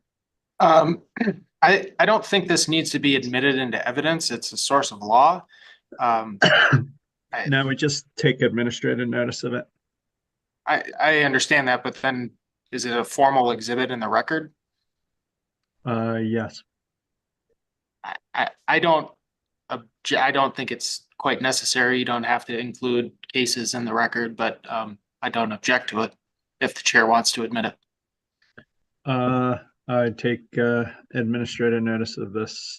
Keep going, Ms. Thank you. Stockmeyer. And if we go down, I'm sorry, I didn't mean page 11, paragraph 85, which I apologize, that's going to be a little bit further down.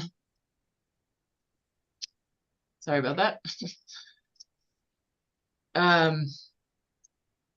Here is the portion of the decision adopting a GRSA. Could we go to paragraph 87, Ms. Federico? Sorry, I thought you said 85.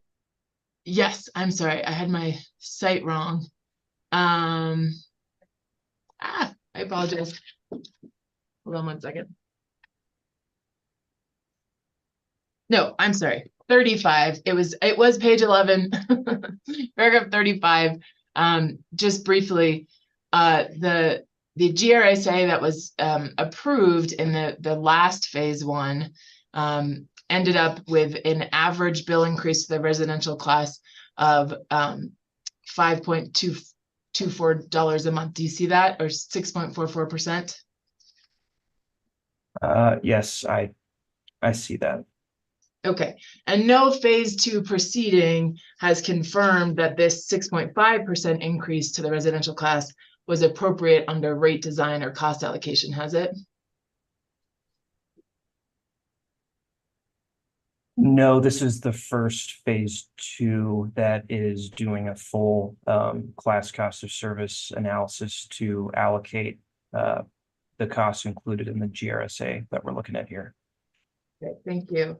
And Mr. Knighton, you were asked by Mr. Markley, the attorney for Boulder, about a letter that had been issued by Governor Polis in February of 2023 addressing affordability of household energy costs. That was attachment MAL6 to Mr. Lerman's testimony 1400. Are you aware that following that letter, the commission adopted an interim decision requiring affordability analysis in this case? Yes, I'm aware of that. Okay, and I, for purposes of the record, I think it would be appropriate to go ahead and move for admission by administrative notice of that decision because it's not actually in this phase two case. That is hearing exhibit 608. And that was the decision in the phase one case. Without taking on our administrative notice policy, Mr. Zomer, are you okay with that? Lesson learned, Chair. I am well okay with that. Thank you. And it, yes, so notice. Okay. And at paragraph 11 on page 5, the commission ordered an affordability analysis supported by the calculation of affordability metrics appropriate for this case with a focus on assessing affordability issues within the residential class. Do you see that? Yes, I do. And Mr. Knighton, you are adopting Mr. Wishart's testimony regarding those analyses, correct? Yes, that's correct. And Mr. Wishart concluded that 97.4% of the company's residential customers are not energy burdened, right? I don't recall the specific metric. We can turn to hearing exhibit 103 at page 51.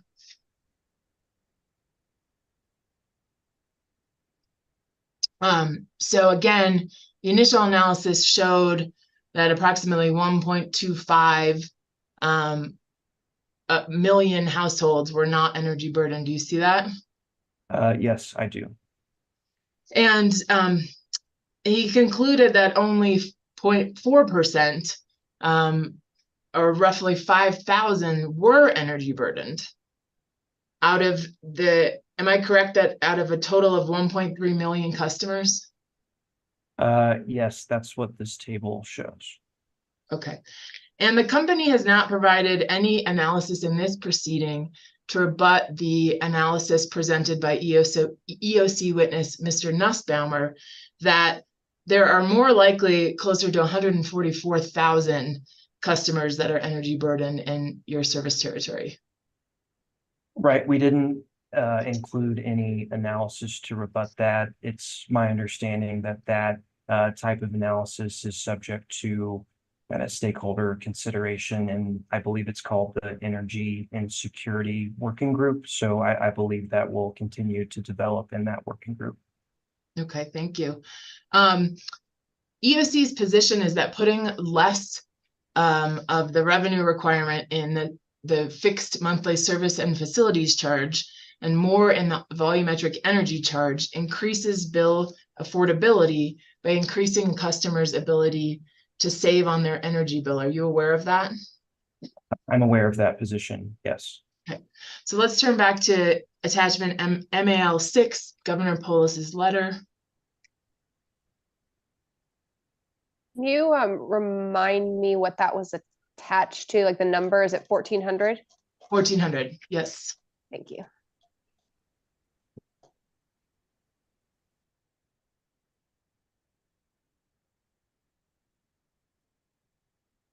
And Ms. Federico, if we could go to page 4, and you might want to, you could probably scroll out a little bit. The governor's letter requests that the PUC examine innovative regulatory and rate design mechanisms such as revenue decoupling, demand side management, demand response, and risk sharing of fuel cost volatility, and align utility and customer incentives to reduce costs through conserving natural gas and other fuels, considering metrics such as customer energy burden. Does that ring a bell? Yes, it does. And at page 7, the letter also asks that utilities work with the Colorado Energy Office to ensure alignment of customer and utility incentives for conservation, decoupling, energy efficiency, demand side management. Does that ring a bell? Yes, it does. So a customer may save on their energy bill by reducing energy use through conservation or energy efficiency. Do you agree with me? I do, yes. And for a customer placed on time of use rates, that customer may be able to save on their bill if they're able to shift more of their electricity use to off-peak times, correct? Yes, that's correct. And more costs that are collected through these time differentiated energy charges theoretically further incent a customer's ability to change their behavior, right? Theoretically, yes, that's correct. Okay. Yet the company has proposed to increase, and Ms. Federico, you can close this down, please. The company has proposed to increase its monthly fixed charge to $7.90 per month. Is that accurate? Yes, for Schedule R and RETOU and the opt-out rate. I believe that's the right number. Okay. And when this case was initially filed, the SNF charge at that time was $5.60 and included an EAP, Electric Affordability Program, cost of just 32 cents. Do I have that right? I don't recall the exact numbers, but that's definitely in line with what I expect. Okay. And now the EAP has gone up to $1, right? Yes, that's correct. So the customer related portion of the SNF that the company is proposing is a shift to $6.90. And if we, by my math, the original $5.60, when you take out the EAP charge, would have been $5.28. Does that sound right? It sounds close. I think the current SNF with the dollar EAP is, I want to say, about $6.30. So I think The that company is puts, proposing a 30% increase to the SNF charge for the residential class in this case, right? it's possible. I am not grounded on the current non-EAP portion. I want to say it's about $5.30 is my understanding. Are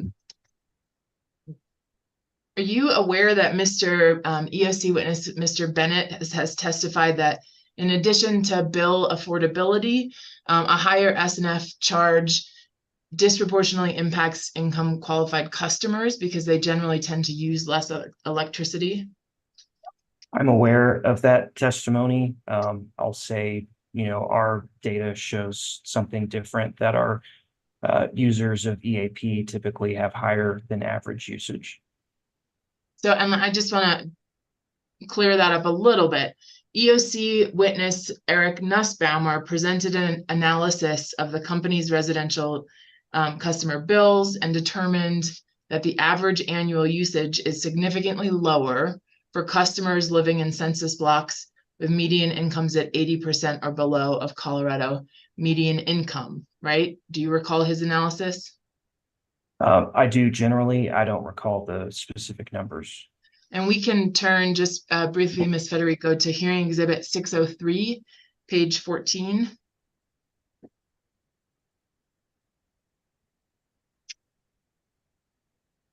That's from Box, right? No, this is actually hearing exhibit 603 that was Mr. Nussbaumer's pre-filed testimony that was admitted this morning. Got it. Sorry about that. No, no worries. Thank you. And if we could turn to page 14, starting around lines 11, or excuse me, line 9. Oh, I apologize. This is Paul Chernick's testimony. Is this 60? I'm sorry, I misspoke. I meant 602.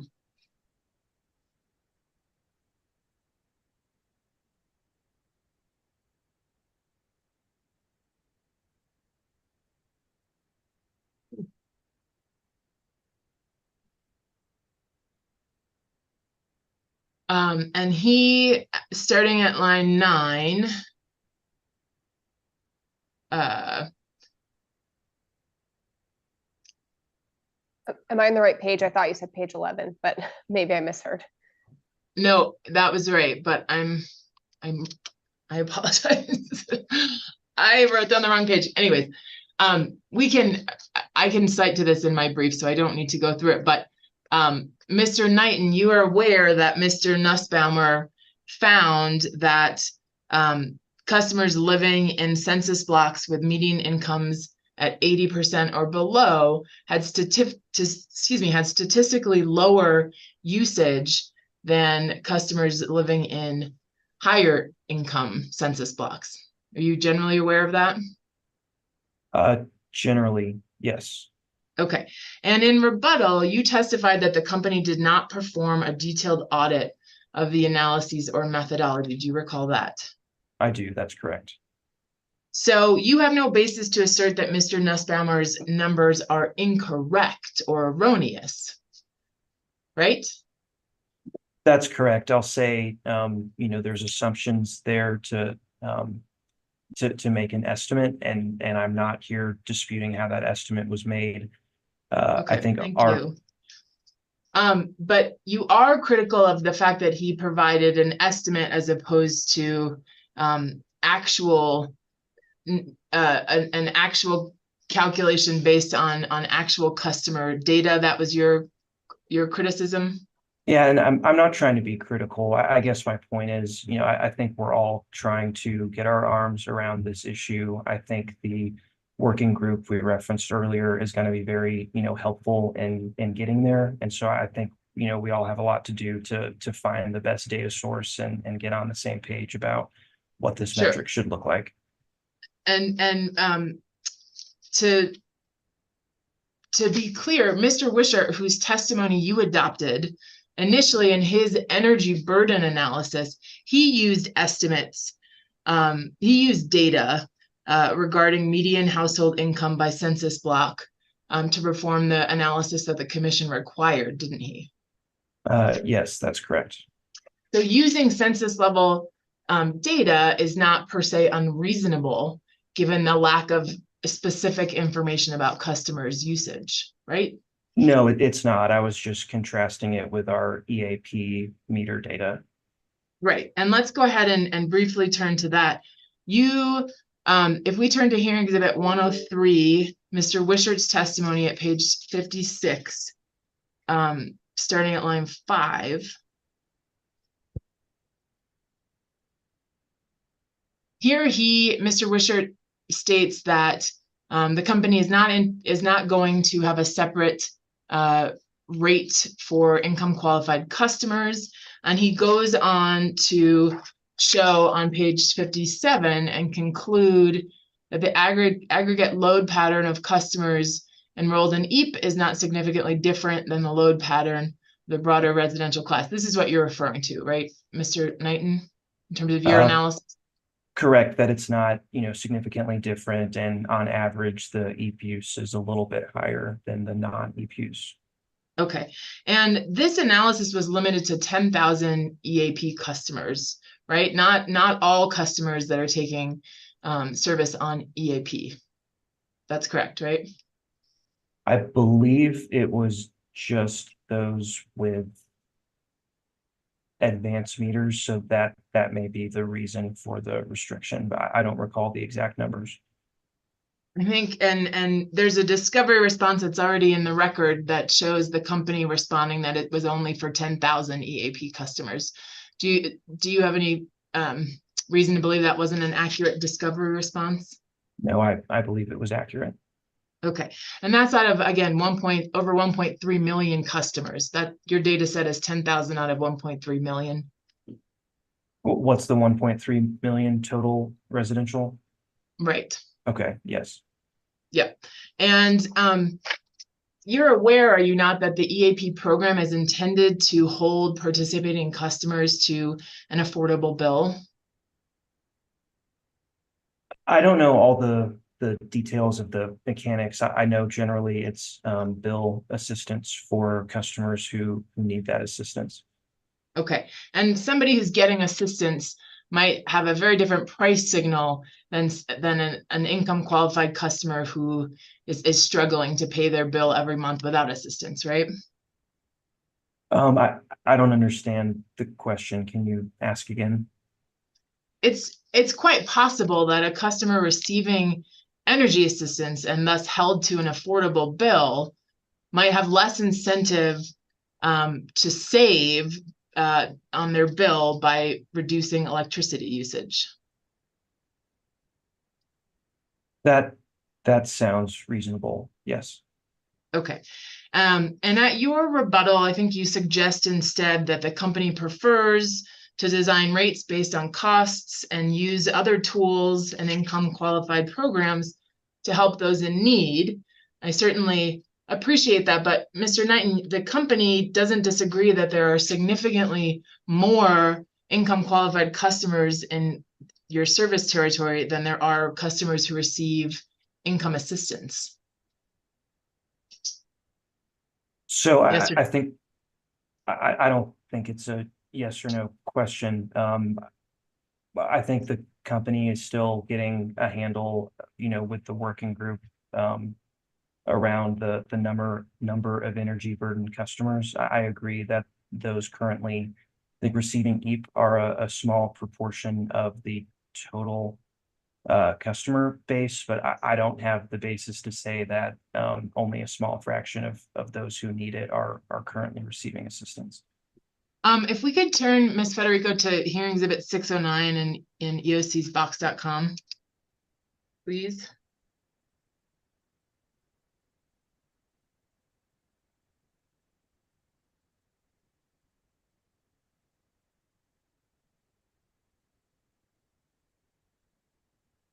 And Mr. Knighton, this was a discovery response from EOC that you responded to in August, and you're the sponsor, right? Yeah, let me read it for a second. Okay, yes, that's correct. Okay, and in your response, you admit that the federal LIHEAP program is an underutilized benefit. Do you see that? Yeah, so I developed this response with some support from our people in the company who are closer involved in the EAP and LIHEAP, and that is their understanding. I don't personally know how utilized the program is, but I do understand that it is underutilized.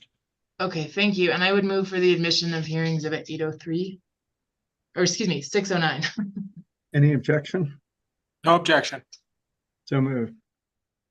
Okay, I'd like, we can take this down, Ms. Federico, please. Mr. Knighton, I'd like to next discuss the advanced meter costs and how they're proposed to be allocated by the company. A primary basis for the increase to the residential SNF in this case is the high amount of customer-related assets, correct? Yes, that's correct. And those include AMI or smart meters? Yes, it does. Okay. And the company's proposal is to treat AMI costs 83% as customer-related for purposes of allocating those costs. Is that accurate? I think that percentage is correct. Mr. Klingman's a little closer to that analysis, but I do believe that's the right number. Okay, and there are approximately $43 million of costs that are being allocated in this bucket. Are you aware of that? Again, I don't recall the number off the top of my head, but Mr. Klingman would know more quickly than I, or we may have some summary information in testimony. Okay, perfect. I will plan to discuss this topic with him, but I do have a few more questions for you on it. Just big picture, the classification impacts both how costs are allocated to the SNF charge and how costs are allocated between customer classes, right? That's correct, yes. Okay. And a primary benefit of AMI is that it enables time of use rates for the residential and small commercial classes. Would you agree? Yes, I would. Okay. And I'd like to discuss the benefits of time of use rates to the public services system. If we could turn to your hearing exhibit JRK 19, please. Can you tell me the number that's with? Is it? It's to his rebuttal, so it's hearing exhibit 108, right? 108. Thank you. Hold on 1 second. Yes, 108. Okay, and Mr. Knighton, these are excerpts from the company's website and other communications that the company gives to customers relaying information regarding time of use pricing, correct? Yes, that's correct. Does the company believe this information is accurate? Yes, we do. Okay, and to your knowledge, do these communications state anything regarding time of use rates that is untrue? Let me read through it again. Well, we're going to look at some of this language, so we can do that together. But generally, do you think the company is sending information to its customers that it thinks is inaccurate or untrue? No, I believe it should be accurate and true. Great. Page 1. This at bullet point 3, it says in the short term, providing reliable, safe energy during peak periods means using more fossil fuels. In the long term, it might mean building more power plants.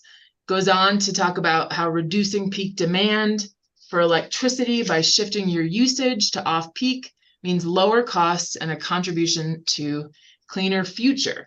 So, Mr. Knighton, is it accurate to state that time of use rates lower energy costs to the company's system in the short term? Yes, we believe that they do. And are time of use rates enabling lower fixed costs to the system in the long run? That's the intention with load shift. I'm not sure how much of that benefit has been realized yet. Are time of use rates enabling greenhouse gas emissions to the benefit of all customers?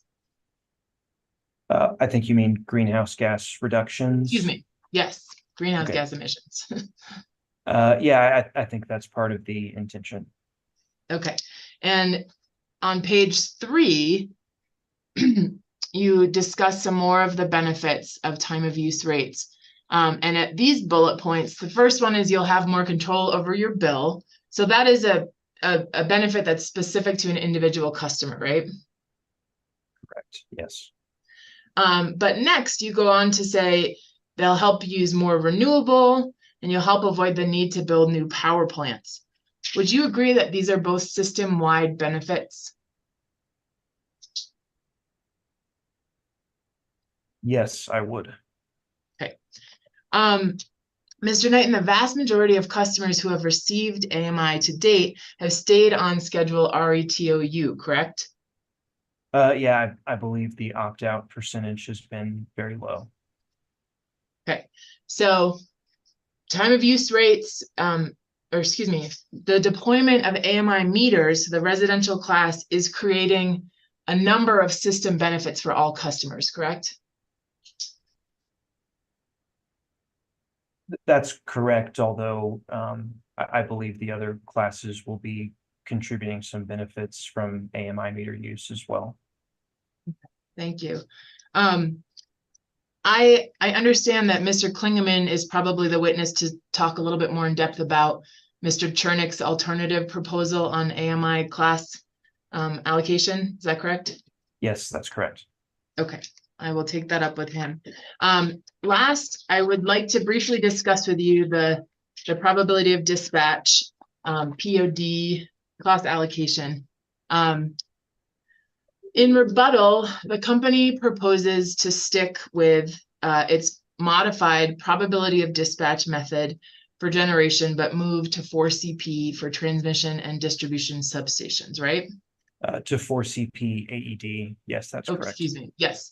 And the company maintains that the full POD using all hours of the year is not appropriate this time, right? Correct. I think moving from a demand allocator that we've been using for years to something that looks very much like a pure energy allocator is a very big move, and I don't think it's supported by cost causation. Okay, let's go ahead and turn to your rebuttal 108, starting at page 24.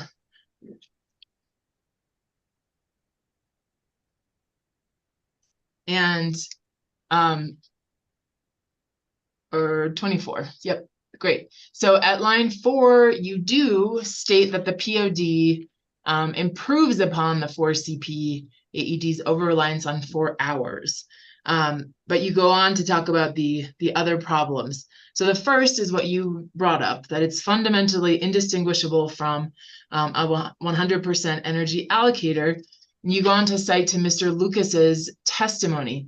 Mr. Knighton, you are aware that Mr. Lucas supports the full POD PH for production, transmission, and distribution substation plant. You're aware of that, right?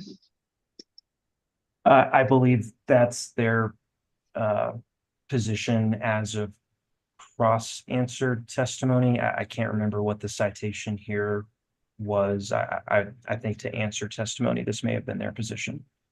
Right. Okay.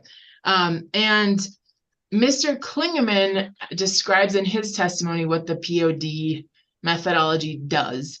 So it's accurate that that methodology assigns the cost of generation assets to the hours in which they are expected to be running, and then allocates costs to customer classes based on each class's share of load in each hour. Does that sound right? Yes, that sounds right. And from Mr. Klingeman's testimony, it's a pretty data-intensive analysis, right? You're looking at the cost of resources in each hour and the customer's share of load in each hour, right? Yes, that's correct. And the POD, under that analysis, is allocating cost of resources that operate only at high load hours in proportion to class usage in those high load hours, right? Yes, that's correct. Okay. And in contrast, an energy allocator allocates the cost of resources in proportion to class usage in the entire year, right? Can you say that one more time? An energy allocator is very different. It allocates the costs of resources in proportion to the class usage in the entire year. Is that accurate? Yeah, so the math is very different between the two, but the outcome of the allocations is very similar. That's what we mean. That's what we mean by saying they're fundamentally indistinguishable. Okay, and I just want to pull up the C cost really quickly so that everyone can see them. The actual analysis is extremely different. So if we pull up the rebuttal C cost attachment DSK 9 to hearing exhibit 109, please, Ms. Federico.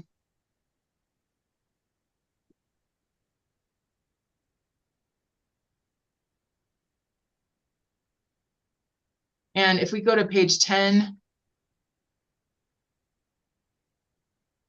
so the energy allocator would just take let's go with residential.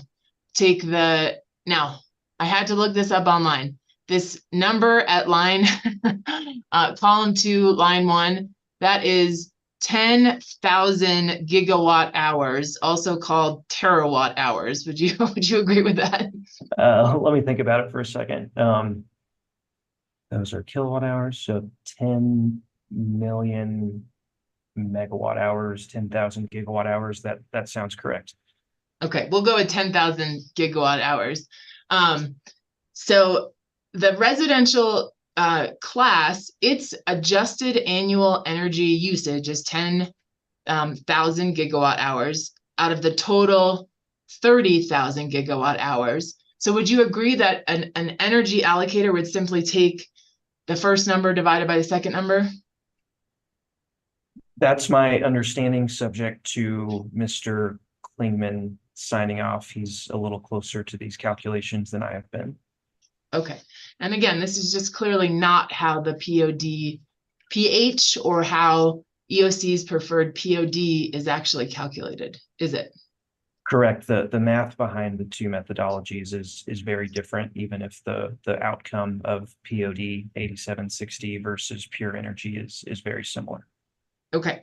And so isn't it accurate that the results of the POD are similar to an energy allocator in this case because of the specific characteristics of the company's generation portfolio during the test year? That sounds reasonable to me, yes. Okay, let's go ahead and turn to hearing exhibit 618 in EOC's box.com, please. And this is the company's discovery response to UCA 1-20.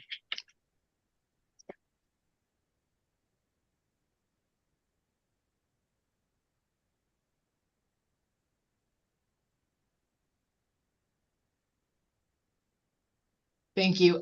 Could you scroll down a little bit, Ms. Federico, so we can see who sponsored this response? This discovery request was to the company, and Mr. Klingman and Mr. Wishart sponsored this response.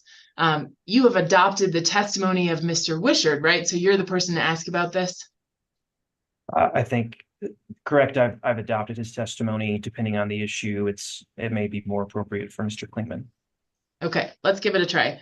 If we go up back to the first, to the question, here UCA provides a table that has summarized the proportion of total production costs. And this is derived from Mr. Klingman's testimony. Do you see that? Yes, I do. Okay, and the company in this response didn't object to the numbers in this table as inaccurate, did it? Let me take a closer look.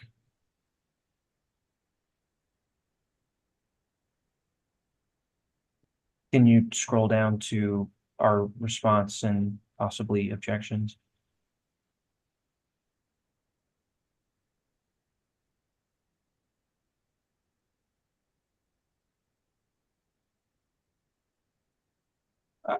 I think the objection includes facts not in evidence. I know we're not, it doesn't say those numbers are incorrect, but I don't have the basis myself to sign off that those numbers are correct. I think Mr. Klingman would be able to. Mr. Klingerman would be able to. Okay, well then I will plan to bring this up with him.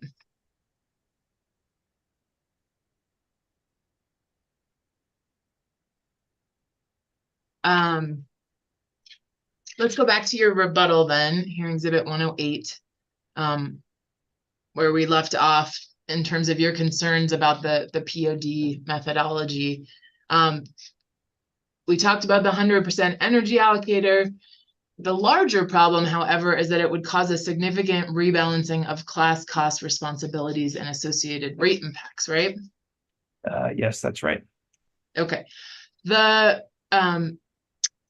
4CP AED was used to allocate generation, transmission, and distribution substations in the 2016 phase 2 rate case. You're aware of that, right? I believe that's correct. Yes. And the commission ultimately approved a $7.5 million reduction to offset to the residential class portion to offset the significant shifts in costs. Are you aware of that? I'm not. The 2016 case is a little before my time, and so I don't know that detail. No. Okay. We can, if we could pull up hearing exhibit 611, please. You know what? I think this is in the record someplace else. So let me just say, subject to check. There was mitigation that occurred in the 2016 case. Are you aware of that? Subject to check. Okay. And the 4CP AED allocator was used in the 2020 case for generation, transmission, and distribution substations, except for company-owned wind, right? Yes, that's right. And you are aware that the decision ultimately allowed for a $15 million reduction to the residential class, recognizing that the shift to that class was too great. I agree. It was there to mitigate the increase to the residential class. Okay. And the company maintains that the 4CP AED is no longer appropriate for generation cost allocation because in part it's unstable, focuses too much on 4 hours in the year, and will continue to put a lot of costs on lower load customers. Do I have that right? Those parts are correct. And then, specific to production, it's not a good fit for renewable energy resources, which have, less of a contribution to meeting system peak demand. And so if the intent is to come up with a consistent allocator to use for all production resources, that is a flaw in 4CP AED when applied to renewables. Sure. And if we go back to Mr. Wishart's testimony, hearing exhibit 103, page 11, he has a table that visually shows the 4CP shifting more and more costs to the residential class. You see that? Yes, I do. So, Mr. Knighton, some rebalancing of customer responsibility may be needed to correct the past course for the 4CP AED allocator.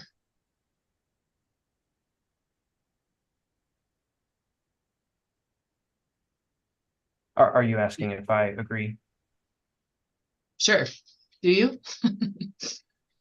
I'm not sure that I do. I wouldn't characterize the prior approved allocations as incorrect.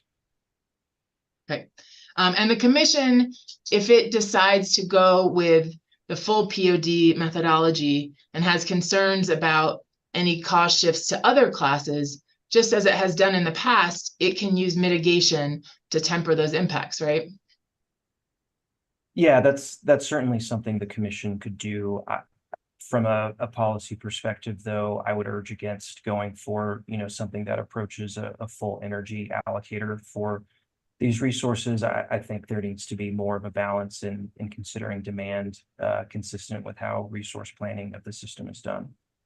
Okay. And last, I just want to speak briefly with you about the proposed use to continue to use the 4CP AED for allocation of transmission and distribution substations. Mr. Schlesinger spoke with you a little bit about this and pointed out that the company did an about face in rebuttal on how these costs should be allocated. Argumentative. Sorry, did you change your position or not change your position? I don't know what the question was. Can you repeat the question, avoiding the words about face? Okay. Mr. Knighton, you spoke with Mr. Schlesinger about how the company changed positions regarding how to allocate transmission and distribution substation costs. Do you recall that conversation? Yes, I do. Okay.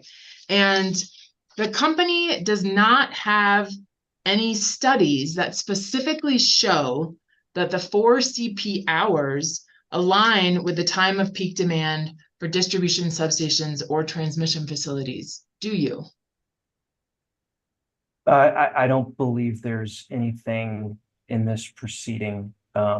Just generally, as you're moving up to higher levels of the system, like transmission and production, the planning is more around system peak. As you get, lower into the distribution system, there is, much less load diversity, and individual customer peaks are more important there. So I don't know that we have those specific studies included, but we do know that at the high levels of the system, load diversity makes it such that a lot of these assets are peaking near the time of system peak. Okay, let's go ahead and turn to page, our hearing exhibit 621 in our box.com, please.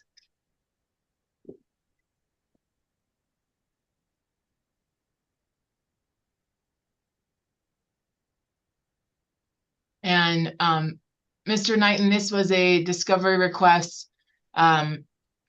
propounded to the company, and you're aware of this request, are you not? Let me read it and familiarize myself. Okay, yes, I'm familiar with it. Okay, I would move to admit hearing exhibit 621. Mr. Zimmer. Well, what is it being offered for, I guess would be my question. So, I asked Mr. Knighton if the company had any studies regarding whether the 4CP aligned with the peak demand for distribution substations. He gave a very long answer, and I think this is more appropriate to show that the company responded, this would take a special study and it's not going to produce one.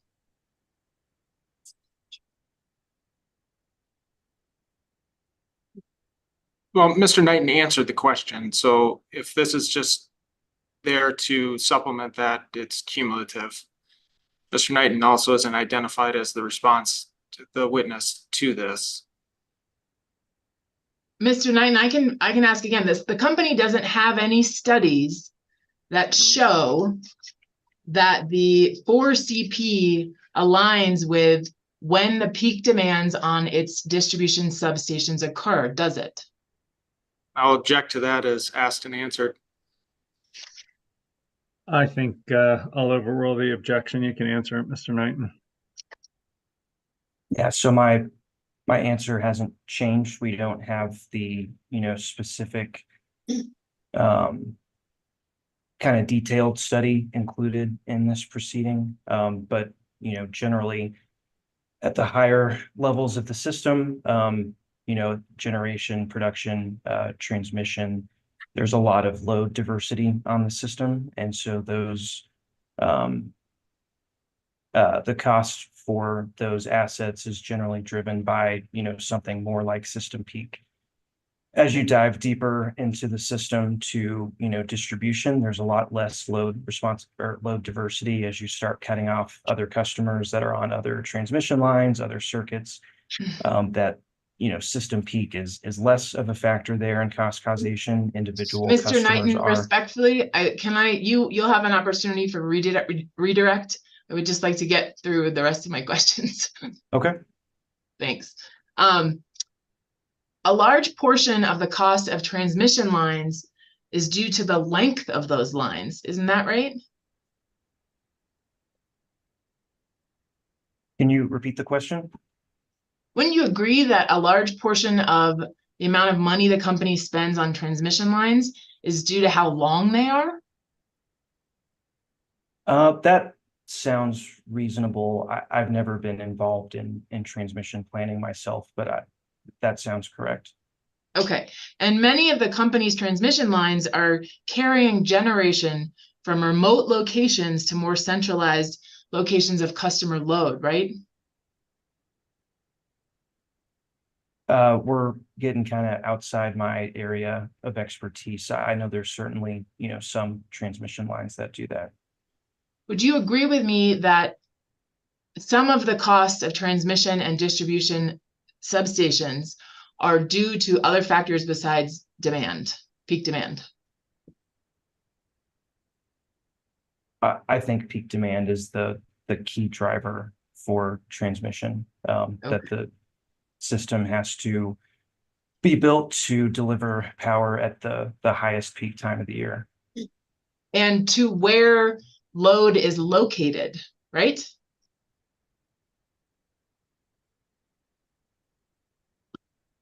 I believe so, yes. Okay, thank you.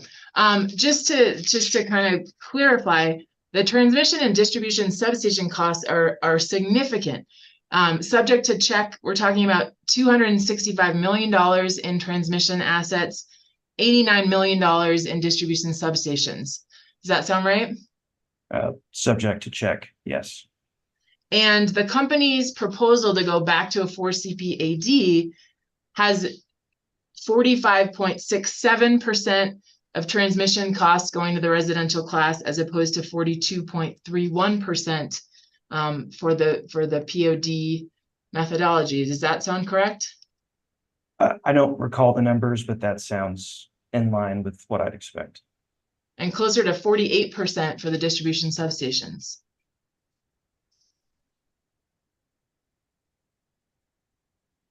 Yes?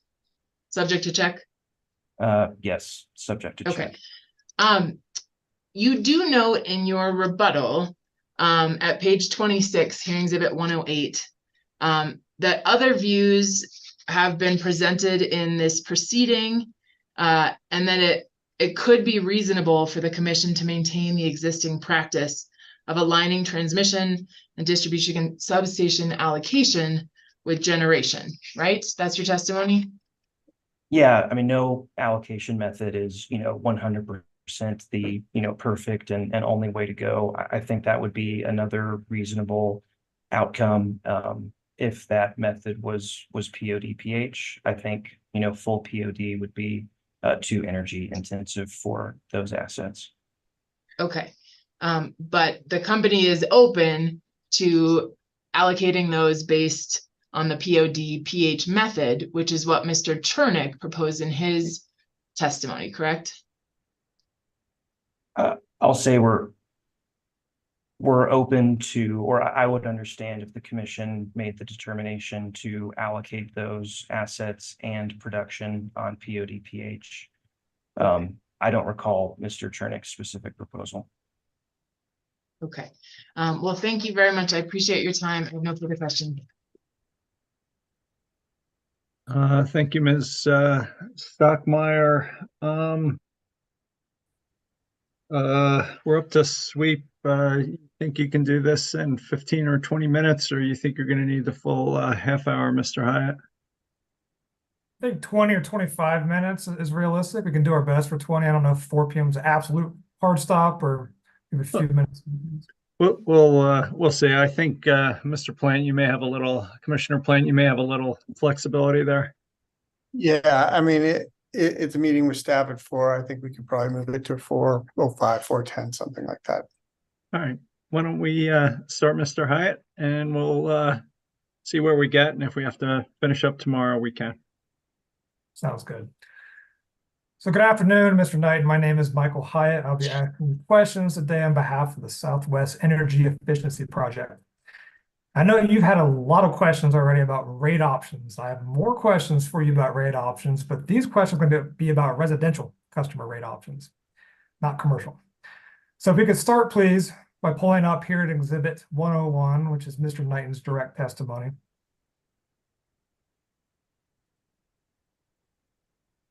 And if we could please go to page 22.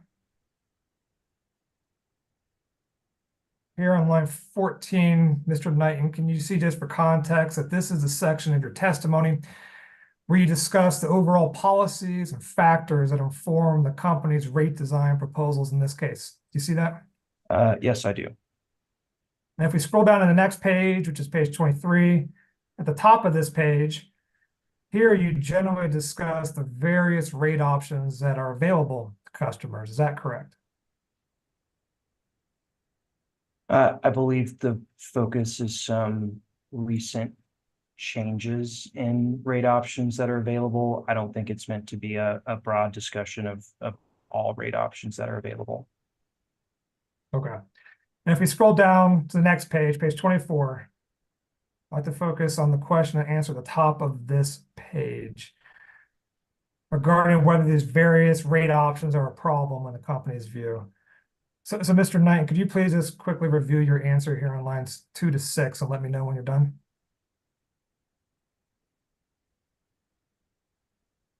Yeah, and if we can, I'd like to read the last question leading into it, make sure I know what this is referring to. Sure, if we can scroll up one page.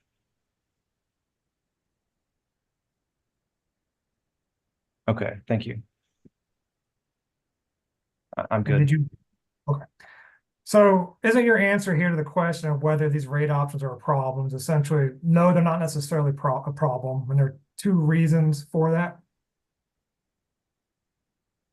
Yes, I think rate options on their own are not necessarily an issue. They have to be, deployed properly and well designed. Okay. And the first rationale you provide here is that rate options can improve customer satisfaction by providing rates that can be better matched to customers' particular needs and desires. Is that right? They can. That's certainly one consideration. And the second rationale you provide here is that rate options that are well designed can help influence customer behaviors that are desirable from an economic or policy perspective. Is that right? Yes, that's right. And as one example of what rate options can look like in practice, in this case, the company is proposing 2 new electric vehicle rate options for CNI primary customers, correct? Yes, that's correct. You're aware, aren't you, that SWEEP has proposed a new pilot rate that would be available to residential customers who electrify their heating by installing heat pumps? Yes, I'm aware. Right. And the company opposes SWEEP's proposal. Yes, we do. I think there's a lot of other incentives out there, either already available or under development in the company's clean heat plan. It's not clear to me that a rate incentive is necessary at this time. Okay. So focusing again on the question and answer on the top of page 24 here, your first rationale about how rate options can improve customer satisfaction. So when an existing customer electrifies their heating and installs a heat pump, they consume more electricity and less gas after they electrify, all else being equal. Would you agree with that? All else being equal, yes, I would agree. And isn't it the case that under current rates, many residential customers who install a heat pump will likely experience a small increase in their overall winter heating bills? I think it's possible. It's not clear to me that the current time of use rate is that at odds with residential heating with the winter prices being lower than the summer prices in on-peak and shoulder. And then I think the on-peak period in the afternoon is probably a little bit less heating intensive than the off-peak periods where the energy rate's pretty low to begin with. But some customers who electrify will experience an overall increase in their winter heating bills. You don't dispute that, do you? It's certainly possible that they could. Okay. And would you agree that low-income customers are particularly affected by any increase in their winter heating bills that may result from electrification?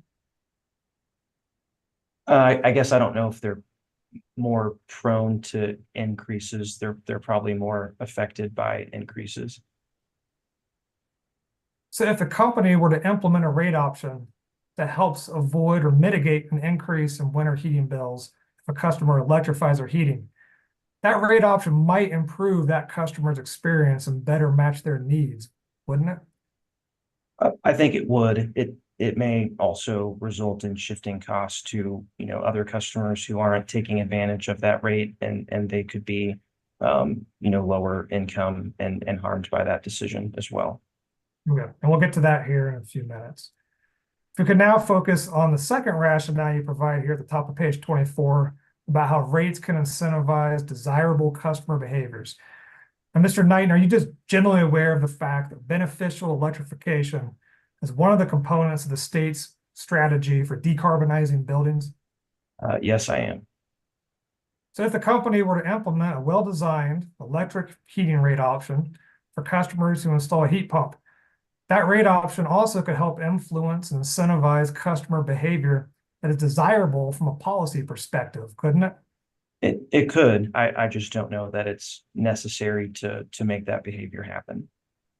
Okay, let's turn now, if we could, to hearing exhibit 108, which is Mr. Knighton's rebuttal testimony. If we go to page 35. Now here on line 11, do you see here that this is where you begin discussing why the company opposes the sweep pilot, correct? I do see that. And if we scroll down to the next page on line 7, now here you state that the company has 3 concerns with the sweep proposal, which are timing, pilot design, and fairness. Is that accurate? Yes, it is. Okay, let's start with your timing concerns. Now, your concern here is that sweep's proposal that the company should complete a stakeholder process and file this new rate pilot by June 2024 is too aggressive of a timeline? Yeah, I don't think it leaves a lot of time between the conclusion of this proceeding and the implementation of a rate.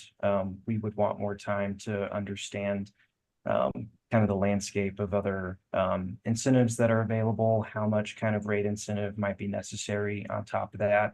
We'll also be busy with implementing the changes from this rate case. It may be, too much to cram into a short period of time. Okay, you also state here that you believe this timing is too fast due to the pending clean heat plan proceeding and the fact that heating electrification policies are in flux. Correct. I believe there are a lot of incentives that are proposed in that proceeding from the company that would, be layered on top of existing federal, state, city incentives. I think it's helpful to understand what those are, and then what, the company and what the commission are expecting in terms of heating growth. I think if, in that proceeding, we determine that, heating is not kind of electrified heating would not just be a small subset of residential customers, but, a large portion of them. I don't know that a separate rate would be necessary. I think we'd want to consider kind of that change load shape and what the overall residential rate should be. I don't know if it's appropriate to do kind of a one-off rate option that benefits, a large majority of customers that are able to afford and switch to electrified heating at the expense of those who can't. So I know I'm getting into the fairness issue, but I think it's related to the timing of the clean heat plan as well. Okay, so once the clean heat plan proceeding is finished, you think then we might have enough data to set a rate if that makes sense from a policy perspective. Is that correct? I think we'll know more about the direction of electric heating in terms of, again, our expectations and the commission's. I think that helps to understand whether a heating rate is necessary and what kind of incentive would need to be added through that rate on top of all the existing incentives, if any. Okay. Are you aware that in the DSM strategic issues proceeding earlier this year, this commission issued a decision this past June that set relatively ambitious beneficial electrification goals for the years 2024 through 2026? I understand that that's part of that process. I haven't been very involved in the details of that. So as we sit here today, isn't the case that we already know that the company must promptly increase beneficial electrification beginning next year? I think that that's being addressed in, multiple avenues already on the DSM side. On the CHP side, it may be addressed some in a future gas rate case. It's not clear to me with all that going on that we also need this pilot rate incentive as well. Okay, let's scroll down one page, please, to page 37. If you could go to line 6 here. I hear you explain your second rationale for opposing SWEEP's proposal, which is that you have concerns with the specific rate design Mr. Brandt has proposed. Is that correct? That's correct. Now, are you aware that SWEEP's position here is that the specific rate design details in Mr. Brandt's answer testimony would be the starting point for stakeholder discussions, and SWEEP is not asking the commission to approve that particular rate design in this proceeding? Did you know that? I lost sight of that detail. It's certainly helpful. I think any process to look at this should also question, the benefits and costs of having a special rate in general. So I'd ask that if something is ordered by the commission, it not presuppose that a rate pilot is, necessarily the right path forward. Now, are you aware then that under SWEEP's proposal, the company would determine the specific rate design for a pilot as part of a stakeholder process that would occur after this proceeding? Did you know that? I knew there was a stakeholder process contemplated, yes. Okay. So your concerns about the particular rate design Mr. Brandt has proposed, the particular rate design of any pilot, is that the case those concerns could be resolved in that stakeholder process and the later filing with the commission to implement this pilot rate? Yeah, concerns on the specific rate design could be. And then again, I'd ask that the commission not, assume that a rate must be filed. I think if there is a process to evaluate this, it needs to be open to the fact that the other incentives out there through DSM and Clean Heat are sufficient. Okay. Now, your final rationale here for opposing SWEEP's proposal is a concern about fairness among residential customers. Is that correct? Yes, that's correct. And as you explain here, beginning at the bottom of page 37, your concern is that this pilot rate might increase rates for non-participating customers unless the pilot attracts sufficient new electric load to put downward pressure on rates. Is that right? Yes, that's correct. So you don't dispute here, you agree that customers who install heat pumps increase their electricity consumption, and this increased load can put downward pressure on rates. It can. I think the question is if the incremental load would bring in more revenues than it would costs. I think a contrast would be EV load that I think is a little easier to shape around peak periods. I'm not sure that would apply to heating. I think it would look more like air conditioning when customers are going to use it during peak times, increase peak demands, increase costs for the company. It's not clear to me that the extra revenues from the rate would offset that to have a net benefit for the non-participating customers. Okay, so the rate design matters, and whether a rate design can incentive off-peak consumption, that's going to be a critical factor for determining fairness. Is that right? Yes, that's correct. And as we've discussed, any specific rate design details under this pilot, those would be determined later after a stakeholder process and after a future commission filing, correct? Yes, they could be, and we would hope to design a rate if we were required to that would be as fair as possible for the non-participants. Okay. And as far as the impact of non-participating customers, just for context, do you recall that under SWEEP's proposal, this new rate pilot would be limited to no more than 5,000 customers? I don't recall the specifics. I do remember that it would be limited in some way. All right, finally, if we could turn to page 38 here of Hearing Exhibit 108, and you see beginning here on line 3 that you suggest there are other rate design options that can support electric heating. You see that? Yes, I do. And you specifically point here to 2 residential demand rates as other options, correct? Correct. Both Schedule RD and RD-TDR, and having higher demand charges, lower energy, I think could be beneficial for incentivizing electrification. And you've had a lot of questions earlier on demand charges, so I just have one high-level question. Would you just agree that in general, compared to traditional 2-part rates, 3-part rates with the demand charge can be difficult for many residential customers to effectively respond to and understand? Chair Blank and Mr. Hyatt, the feed cut out just a little bit at the beginning of your question. Could you repeat it? Yeah, Yes. if you could repeat it, Mr. Hyatt, that'd be great. Yeah, apologies. So Mr. Knighton, I was saying, I know you've had a lot of questions today about demand charges. I have one just high-level question for you. Would you agree generally that compared to traditional 2-part rates, 3-part rates with a demand charge can often be difficult for many residential customers to understand and effectively respond to? Would you agree with that principle or not? I agree. I think if that was part of the rate design, there would have to be sufficient, customer education to understand the benefits of how that helps with electrification and to actually succeed on that rate option. And the 2 demand rate options you list here, neither of those rates are open and available to new residential customers today, are they? That's correct. RD-TDR was terminated and Schedule RD is only available to customers who are currently on that rate. That's true.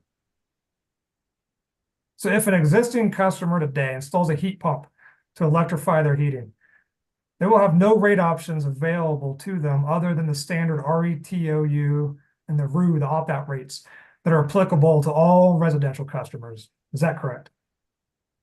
That's correct. This comparison was, more just to highlight that we have had, similar rates in the past that have been terminated or closed to new business.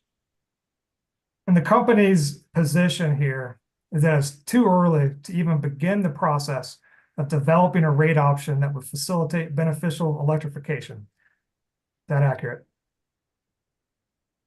Yes, I think it's too early to know that a rate option is necessary.